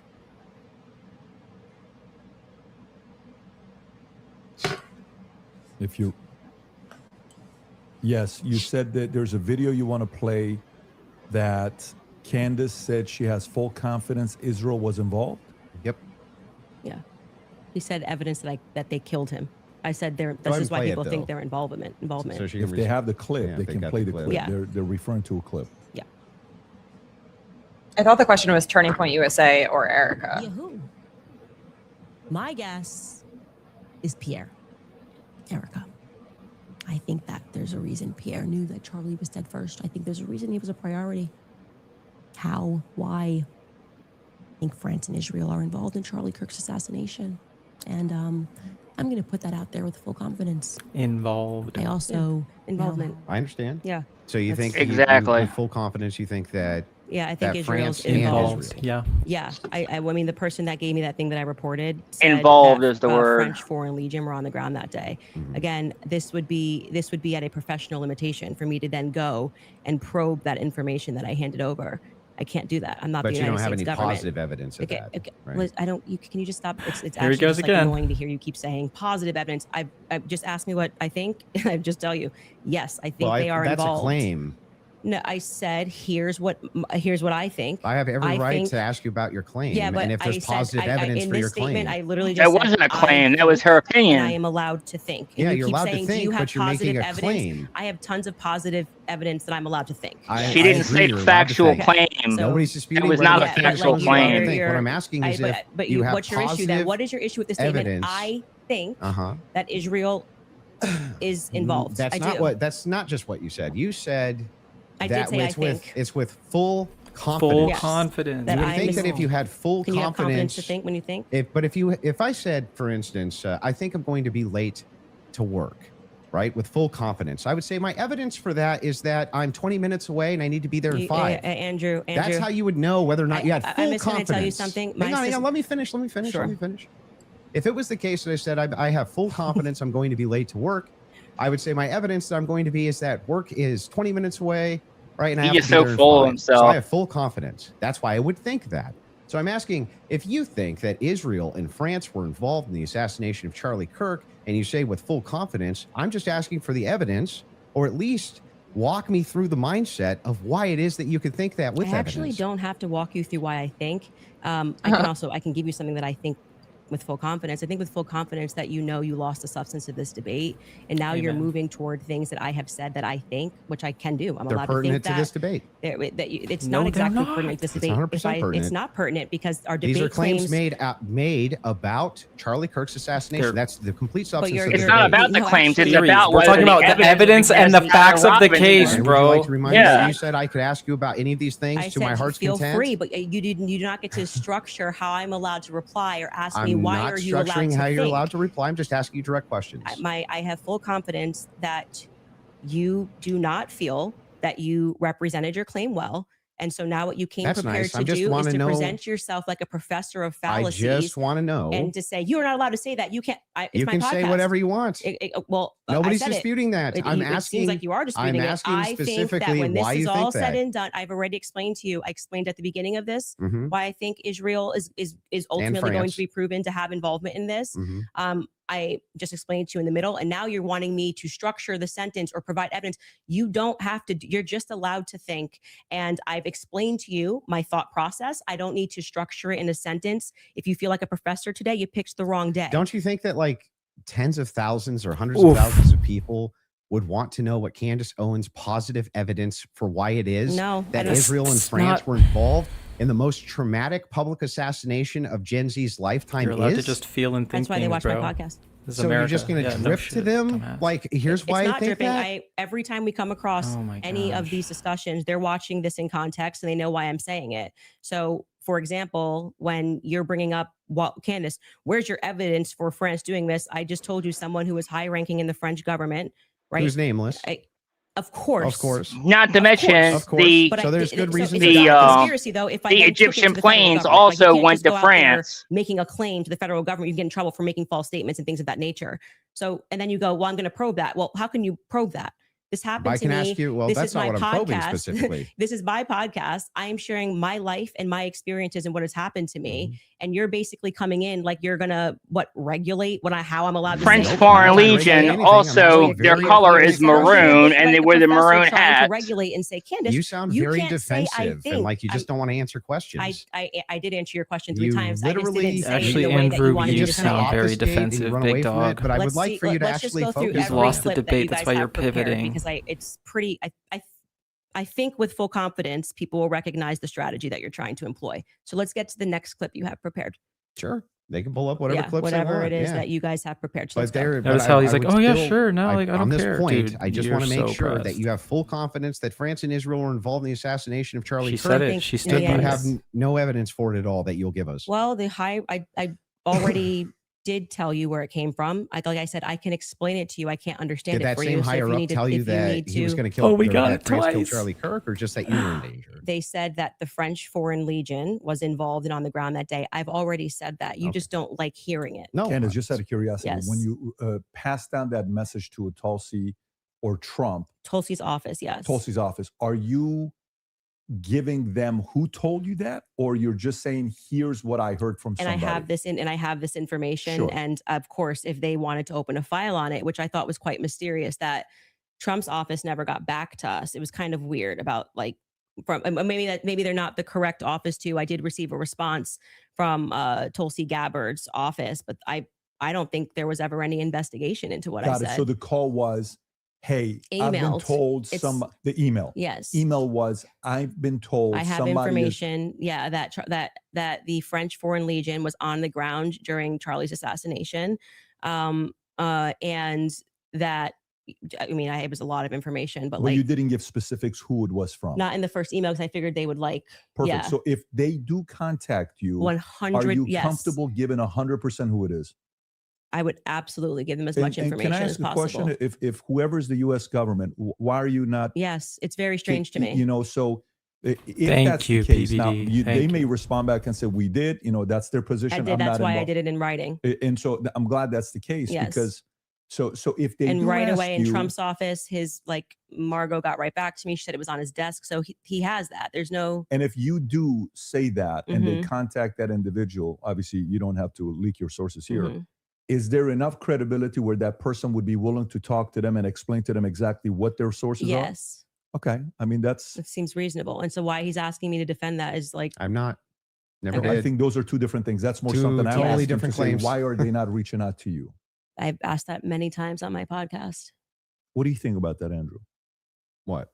The fact that she emailed, she gave it, and nobody reached out to want to contact the They source that she's probably willing didn't think to it was share. actionable, is my guess. But even if they did think it was actionable, great. Every lead should be followed up on within the confines of what's rational and reasonable. Is it fair to say that this is maybe a different individual because this is a person that was involved? Well, it's funny how Turning Point doesn't want to follow up on any of these credible leads whatsoever. Neither does the Trump administration. This isn't just anybody. So if an average person sends it, yes. Yeah, but I mean, we don't know who the source is. We don't know any Well, of then this.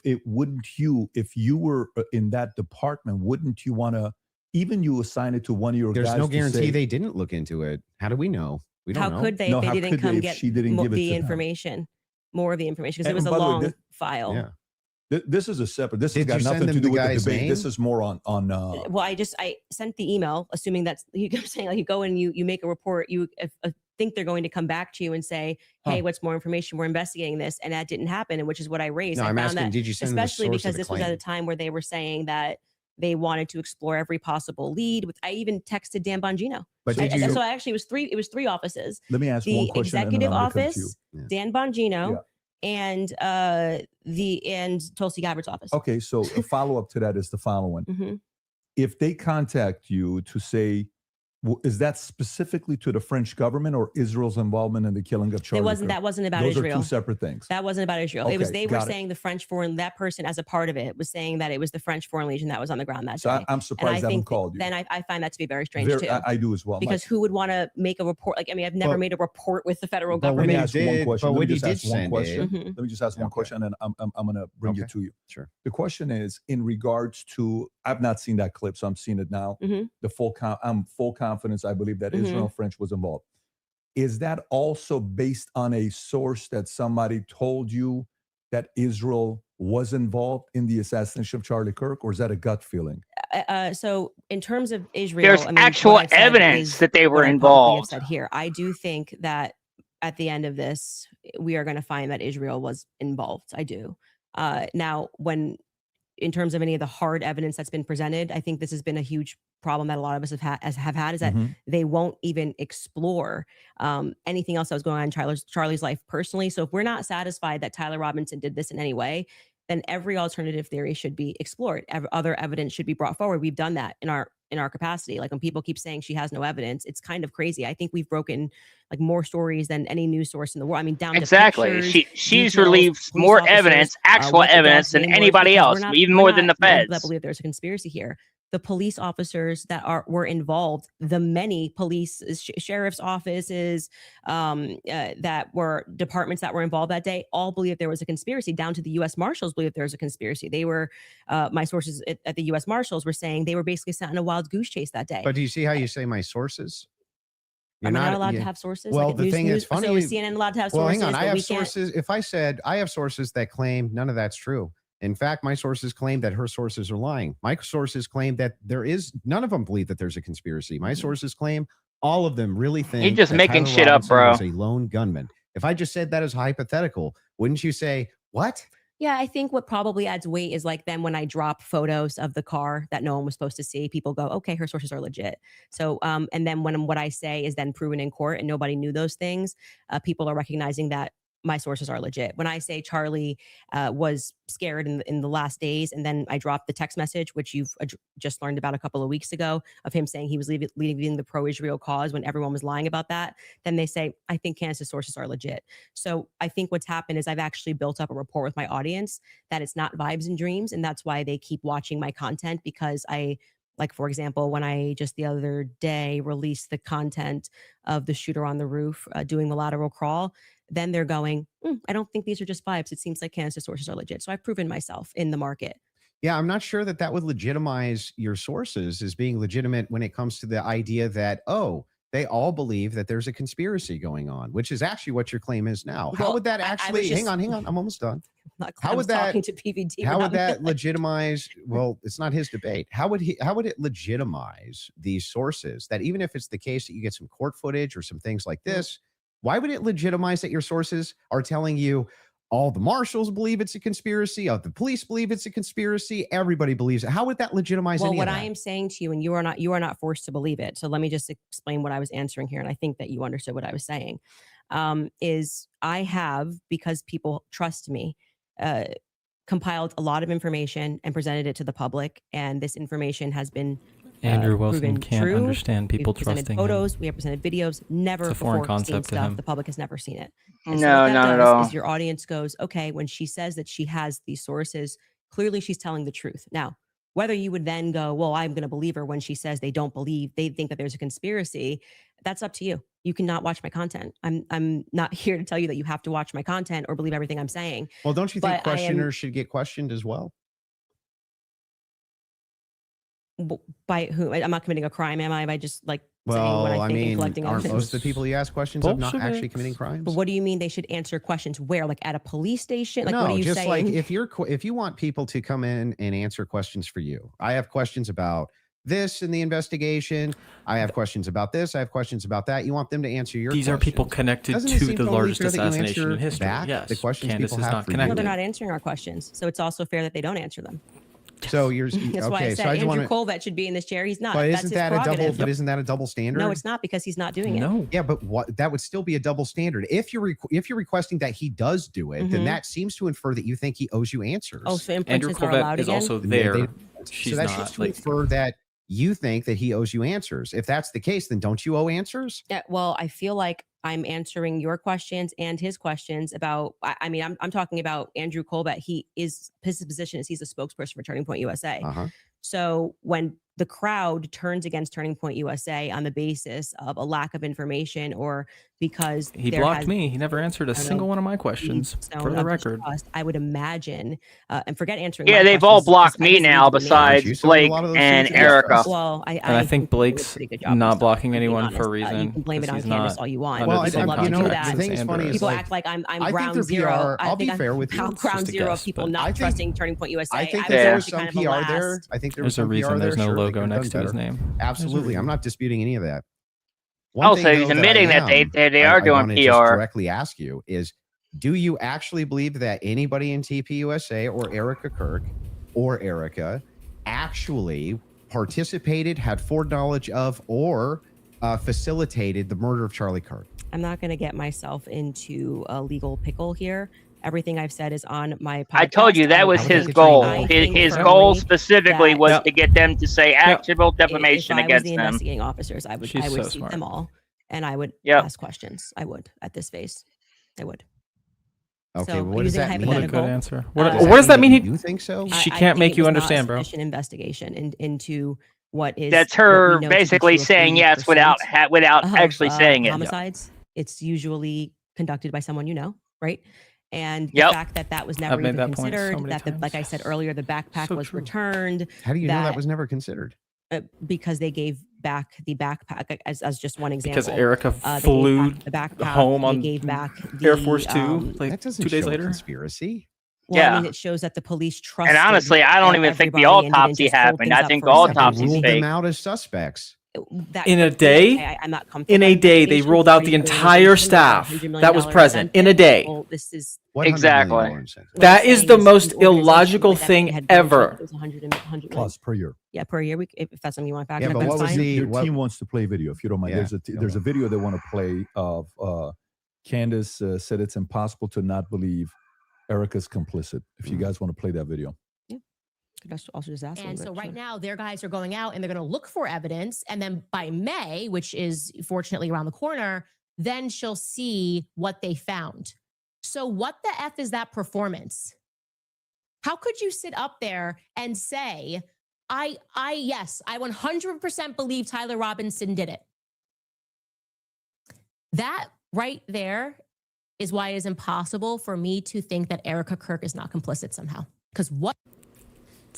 Those two thoughts actually don't even follow. How would it be the case that even if Erica Kirk did believe that Tyler Robinson was 100% responsible for the death of Charlie Kirk, let's say she believed it with every fiber of her being. Because He there's knows what been he's no doing. Again, evidence. this is She- all she came out and intentional, said dude. it. This is Yep. all Doesn't follow intentional. that somehow she's complicit. She came out and said in it with his no death? evidence. Erica said that before there didn't was say any complicit evidence in on the death. table. She didn't need to see Yeah, any of those it. two words. She's like, Okay. nope, so what's I she fully complicit trust in? the Yes, FBI. So sowing this narrative that Tyler Robinson is guilty. So you're chopping up clips. Like I said, you didn't have the confidence to Okay, come well, in tell me, debate. So what now does you're that mean? chopping What it does up. complicit mean? We are showing a clip of her on Barry Weiss, which I can't remember the date that she did that interview.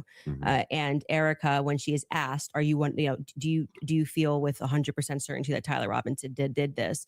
And she says, "I do." Then again, context matters. I sit down with Erica for 4 hours under the assumption that she had some evidence, right? Like I'm like, I actually, this is why I did not engage in any like Erica, what she's wearing. So I was like, I'm gonna wait here because I don't know, just it feels weird to think that. Did I think that some of her mannerisms were weird and stuff like that? Yeah, but that's not, you can't convict somebody on weird mannerisms. And then when I sat down with her and I was expecting for her to say, well, I'm obviously the victim on the case and we got to see the shot, taken or this or that, whatever it is. Great. That's why she has that much confidence 2 months ago. And when I sat down with her, it was nothing. It was nothing. Okay. So this is a conversation. How would that make her complicit? Complicit And again, you said complicit in the death of Charlie Kirk. Complicit in what? Yeah. Well, if you let me finish my sentence, I could tell you that. But my point being is that then you take a look at this and you go, okay, well, this is weird. Why would you have this confidence? And then when you sit across from somebody and you say, okay, great, I want to go out there and defend you now. I want people to know that you can't say this stuff publicly, but you know more things. And she just blanks. And then she says, well, I'm going to call the lawyer.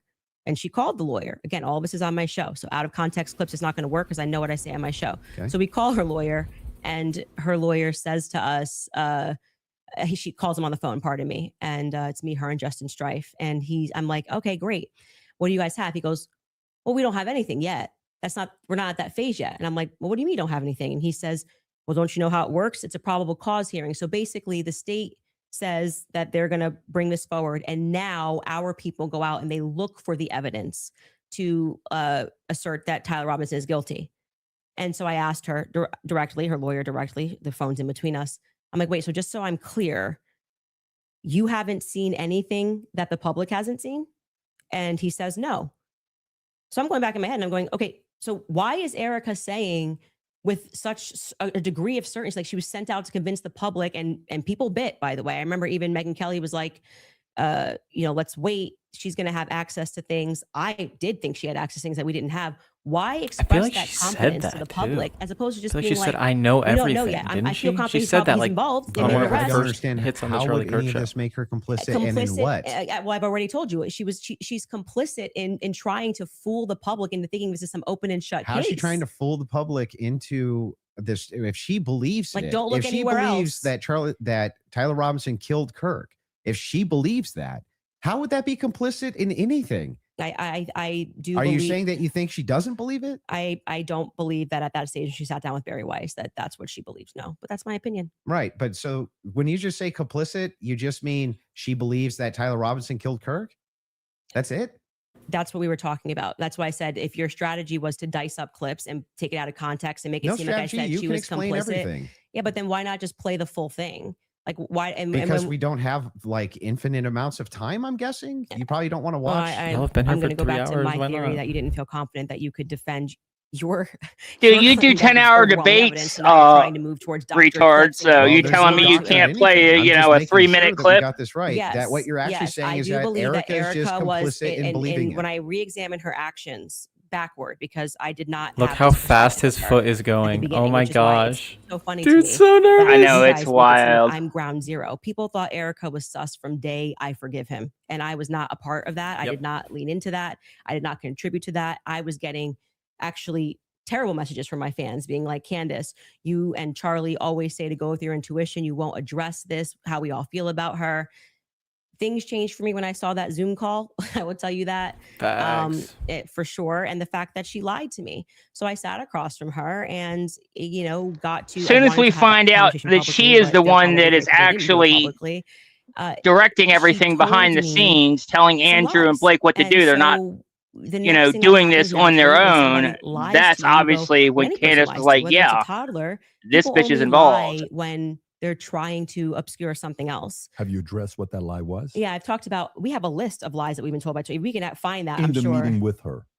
Well, no, I didn't want her to cage up. I didn't want to do this, and because I didn't know what to expect. Like I didn't know if she was going to be like, I'm so overwhelmed with everything, and I don't know who to trust the organization, and I don't know what I'm doing. Like I didn't know. I didn't want to. Just out of curiosity, before anything happened with Charlie, how close were you and Erica? Not very close. So there's not a relationship. No, I would say it's totally normal. Like it's not like there was any issues at all. We were always same thing with the Andrew memes with his hand and the foot going a mile a minute, hitting the ground, running around, traveling I'm already 4 days a week. stuff. Now I get married. I find love of my life. I get married and I get pregnant. I've been pregnant. I haven't stopped being pregnant. And what you want out of life changes. You don't want to be running around for 4 days a week and traveling on a plane nonstop. You suddenly want to start building at home and live. I was desiring that suburban life. Did you guys exactly, ever do double Katie? Dates, you, George, her, and Charlie. Was there ever double dates between the four of you? I was engaged to George quickly. We were planning our wedding. I was kind of in my bubble with George. George traveled with me and Charlie, but Erica and him were just starting to date at the beginning of 2019. George and I were planning our marriage. So George really got to know Charlie.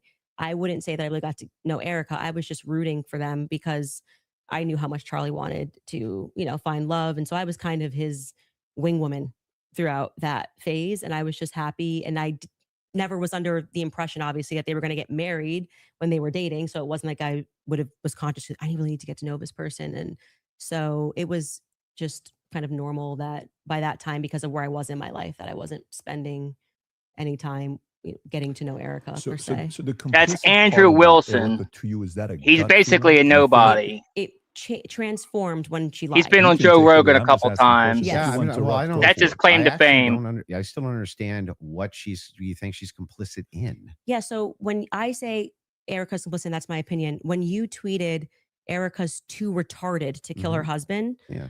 would you like to explain how you developed your evidence, your positive evidence for the fact that Erica was retarded?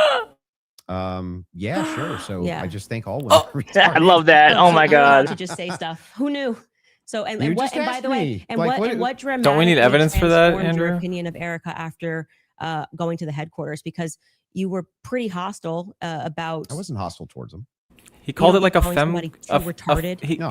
called Come on. it. I That's posted like the tweets normal of what he's tongue-in-cheek called it, stuff to me dude. online. Oh, you're being Exactly. He's been totally hostile to Usually when I them. call He someone was so retarded, mad that it's Charlie would not let him Like, in for his inner instance, circle. You got supporters. I mean, if you want to use the same exact argument, you would take a supporter like Owen Benjamin. He called you bad names and Oh my gosh! and called your dude. husband. This is getting into Are the you point. just- Can we you get just back to like the about- actual? No biggie.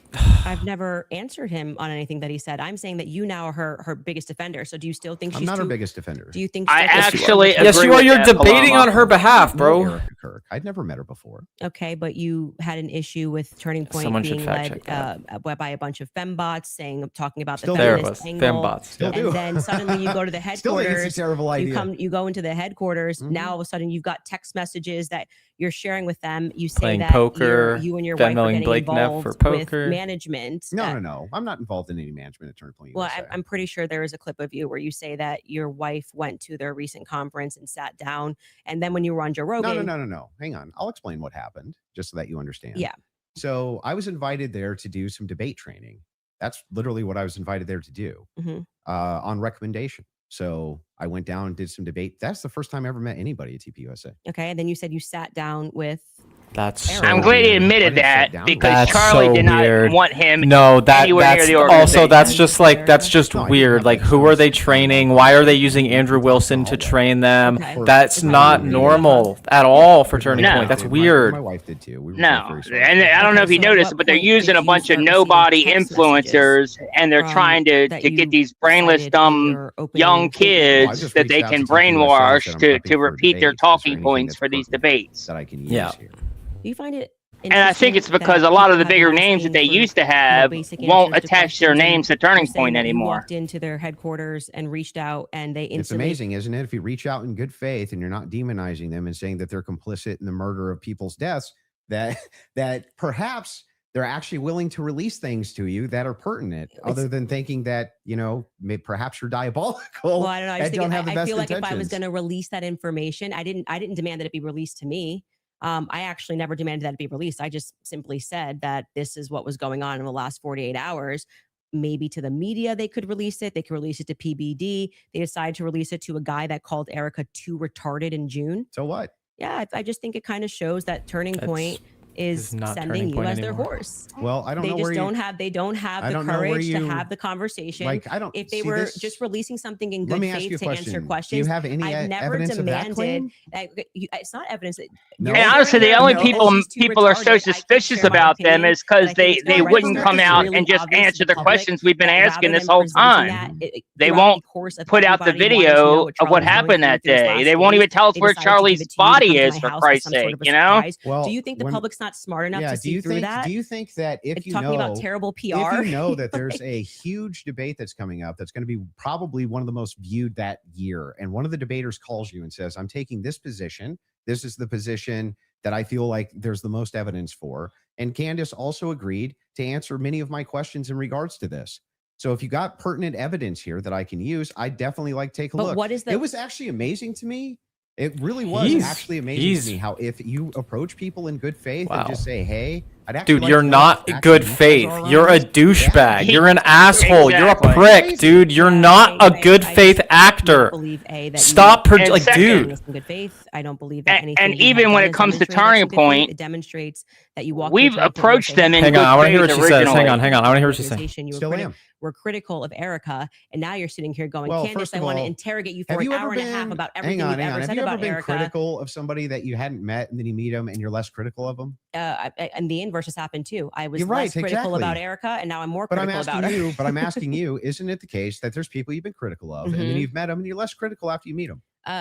Too retarded. I feel like if you think that she's dumb and let's just talk about your record. I mean, you're a person that has spent time in what most people would term to be the manosphere, talking about well, yeah. I debate against against feminists and red pillars, and a lot of the actual. So I'm a Christian ethicist, and then you go on to Joe Rogan, and you're like Christian ethicist. That is the most absurd claim I've ever heard in my life. So now you're wow. You're a Christian con artist. That's what you are. That's a bizarre criticism. Like, nobody's in the bigger girl boss position than you. I'm actually You're in the biggest of the girl boss. He's the only one laughing at his jokes too. That's the funny part. Yeah, exactly. Definitely not do it at all and be fine, right? But you still do. I would say that you are making a comparison. She takes off all the time to go spend time with her family. She's on for like 3 or 4 weeks, and then she takes 2 weeks off just to spend time with her family and go on vacation and stuff. It makes sense why she doesn't do this for the money. Wait a second. That's bizarre. Because they don't have a parent. They don't have a parent, and they've just suffered a trauma. You don't go into the office. You want to protect your husband's legacy, right? And you're trying to find some new legacy is his. Burning a legacy. She's trying to burn his legacy down, not protect it. It's totally rational and reasonable to believe. And the kids are the legacy. You're right. USA. That is part of Charlie Kirk's legacy. He worked his whole life for it. This is why people think she's sus. And his children. Now, for you though to say that anybody's a girl boss, right? That's like the pot calling the kettle black. That came out. Turning point is partly his legacy. I do agree with that. You brought up girl boss, but Erica's been burning that down. Yeah, I'm just saying. I'm telling you, she hasn't been trying to protect his legacy. I'm defending some feminist nonsense. I'm not. I'm pointing out that they're. By the way, she's not qualified to take over his company. There's always objective outliers to each situation. In fact, it's the exception that proves the rule. And the interesting thing here is, like, I'm still just as critical of feminism inside of TPUSA as I've always been. Dude, you're not vocal about it. Of any pro-Zionist position as I've ever been. Okay. Exactly. By the way, oh yeah, right. I would think it's the most rational, reasonable thing on planet Earth to do if you wanted to actually see an organization change, to try to work with leadership or reach out to leadership to try to do so. Doesn't that? We all have done that. Dude, I've tweeted at every one of them, and all they do is block me or ignore me. So this is gaslighting. Exactly. And on the more emotional aspects, I agree with what seems to be a majority opinion, because I'm not gonna say it's scientific, that any woman that would leave her kids and go right into the office after their husband was publicly assassinated does not have their priorities straight. Okay, well, I understand that you can have those criticisms, but I'm not understanding still how that would make her complicit. I don't have to keep answering the same question. Okay, so let's feel like you got an answer to how it's complicit. Your team is asking to play a clip. So if we want to play this clip to just finish this segment on the Erica Kirk topic, we can spend some time. You guys are ready? We're ready. And causing that 30-06 diameter, as would happen with a patent explosives, as we've demonstrated to you in the past, it accidentally, because of how Charlie was crouched, went up and hit his neck. And that ruined everything. That ruined everything. It was problematic. It's the reason why Terrell then had to scramble to get the cameras down, because they were never supposed to see it. They could have said reasonably that a 30-06 got eaten by Charlie, much more reasonably, obviously, than saying that the chicken bones in his neck stopped it because he ate vegetables. They panicked. That's why Terrell's nervous on the phone with me. Again, this is my theory, and I am now very much sticking to it. Okay. They panicked. It's the reason Erica had to step out. That's why she would have gotten on the phone with Terrell so quickly, because I was going, why is Terrell saying, well, I didn't want Erica to relive, oh, that's why I did it. He didn't have an answer. He was nervous. It was crazy. But he acknowledged that he spoke to Erica immediately. Why did you speak to Erica immediately? So do you that's weird. believe that there was a shape charge that killed Charlie? Hey, can I ask you why you keep starting clips mid-sentence? Probably to get to where the clip is.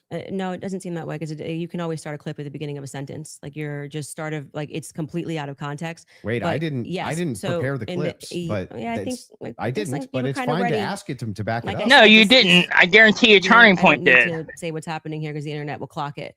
But in this episode, we are facts. now going, and that's why I said we're now going to look at some alternative theories. I made it very clear that this was a theory that I didn't want to look at. This is, I believe, because I don't have every episode in my head, but I'm pretty sure this is an episode where we presented the evidence that was in the car, the photos of what was in the car, right?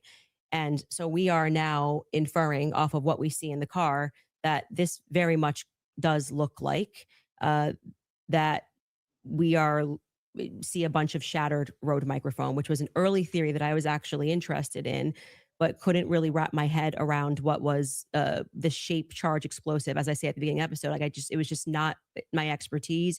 And I was concerning myself with timelines and stories and statements that didn't make sense. Without question, Terrell Farnsworth is someone who made me think that we were missing a big part of the story. So I'm walking them through John Bray's theory.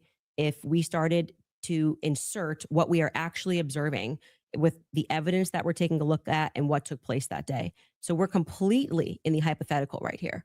And you're now introducing this. If that's the case, if you're just hypothetically exploring it, and that's why I'm just asking directly. Yes, but that's obvious when you watch this episode. So that's why it feels like I'm in the middle of an interview with CNN when they like pull up random clips and they're like, just making "What's sure. this? What's this?" You watch the episode, you I'm know just what it trying to make is. sure. Do you think that your alternative theory? I think John Bray's theory should be explored. Yes. Okay. Do you think that Charlie Kirk was killed with an explosive? I think that is a possibility. Yes. Okay. And it good. should be explored. He's done a lot of work on it. John Bray has done good work, and I think that that's why that theory is now starting to gain steam since we released the second set of the photos of what was in the car. I think it's viable. So this was the big thing I wanted to get into with you on the explosives too. Mm-hmm. What is it about that theory that's actually compelling to you? So I looked into the explosive mic theory multiple times, and the biggest thing that stood out to me is there's no explosion. There's literally no explosion. In fact, there's videos when the shot rings out. The shirt moves. The shirt literally goes up, dude. The bullets don't do that. Like, oh my gosh. The gun is being fired. Yeah, you don't try not to yell on the mic, but yeah, the shirt moves before there's even a entry wound, before there's a wound in his neck. There's going to be a person that was looking forward. We have former Marines that have gotten on and said, it looks to me like there's an explosion under his shirt, right? You obviously saw Rob O'Neill go on to, I'm forgetting which platform it was, where he said, it's the first thing I thought was it looked Rob like. O'Neill is the man that killed Osama bin Laden. Yeah, and I think he's qualified to say what he believes he saw. We should in that clip of Rob O'Neill and what he said and what he observed and his experience. Yeah. So I'm going to take that. And also there were people who immediately spoke to the media that day who said the same thing, that they thought that something happened under his shirt. That was actually, if you go back to like my first episode, when I was just observing what I saw with my eyes, I was asking the serious question. I was seriously saying, why is it like somebody shot him from underneath? Why is his shirt moving first? That doesn't make sense to me. And that's because of air dispersal from the bullet. So whenever a bullet is that's full of shit. You can actually literally how could it make the shirt take like an ridiculous? Makes no sense. And put it on the table and then fire it near the muzzle, and that box will actually blow off the table. Okay, so yeah, near the muzzle. That's not near the muzzle, idiot. It can. It can. Yeah, you can. It depends on the dispersal. You 3,000 pounds of energy or 2,000 pounds of energy coming at you. That's how much it carries. Well, it's not 2,000 pounds of energy. Well, we can fact check that. How many pounds of energy is it? A 30-6 being shot 150 yards away. That's a great question for Grok. I'm going to say when we looked at it, it was between 1,500 and 2,000. I'm pretty sure pounds of energy coming at you, and you just go upward and to the side. I don't really buy that. I'm going to just say think that that's not but possible. It doesn't go through on top of that. So there's another miracle. You didn't get blown backwards. It didn't go through. But I also want to say that you're saying this can happen, and Rob O'Neill is infinitely more qualified, I think, to speak on that. Why? And well, because he's actually shot and killed people. Why would that have anything to do with anything? Because he's got way more experience, dude. To see if their clothes moved. Well, why are you able to assert your position as a fact? Because I'm gonna tell you how projectiles work. He's not even gonna I guarantee you this guy's not even gonna disagree with what I'm about to say. If it is the case that you have energy and you have mass and the mass is moving in the air has to go somewhere. It doesn't have a choice. I think you're totally BSing right now, man. Not only am I not BSing, I'm telling you the truth. If a bullet is moving in air has to move out of way of bullet. But maybe not at the bottom of a shirt here. I don't know. I disagree with that. Yeah, the shirt wasn't anywhere even near the path of the bullet. You know, where you assert something with a lot of confidence, and you can fact check it. Your check if bullets displace air. Not about whether it displaced air; it's where it dispersed the air. Underneath his shirt. Yeah, it's not underneath the shirt. A bullet's this big, and you're telling me it's going to hit his neck. Should play that top-down angle. His shirt starts up here, and the collar's moving, and then you see the wave here as he's moving backwards. No. Yeah, that's not true. It's not. The collar was not moving. You could tell there was an event that happened underneath his shirt because you could see the puff of air from underneath his shirt. We don't need to debate it. Whether or not it was the first thing I said was, why is his shirt moving first? That didn't make sense to me. It almost looks just like this. It goes across. His necklace breaks first before Charlie even reacts. If you watch it in slow, his necklace breaks first. I know. A lot of money. And then you see a puff here, and then the next thing you know, there's the entry wound on his neck. I would not confidently assert that I see smoke. I've never said it on my platform. Do you think that an explosion generally has smoke? I don't think that there's any quality version of video that would get Pettin does not have smoke. Question other than Terrell's 4K footage. Pettin has very, very little smoke. Pettin explosions burn so hot that they have very, very little smoke. That it's a similar, if not the same type of explosive that was used inside the pagers that would have been used inside of this road mic. I think that you should, since you love debating, you should debate someone like John Bray, who's worked on that theory for 11 months, and ask those sorts of questions of how a shaped charge would work. I presented the evidence of what was in the car. And I also, at that episode that you're clipping, said John Bray has done an unbelievable amount of work on this. Mm-hmm. And I think he has debated a ton of people, actually, regarding this topic.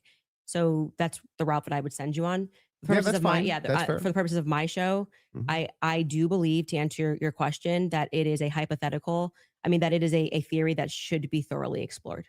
There's two clips your team wants to show. One of them is the Rob O'Neill clip, since we're on it. So if you guys are ready in the back before we go to ad break, if you want to pull it up, this is a good time to do so.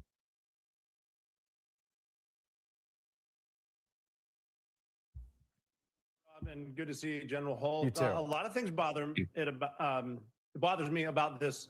Nothing in particular. And it's not like I'm out there saying big lie or conspiracy or someone did it. I'm just saying, I've been in a lot of shootings. I've killed more than a handful of people, and this thing looked shady off the bat.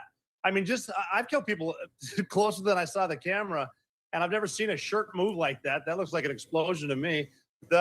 Just the fact that no one started doing first aid to Charlie Kirk, they were more concerned about getting SIM cards out of cameras, removing cameras, and then getting him off the X somehow. There didn't seem a lot of concern for his life. It seemed like just clean it up, and then I mean, I've been told they paved it over a couple of days later, and then you get Erica Kirk behind all the razzle dazzle, and she's really quick to forgive the alleged shooter, which technically says that was him because I forgive him, but that you can't forgive Candace Owens for having an opinion or asking questions. And they mock people by saying, "Oh, I'm just asking questions." Yeah, I'm a SEAL Team 6 sniper. I'm asking a lot of questions. No one wants to answer them. And you're able to ask. He's actually said very little about the explosive there.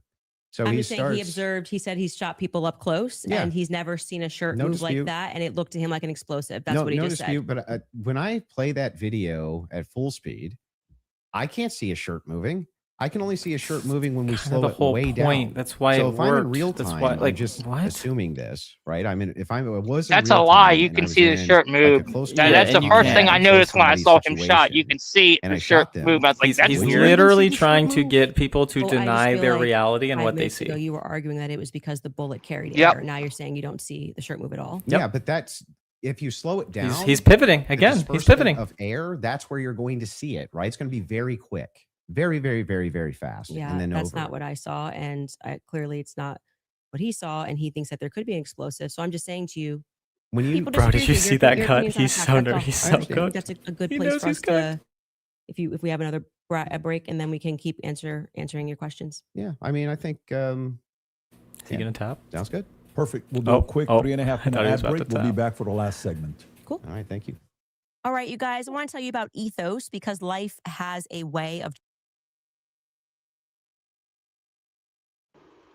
Okay.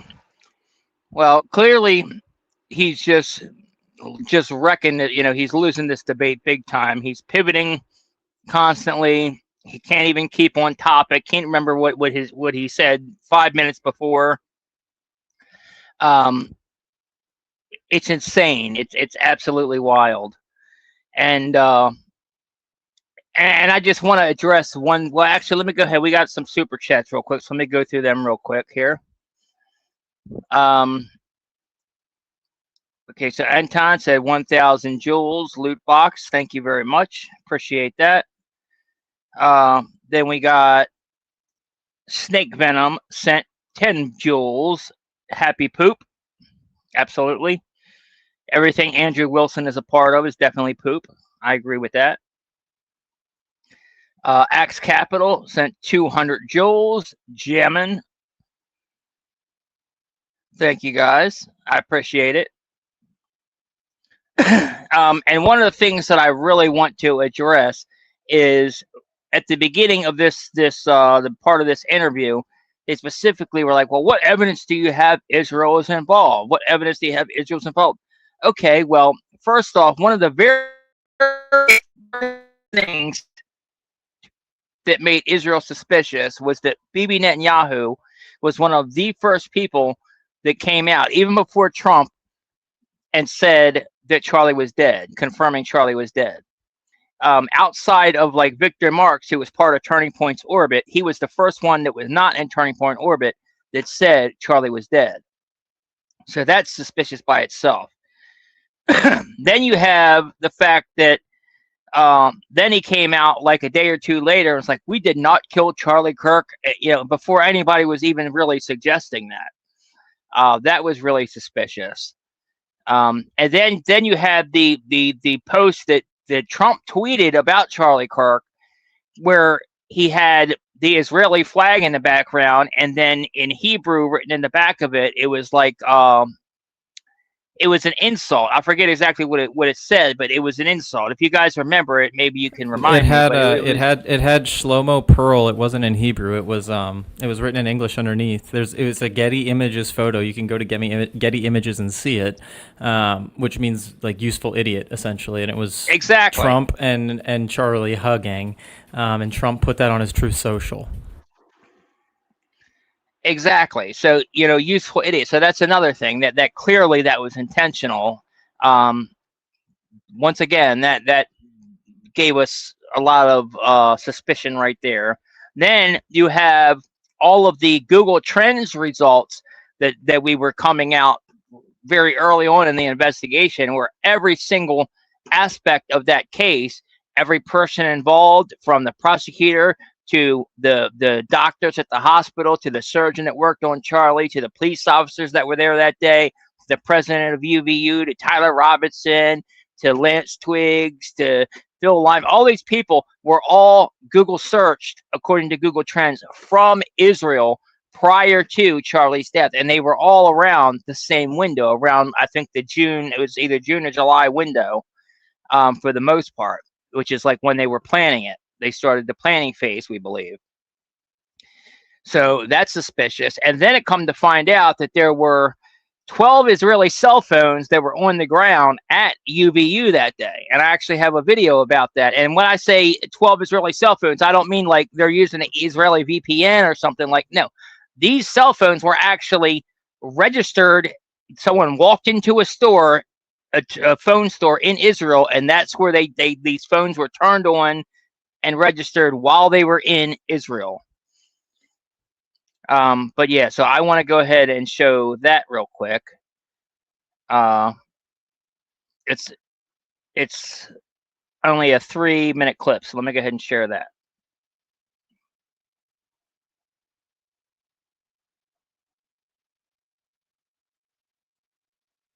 Okay, make sure I got it on screen. Yep. Okay, here we go. Here's some explosive news for you that I can now, beyond a shadow of a doubt, confirm. Putting my name on this. Not only can I confirm this, but I can publicly challenge the very Zionist occupied Trump administration, who is aware of this, to deny it, to come out and say, no, that's not true. Okay.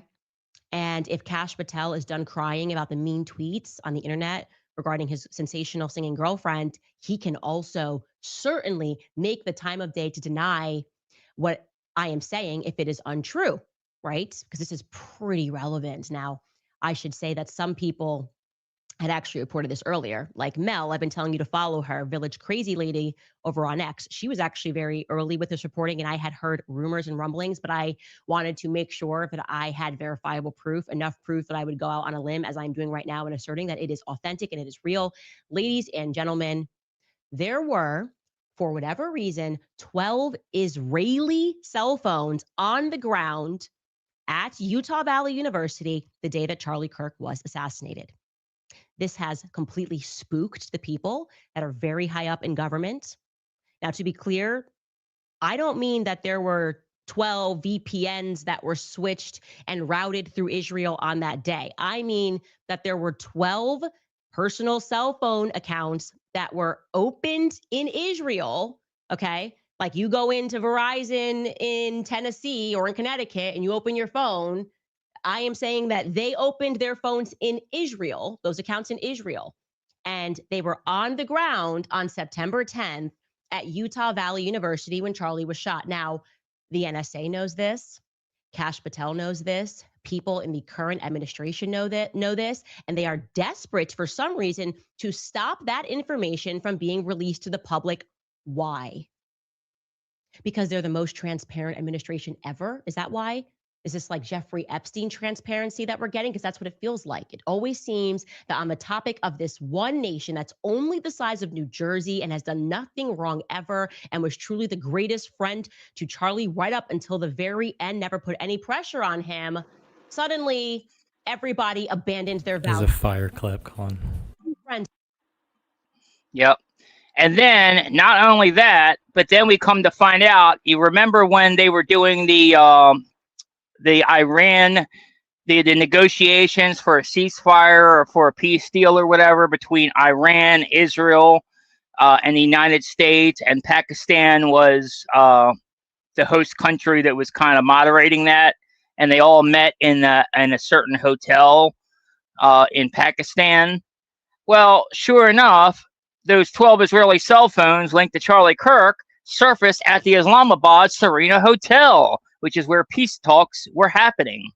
That's insane. And exactly. And this, by the way, the guy that released this, Tony Saruga, he is a high intel source. He's a consultant for NSA or whatever. Like he's a what do they call it, a contractor, and a contractor for them. But he has all kind of tools that would be able to tell this, and he's very credible. He's always put out factual information. But yeah, his post right here. Oh, that's not it. Hold on.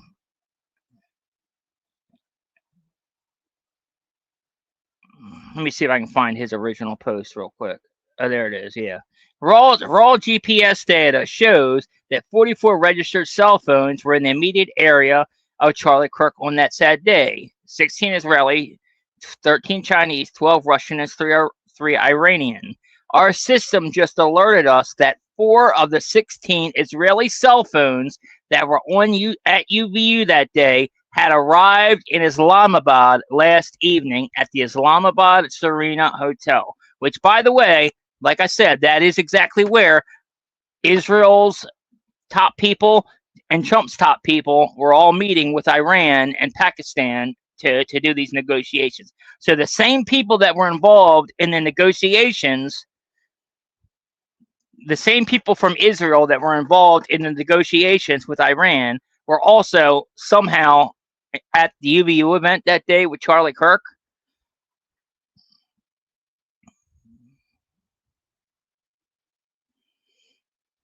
So yeah.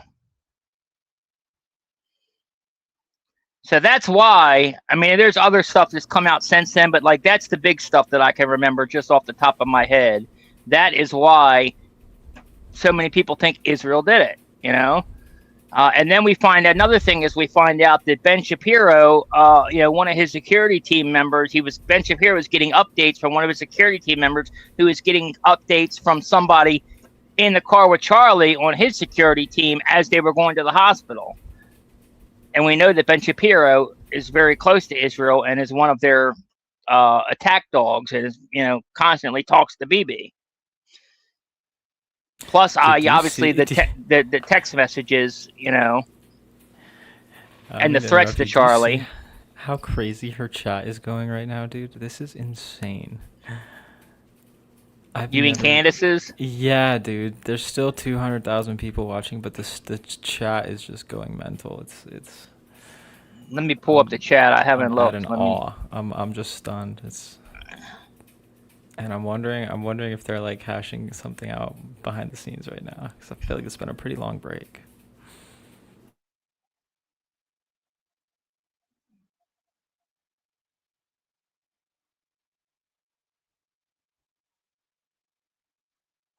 Oh, wow. Yeah, that's super flying. I've never seen it move that fast.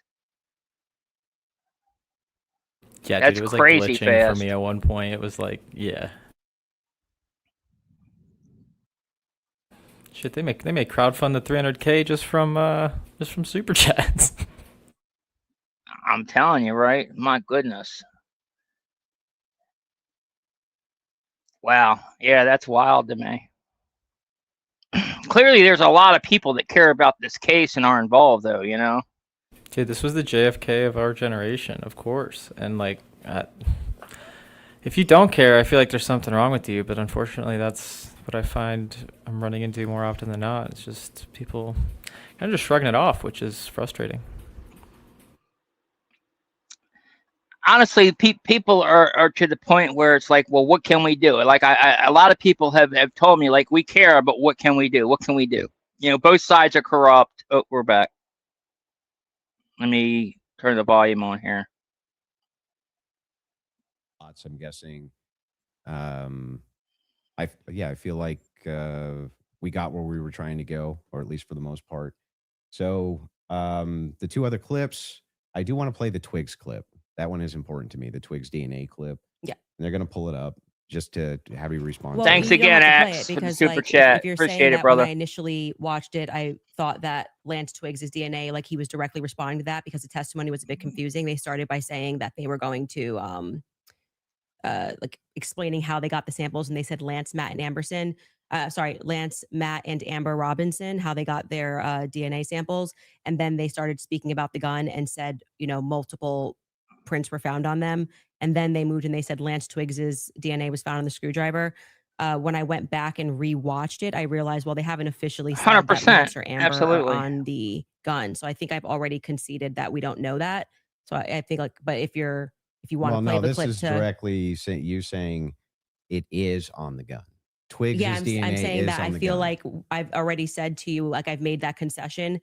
But just to be clear, whenever I make a mistake, I just correct it. So that's why when you were asking me 3 times, I've already said we don't know yet, and I've corrected that mistake. So if the purpose of you showing this is to demonstrate that Candace makes mistakes sometimes when she's taking in a lot of information and she's reading through legal documents and she's trying to remember No, it's 9-hour not, testimony. It's just demonstrate something else. It is, in fact, the case. We're all going to make mistakes. Yeah. I'm going to make mistakes. And I've already You're going to make conceded. mistakes on the case. Yeah. But in this case, you were very adamant that his DNA was on the gun itself. Yeah, so I'm just saying that it's not ruled out. We know She that made there's a 5+ mistake, prints. I've said obviously. this so many times. I had to rewatch the testimony again. It's like 9 hours a day. It got very scientific when they were speaking about this, and I think I wrongly extrapolated that they meant all 3 of them were on the prints when the only person they officially named was Matt Robinson. So we don't know yet if Lance Twigs has his DNA on the prints, DNA on the gun officially just yet. Okay. I've already conceded that. I so kind of think she's wrong on that. I don't know. Sure. This is like I the watched Erica it. Kirk. I streamed the whole preliminary hearing. All right, Well, this Erica. just You goes could back- just sit down with me, Erica, This but we just could do it goes- this I'm gonna way. have to This watch goes that back to back a previous myself. claim that you made. Yeah, That's why I'm sure. bringing it up. Straight to jail, straight to jail. for questioning at least, Erica. I don't care who's I mad. love that really Candace do is not smiling. care who wants to be upset after I love this episode. clip by her, Really, by the you'll way. be wasting your breath. You can spend $1 billion on influencers because Yeah, this is all because she becoming knows what he's doing. increasingly She started it in the. He started in the Well, middle of the asking sentence me again. to be an idiot, actually, and I cannot do that for you. Someone once commented beneath this show that if the situations were reversed and there were this many verifiable lies. So straight to jail. Yeah, so that's the show intro, and straight to jail is a monopoly term. Okay. So do not pass go. Yeah. Do not collect $200. Yes, it's You're going straight to obviously jail. tongue in cheek, and then we explain that actually I think that she should be brought in for questioning because of inconsistencies. So this is the exact episode when I started to think that she should be sat down and questioned, and I still believe that. I still hold the perspective that Erica should be sat down and she should be properly questioned. Do you know that she hasn't been? No, actually, that would be a great thing for the spokesperson of Turning Point USA to say that she's Yeah, already. but why do they? I mean, my guess would be she hasn't because they returned everything to her. Yeah. But Why do they She owe got you an that, escort on though? Air Why Force do they don't owe me Yeah. anything. That's my show you're watching. Just the clips that you're pulling are Yeah. from my show. So if I want to say something on But my then show, I again, can they're the say ones that. complaining They that owe me everybody's something, and I attacking could them have thinking never they're Yeah, but guilty. if you say like you need So to be if sat you down for want to questioning, dispel and you don't even know people's if they haven't been. suspicions, then you would be open That's and strange, honest right? and Do be you know if they forthcoming have with been? information. No, I have no idea. So you're just saying, what if they haven't been? Yeah, if your You're just kind of filling the air. if your with entire thing is junk. She's if you're- cooking no, it's him, not bro. junk. If the query is why is it that Erica Kirk's not being sat down for questioning, but you have absolutely no knowledge whether or not she's been sat down for questioning or not. What that does is it creates an innuendo. It creates an Oh inference. my It creates out to gosh. the ethos that this should be happening. because Speech is something's wrong here. dangerous, and When I'm most people Andrew have Wilson, knowledge of and it, words they are don't. scary to me. Like, I what just are we think that doing? my opinion is that she should be sat down and questioned. But Exactly. you're not sure if she hasn't been. Yeah, and you're not sure if she has been either. And the So, evidence like I suggests said, that I she feel like now you're hasn't just been, kind of like filling the Candace air with said. They knowledge, gave because her Turning Point's like, Charlie's we want devices to my back. make knowledge, sure that you go in there and you You know, defend Erica, and I have the to Trump say, I don't think administration you've has done an been extraordinary coordinating job with of her to But I'm put not out here to defend Erica. like that If anyone letter says, from like- Scott Since 4 Bassett. out of 5 of the clips that you Yeah. had on the ready when we asked you guys ahead of Mhm. time. I mean, I want to just assert how professionally we have dealt with this debate. As you can see, we have not planned any gotcha clips for Andrew. I expressed to him that what we were going to do was just to use people for fact checks, and because I might not remember something, or I do remember something, and you're saying no, and Yeah, it that is seems what like I very think bad will faith register of to him. people as very Well, wait, fair. I expressly We did not take out of wait, what? context clips of Oh, Andrew completely. to I try to expressly said please that don't I cut was me going to off. bring claims. We did not. Right? No, when you said you were going to bring claims that Your you would want me claims. to speak to, you didn't say, I intend on sitting you down with out of contexted clips to which we said to you before in an email. Any clips that you want to share with us, send it Mhm. over. Let's assert a debate claim so that we can both be ready to respond to it. This just That's not really what happened. well. What's not what didn't yeah, happen? this the way that you're framing the exchange. What That's do you not mean? that's not actually what happened. We were negotiating. It is true. We negotiated out the claim itself, right? Which one's going to take which position. I wanted to make sure that I had at least an hour and a half on mine, and you got the time for yours to question me. We did. We got through your hour and a half on mine, roughly an hour and a half now on mine. That's basically how this went. But in the That's not what beginning, happened I at did not all, take an really. hour and a half to just pull out of context clips with Yeah, Andrew. that's I not what actually debated the happened. substance of what's going on in this trial and this hearing. And I do think that There's- I think you fell short of that. There's nothing And you- out of hang on. And There's I did nothing not here say, except I'm holding just you to going to account get for you your to say claims. yes or no. Well, we Yeah. were supposed to be debating the case This and is whether part or of the not case. there was overwhelming Supposed to be debating the evidence. case, not your Candace claims Owens. about the Fact. case. No, you then admitted that now you're getting into another sphere and you want to talk about the transcendentals and pivoted. things that I've And we said. got through. And like 4 yeah. out of 5 of your clips are about Erica Kirk. So the general I don't think 4 out perception of 5 even is were. your Turning Point's horse. Oh, I so you think just- quite just- a you few just- of them were. you Was just- there 3 just made it Ericas up? or 4? So you're just making stuff Can up. we get a count of how many were about Erica? I feel I like think it was Yeah. 3. 3. Three. Okay, Yeah, 3. I 3. said 4. But those are extraordinary sorry. claims. That's which is why you're asked Okay, about them, well, right? okay, but the point being is now you're veering into trying to get me to defend my opinions, and then you completely shirk responsibility when I point claims. out yours. No, they're not claims. When No, you they're tweet Erica claims. is too retarded, you go, that's just whatever, and then you move That's on. a claim that and I'm responsible for the claim.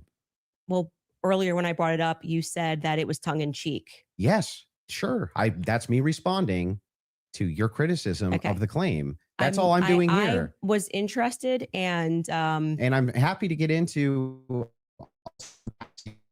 now if you'd like to. Well, Your that team was has one more supposed to clip be they want the to play whole from thing. 7 days Okay, ago. sorry. They got one They more had clip. two. and We then were can getting go to into the Patsy. Patsy stuff and you stopped it. And I was explaining to you. Oh, they have one more clip. Okay, let's go. They want to hit the minimum of 4 clips you were saying with Erica. So 100%. This is absurd. okay. And this is the one you're saying from 7 days ago.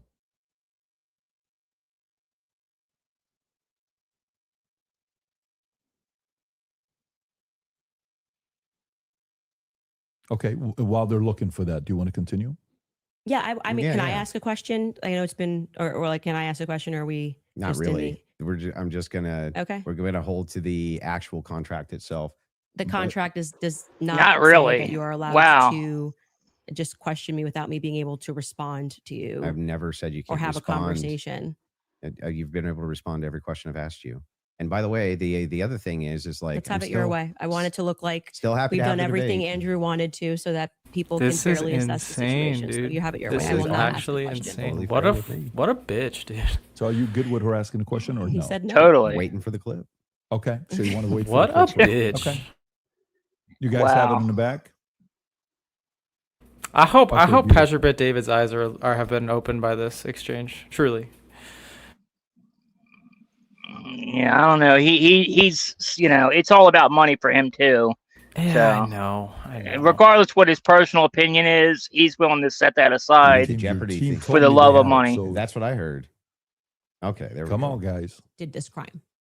Okay? Because Lance I can't hear Twiggs this. My has his thing went off. Just tell me DNA what on it the says after. towel. It's fine. Lance Twiggs has his DNA on the rifle. Lance Twiggs And to has be his clear, DNA on the Lance rifle. Twiggs' Said this- we say this 4 DNA times, was but I don't not know why they feel as like they need degraded to- as Tyler Robinson's DNA was on Tyler's rifle. It's Tyler's rifle. Oh, you but also Lance's said, yeah, it's DNA not as degraded on the rifle. Yeah, because I thought he was one of the things, but I've already that's what I mean when I say that. Like, it just seems like you're not actually here trying to engage, because even before you got to this, and I knew that you had some secret clip planned, I said to you when I rewatched the testimony, I realized that they didn't explicitly say Lance Twiggs. They said 5 other profiles were on it, and that his was the most degraded. So I hope your team feels fulfilled in playing that. Is there any more? I'm happy to play every clip that he has on the ready. Anybody? You said you had some new evidence at the beginning of the. Oh yeah, debate we should you had show that something text new. message that you Did read, you just wanna because share I that? think that's important for the public. You shared it out of context. I'll do it on my show. I'll share the text So you're going to message. read it on my show, but not show it. That's insane. No, he What- should show the what a text right now. Show the POS. text now. Total Show the POS. text now. You brought it into the debate. Show it now. Because I want to drip out the evidence. You know? That's what a Got to drip out that evidence. What a to keep people scumbag. Coming back for the show, right? I don't know if snark serves you so well. I'm just saying, like He looks like an yeah, asshole. I'll release it there. Yeah, that's my intention. But yeah, I'm fine with closings if you want to do closings. What Well, a I also would just, douchebag. if I may ask a question, is that permitted? Go ahead. Just so I also have clarity, since your basis has been evidentiary, you keep saying that you have evidence or like you are following evidence. Which one of the charges against, or all of them, do you think Tyler Robinson is guilty of? The specific charge? Yeah. Yeah. So I think is that Tyler Robinson shot Charlie Kirk. Yeah, but of the 7 charges, It's not the charges. that he's being charged. Yeah, can we She's list about to them real prove quick? he I'll hasn't. say exactly She's which about, ones. she's about to prove he I'll pull hasn't. them up. Well, do you know any of the charges? doesn't even he's know. up for right now. He doesn't Yeah, know. of course, but Can I you- want to can you make sure name that we one? have them listed. Yeah, but like can you name one? Because my general perspective is that you don't actually care about this case. You're not Is following that the it? case. That's the Yeah. question. You're just not following it enough. It seems pretty, like, if you're going to engage and you're going to say the evidence is overwhelming that Tyler Yep. Robinson is guilty, I just think that you should, All like, right. can you tell me one Then let's do the charge that counter. he's... You can really, hang on. This is a great gotcha. No. You just got to ask me, play Yeah. clips out of context, Yeah, put me yeah. in the hot seat. So please just answer the This question. is fair. Can Name you all name- 7 can since you- you've been following the case. Okay, sure. Go ahead. You name one. Yeah, you named all 7. I'm happy to do that, but can you name one? I think She- he's she been probably charged can. with murder. That's actually incorrect. Okay, great. Now name all 7. He doesn't even, this is like... Name all 7. And Why? I- Why? Can you Why name should all she have 7? to? You can't even name Then do one, it. asshole. Sure, you don't have to Do put it. your, No, do it. I'll count them. Go ahead. you don't have name to put 'em. your fingers up. I Okay, can do hang on. that. Name them. Yeah, sure. Name them. The first charge is aggravated murder, because that's what carries a Okay, death so sentence in the murder. state of No, Next. that's not. That is literally not murder. There's Okay, a difference. And so just for people There's to a know, difference, I don't have Andrew to limit Wilson. A time limit. You There's nothing going on. stupid. And just to explain people the difference of why that really matters and shows that he doesn't actually care about this at all is because aggravated murder, it's narrowly defined, and because it carries a death sentence. I'm going to answer the question. Okay, you're just going to recognize that your strategy of thinking that people are intimidated when you try to put a time constraint doesn't work, and you'll be better the next time you debate someone. I got it. Give me the other ones. The more you cut me off, the longer I'll take. Do you want to just wait for me to finish of why that's a big difference so that people don't walk away? No, I just want you to list the charges. Yeah, I'm going to do that. You just don't get to pretend that there's a time constraint for me to do that. Well, how long does it take you to list 7 charges? Because I'm speaking. You just got to. It sounds like you're just delaying it because you don't know them. I know all 7 of them. Then and I'm going to say again, because you're going to get embarrassed. You don't have to. He's about to be embarrassed. He's about to shit his very pants. flawed debate strategy. I actually am under no time constraint. I got one. Great. The second charge is the felony discharge of a weapon. It's going to be so fun the to next make a 2 video charges are for obstruction of justice. Okay. The next 2 charges are for witness tampering. And the what's final the specific charges though? That is them. Obstruction of justice, obstruction of justice, witness tampering, witness tampering. Okay, and there's no other specifics to them. Well, I can tell you why he's being charged. No, just the charges and then 7. Yeah, see, the bad thing is when you try to be an a-hole and it doesn't work. What's the 7th? The last charge is violence in front of a minor. Okay, got it. So then he's being charged with murder. You just say aggravated murder. No. That's the distinction. You just want to. It's a massive. It's like you cannot say murder versus aggravated murder. There's a massive difference, Andrew Wilson. You're an idiot. You are an idiot. Up for the death sentence, and I actually find the defense's filing about why this is not aggravated to be very compelling of why it's not aggravated murder. I actually think that if the state was going to even try to pull this off, they should have charged him with just murder. And then I do also, again, want to stress to audiences that debate strategy of thinking that you have to speak faster or somebody puts your hand up and they try to pretend like it's some sport. I think he thinks it's a blood sport. It's not. It's about being right and being principled when you're engaging. And you can make mistakes. I make mistakes all the time, but at least be genuine in pretending that you care about this case enough to know one of the charges that are up against Tyler. God bless Candace Owens. Exactly. That he's guilty. If you would like to move to final statements, I'm fine. I want to make sure Andrew has had the time that he has requested. I think your team would like to pull up the 7 charges that he just asked you about. If you guys want to pull that up just to confirm the 7 you went through. Can you guys zoom in a little bit? Aggravated make murder, Andrew felony read them out discharge loud. of a firearm, You should make Andrew read them. Obstruction of justice, which is counts 3 and 4, 5 and 6, tampering with a witness, and count 7, violent offense in the presence of a minor. Child. Yeah. So 5, 6, tampering witness, 3rd degree felony. Now I did notice something. I just was curious about. If I'm just wondering. When you pulled out your phone just before you asked that question, did somebody by chance text you that question? You can check my phone. Oh my God. What an idiot. No, we should see the Charlie text in that case. If he's asking that question. Producers who are in there this whole time. Yeah, exactly. I'm happy to do it because you're just going to get double embarrassed. Where's my phone? You want to see it? I'm just curious. Yeah. You can literally do that. She should be like, show me the Charlie text if I show you moderator, this. take it. Let's see if anyone was texted at all during this debate. All right. About the violent charges or anything.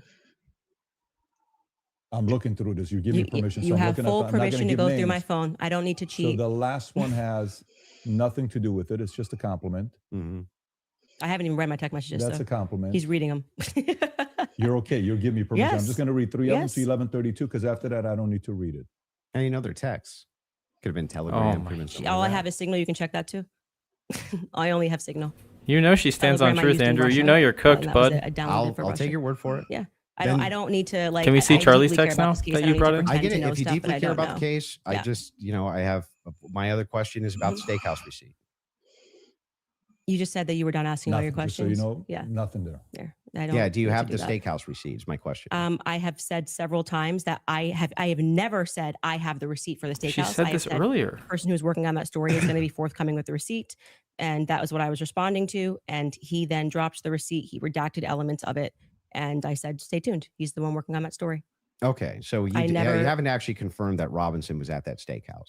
All I did, as I said earlier, she said that she did confirm. She talked to the owner earlier. I think it was back in January. She was the first one that actually broke it. Yeah. Happened, and that there was a receipt. That's it. That's the extent of what I shared is what happened. Okay. So to be clear, there's no receipt. No, don't- I just said the opposite. There I is said a there receipt. is Well, a you don't receipt. have a copy of the receipt. This guy's an idiot, dude. The receipt was published he's online. grasping so Yeah, right. hard. With blurred The out. person working on this story Yeah. that blurred that out Mhm. is what I was referring to when I said stay tuned and keep following his stuff, because he went to go do what I hadn't done, which was he interviewed the actual server. So there's no evidence that Is that Tyler was diligent? at that steakhouse. I would say the receipt, it with his Yeah. debit card number, it would be some hard evidence if that I agree with that, Yeah, but- so that's it. But you're questioning me. But is there, as of right now, He paid, if you're asking me, did he pay with a credit or debit card? The answer is yes. No. Is there proof that that was actually his debit card that he paid with? Yes. I think you should follow the person that is. Go ask behind Diligent, that big story. dog. Well, the More reason I'm something asking you is because you always include it in your timeline that he traveled to the steakhouse. Yeah, we've been building a timeline with things that we Mhm. feel are But is there any actual Utah 1102 evidence? approved. I think speaking Yeah. to the owner, knowing that there's a receipt, seeing the receipt is good enough to put on But- our timeline. But the receipt itself, the question I always had about it is, couldn't you just call the merchant? Like, if I've ever had a merchant account, I just Mhm. call the merchant Well- account processor and say, "What's All the right, name I'll on check this?" it out. Yeah, I would stay tuned. I feel that having spoken to the owner, that the evidence is compelling enough to put onto my personal timeline of what took place on that day. I feel like and we're that's gonna where it's find all this gonna out in stay, court, and bro. You if know? it gets debunked, I'm happy to take Yep. it off if Mhm. that's what you mean. That's how an investigation works. Like I said, I did more than enough. It would definitely pass the test by the Utah 1102 rule, for sure, for certain. To be I'm- submitted as hearsay. well, yeah, beyond that, because they Yeah, didn't even but- have receipts. They were like, Bob told But me the this. question is, the receipt itself, it has not been verified to have been Tyler Yeah, I just want to Robinson's, say you're right? holding me to a higher standard than you are. I'm not even holding it. in I'm the just prosecution. asking specifically. Yeah, I've been very forthcoming. I've told exactly Mhm. what happened. I spoke to the owner. I got the tip, and So I should that be chased it added in down. an official timeline that It's you in give? my timeline. It's my show, and we can add and subtract what we want, and we do. If You we can get do something what you wrong, want, sure, but Well, I I'm just wanted to asking, make sure. should you include a thing that you know hasn't actually been verified to be Tyler Yes, Robinson's? you should. If we're trying, It to build a has been timeline, you should. verified.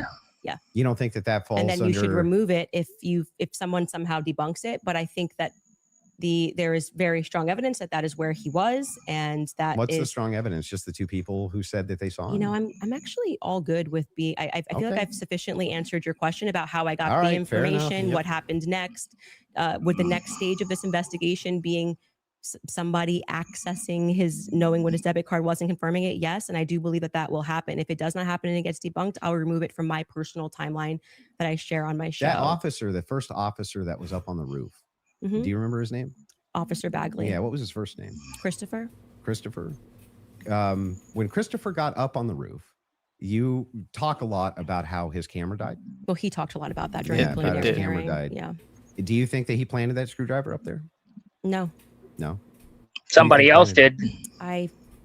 If we're just going on am I allowed to have an opinion? Of course. At this stage, I would say that I don't buy his assertion on the stand that he didn't check to see if anybody went onto the rooftop before he got up there.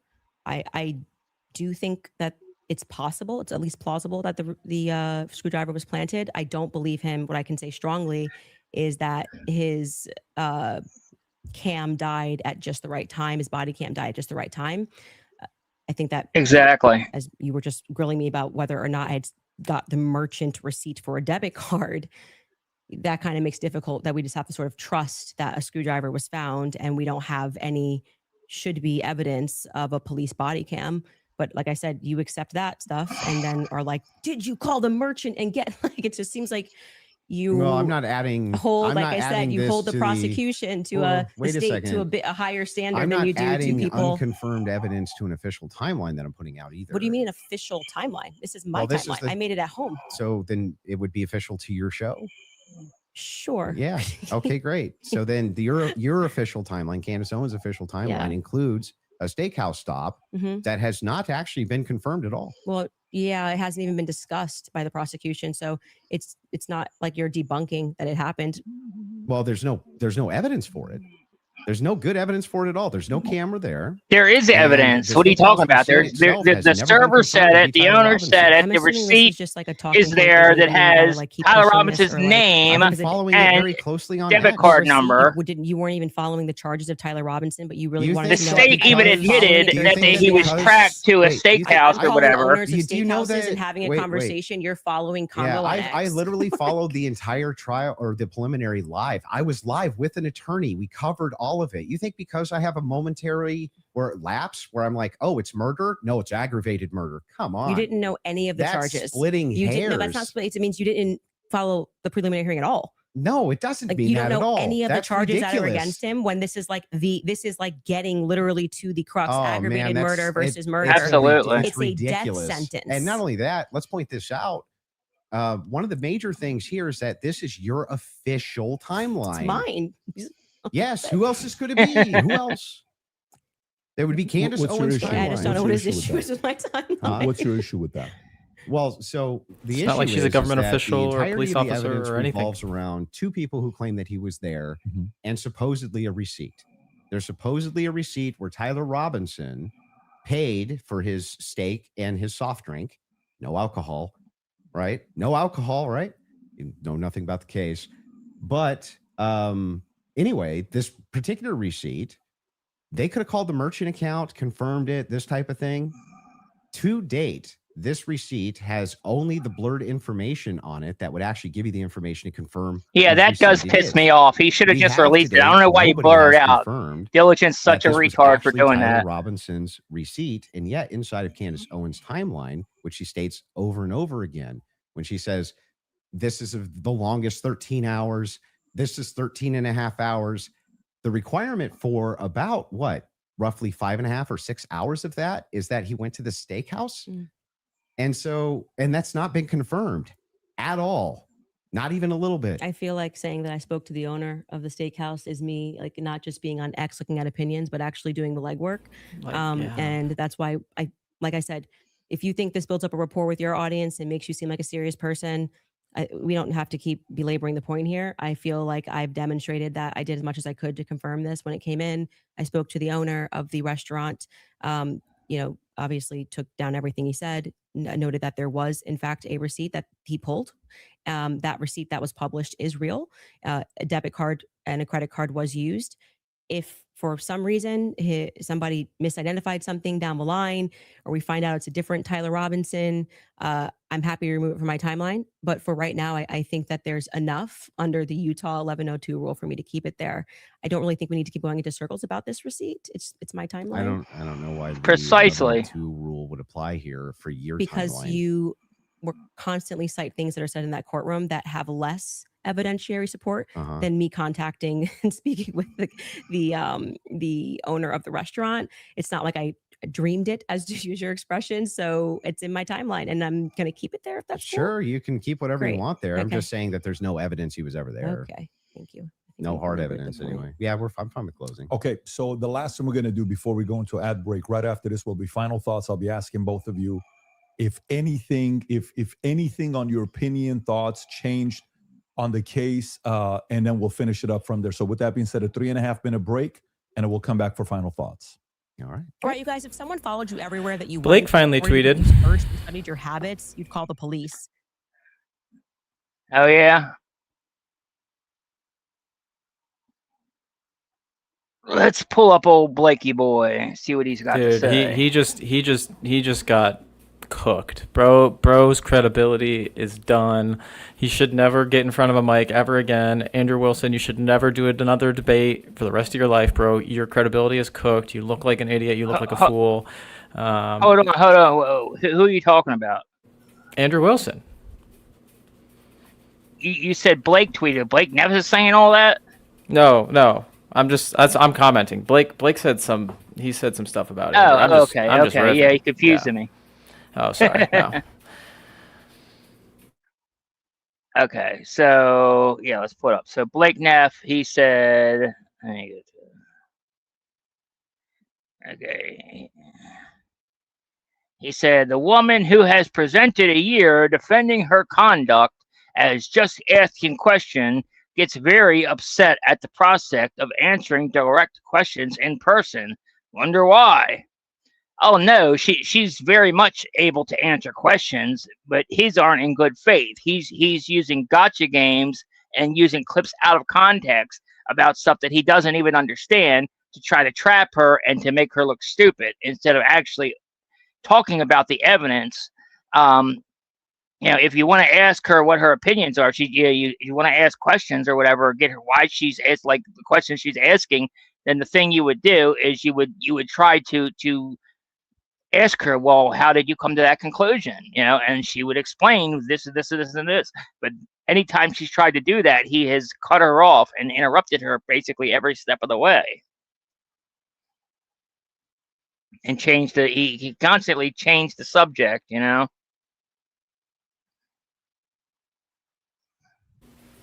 No, he is the definition of like a bad faith actor. It's 100%.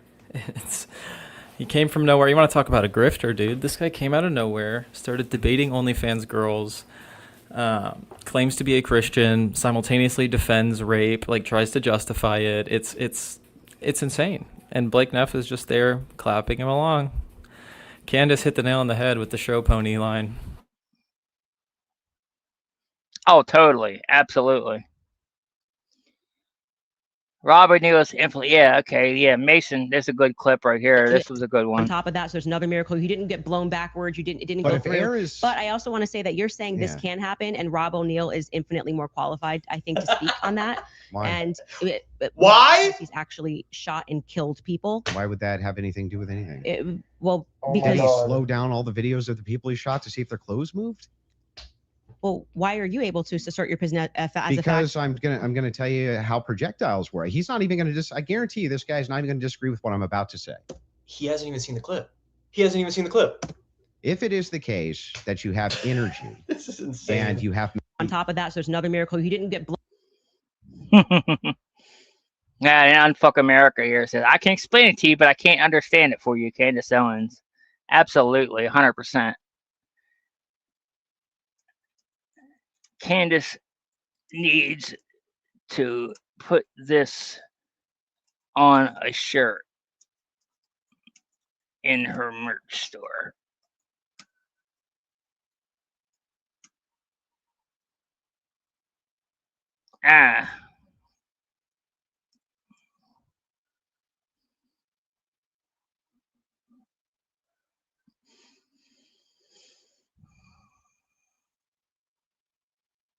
And Steven Crowder, do you actually believe that anybody in TPUSA or Erica Kirk actually participated, had foreknowledge, or facilitated the murder of Kirk? I'm not going to get myself into a legal pickle here. There you have it. She either doesn't know or she's a coward. No, if you're an idiot, dude. She clearly is not stupid enough to fall for his bait, but she's saying it in a way that all of us understood what she meant. Yes, she does believe that, but she's not stupid enough to actually say that out loud. I want to just directly ask you is, do you actually believe that anybody in TPUSA or Erica Kirk or Erica actually participated, had foreknowledge of, or facilitated the murder of Charlie Kirk? I'm not going to get myself into a legal pickle here. Oh my Everything God. I said is on my podcast. I think Hey, if you're out there saying it's clear Erica or TPUSA did it, guess what? Candace won't say it. I would seat them all. So either she doesn't know or she's a coward and you need a better champion. So all the people. Or it could be exactly what she said, that she doesn't want to get sued because she knows that they're trying to set her up to sue her. These people are insane, dude. The Fed sloppers are working overtime. Oh, big time. It's wild to me. That's my intention. But yeah, I'm fine with it. Is it we back on yet? Let me see.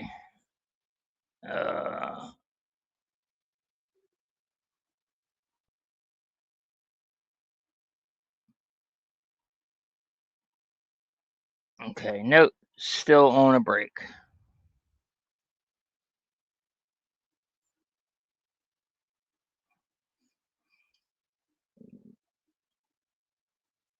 Okay, cool. Yeah, now, and as far as Erica Kirk goes, obviously, yeah, and here's my opinion on it, okay? I don't believe that Erica Kirk is the one that actually fired the shot, obviously. I don't He's think back. any of He's us back. are saying that. No, he's back. No, it's not back yet.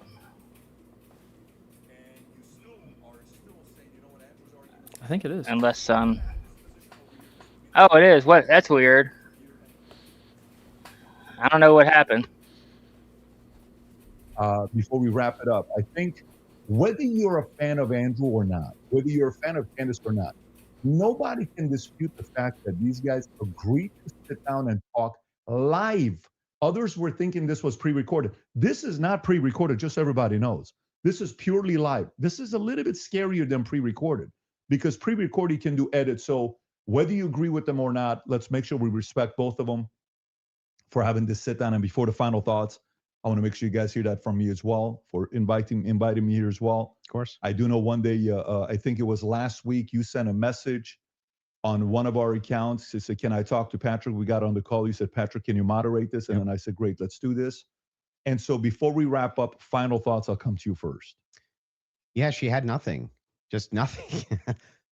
For all of her claims of Patsy. Wow. Nothing. She didn't have a single claim. She didn't have a single solid piece of evidence. She had no positive evidence Israel's involved in anything. No positive evidence that France is involved. He avoided that whole conversation. No positive evidence TPUSA is involved in anything. No positive evidence that Erica Kirk is involved in anything. When I asked her about her claims about Erica Kirk, yeah, it's just funning. It's just funning. You know, or yeah, I do think that she needs to sit down and ask some questions, but or answer some questions. But you know what?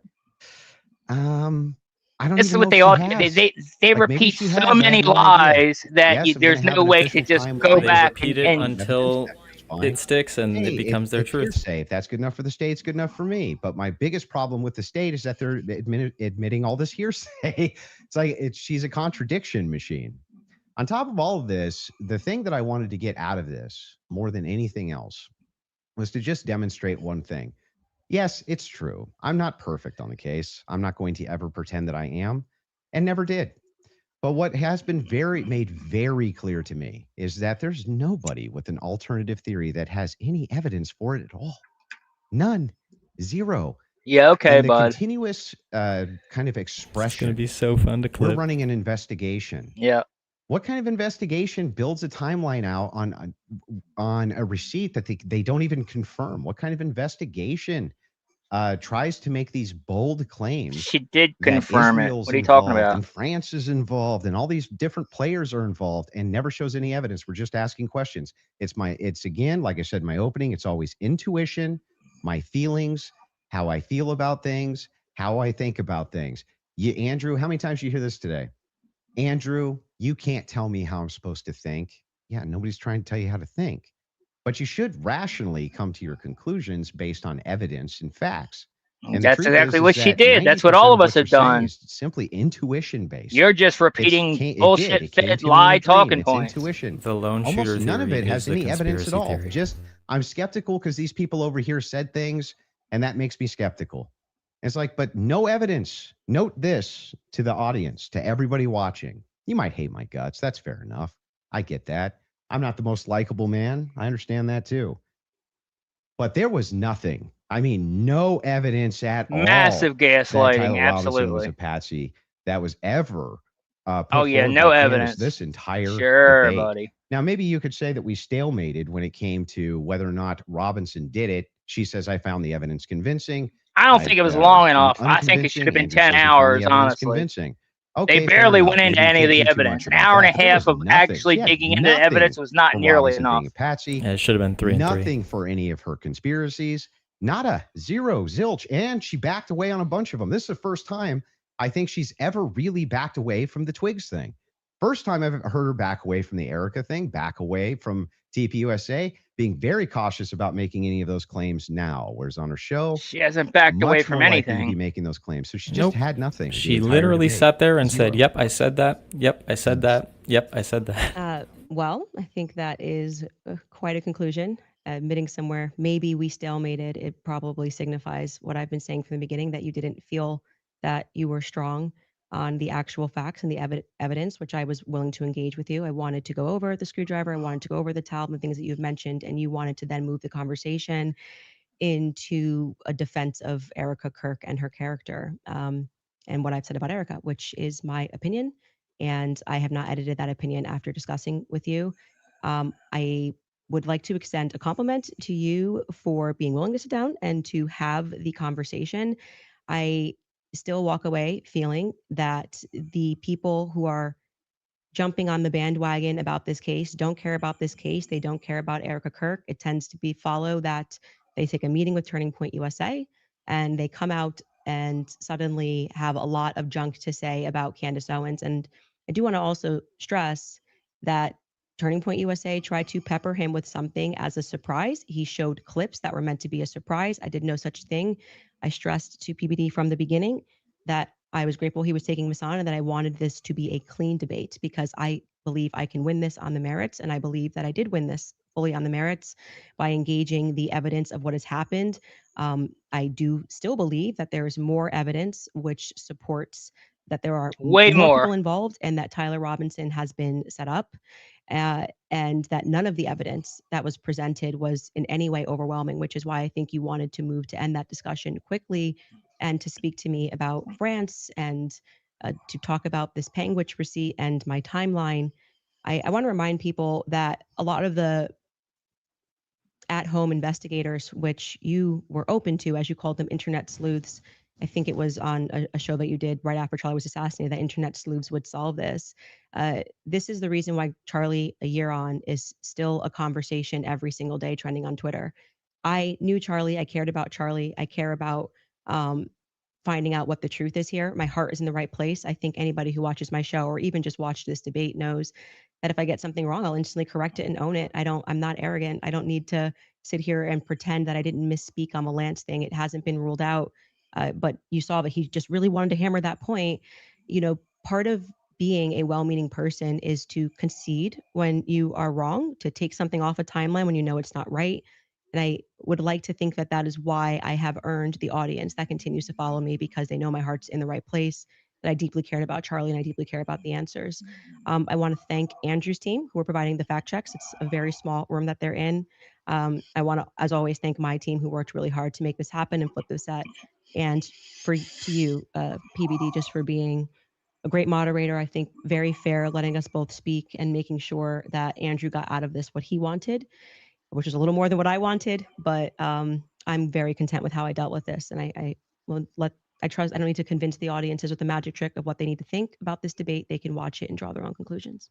Beautiful. Fair from both of you. I think the audience won. And again, from the beginning, all of this is because of how much love and respect. Yeah, I mean that's fair. That's fair enough. No longer here with us. You know, none of us know exactly what went on, but you know, we just know that there's a lot of strange things, and asking questions is not wrong. That's what Charlie, you know, encouraged everybody to do. PBD Podcast, subscribe to the channel. This is how you help these voices get out even more, especially going into future when this happens. You want a lot of independent creators to have these types of discussions.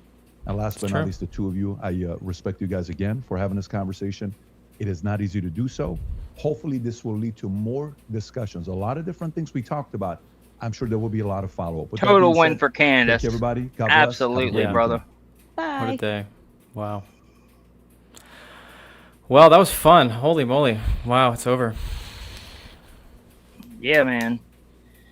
Wild. I'm sad that it was not longer. It should have been a lot longer. I'll tell you what, I don't think Turning Point got what they wanted, which was to get Candace to slip up, but they should have known who they were going up against, you know? No, she didn't slip up whatsoever, you know. And honestly, and the one thing that she supposedly conceded or whatever about Lance's DNA not being on the rifle, I actually think she's mistaken on that, because I watched that trial and that's what I thought too, that they said that Lance's DNA was on all the items. That would include the rifle. So I'll have to go back and watch that. I may be mistaken on that, but I don't think I am. I think she might be confused on that, but we'll see. But yeah, man, I think they didn't get what they want for sure. I don't think. You know, their goal. She mopped him, absolutely, and that whole question asked, like, he didn't even know what the charges were. Like, he's saying there's no evidence. Like, clearly he hasn't reviewed any of the evidence that that any of us, Candace, myself, Baron, and any of us. He hasn't reviewed any of the evidence that we put out for the last 11 months, whatever it is, since Charlie died. If he doesn't even know the charges that Tyler Robinson is facing, like, come on. I know, that's what I'm working on blowing up right now. Yeah, definitely.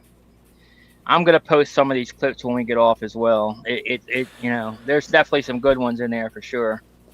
It's that needed to happen. I'm very glad that happened, just for the sake of debate and dialogue, and getting to the truth. Ultimately, for Charlie's sake, I think that he'd be happy that happened. So. Yeah, exactly. It's all about, and that's the only thing is I'm glad it happened, because obviously this only makes them look even worse than they really are. They're the ones that sent this guy. He acted in totally bad faith the entire debate. That only makes their side look even worse. Even the fact that they're even engaging with this guy and hiring him and promoting him, that makes them look bad as is anyway. But yeah, I mean, that's the only reason I think I'm glad it happened. But as far as like anything else, like there was no upside. Like Candace, I mean, I guess that's kind of an upside, but there wasn't much upside to it. I'll put it this way, because there really wasn't any sense in debating him, because one, he's bad faith. Two, his whole thing was to just try to trip her up and get her to say something, that could be used later, actionable in court. And thirdly, he didn't, he doesn't know any of the firsthand information that we are asking. Like all the questions that we've been asking all this time, like the real person, like she said a couple times during the thing, the real person, that the people that need to sit down and do a debate are, the people that were there that day, like Blake Neff, or not even that, like you just Erica Kirk. Get Andrew Colvette, the spokesperson, like she was saying. Yeah. He needs to be the one having that debate, not Andrew Wilson. Like it's disgusting. 100%, big time. So that's basically what we got there. Okay, so I think I've already read all these super chats, didn't I? Yeah, I'm probably gonna bounce. I think I did. And go start my day after that. Holy moly! Thanks for having me, Colin. That was a lot of fun, dude. We need to do more of these for sure. Yeah, absolutely. Definitely everybody go follow Art Memoir on X and YouTube, and actually everywhere. Also, be sure the other person that stopped in with us, Lauren Paricha, be sure to follow her as well, at Lauren P, everywhere except X. And she's at Lauren Paricha on X, I believe. But definitely follow them. They do good work. And Art himself, like I said, or Mitchell, I mean, himself has been been going hard after them. Like, if you guys don't know who he is, he's a former ex. He worked for Turning Point, and not just that, he was very close. He knew all these people firsthand. He knew Charlie. He worked with Charlie. He knew Terrell. Worked with Terrell. So yeah, I mean, he's got a very unique opinion, and he's a good person to follow for sure. He has a unique skill set when it comes to calling them out, and he also has some very, very bombshell stuff that's going to be coming out in the coming weeks, which is going to definitely raise some eyebrows. So I'll just say that. So you definitely want to be following him. Yeah, stay tuned, and I'll let you wrap up here, bro. But thanks again for having me, and we'll be in touch. And God bless. Take care. All right, brother. Anyway, yeah. So that was the debate. Like I said, overall, I think Candace won, without question. There was, to me, there's no debate in my mind. It wasn't a stalemate. It wasn't even close. Like, Kendra mopped the floor with him, just like I knew she would. My only thing that I had a problem with is I think it should have been longer. I don't think 3 hours was enough. Because the first hour, like out of that 3 hours, the last hour and a half was Andrew just doing his gotcha bullshit on Candace and not addressing the actual evidence and facts of the case. So the first hour and a half is really the only real debate that we had, where we actually addressed evidence and facts, and we barely delve into any of it. So, you know, that's my only criticism is I wish it was longer. It should have been, at the very least, it should have been 3 hours per side, you know, at least 3, you know, that way, you know, or I don't know about per side, but there should have been at least, they should have addressed the facts a lot longer than just the gotcha crap that Andrew wanted to do. But that's basically it, guys. Thank you guys for joining me. I appreciate you all. I love you all. Thank you, everybody who supported the stream with super chats. Thank you. And I'll see you guys on the next one. Later, Gators.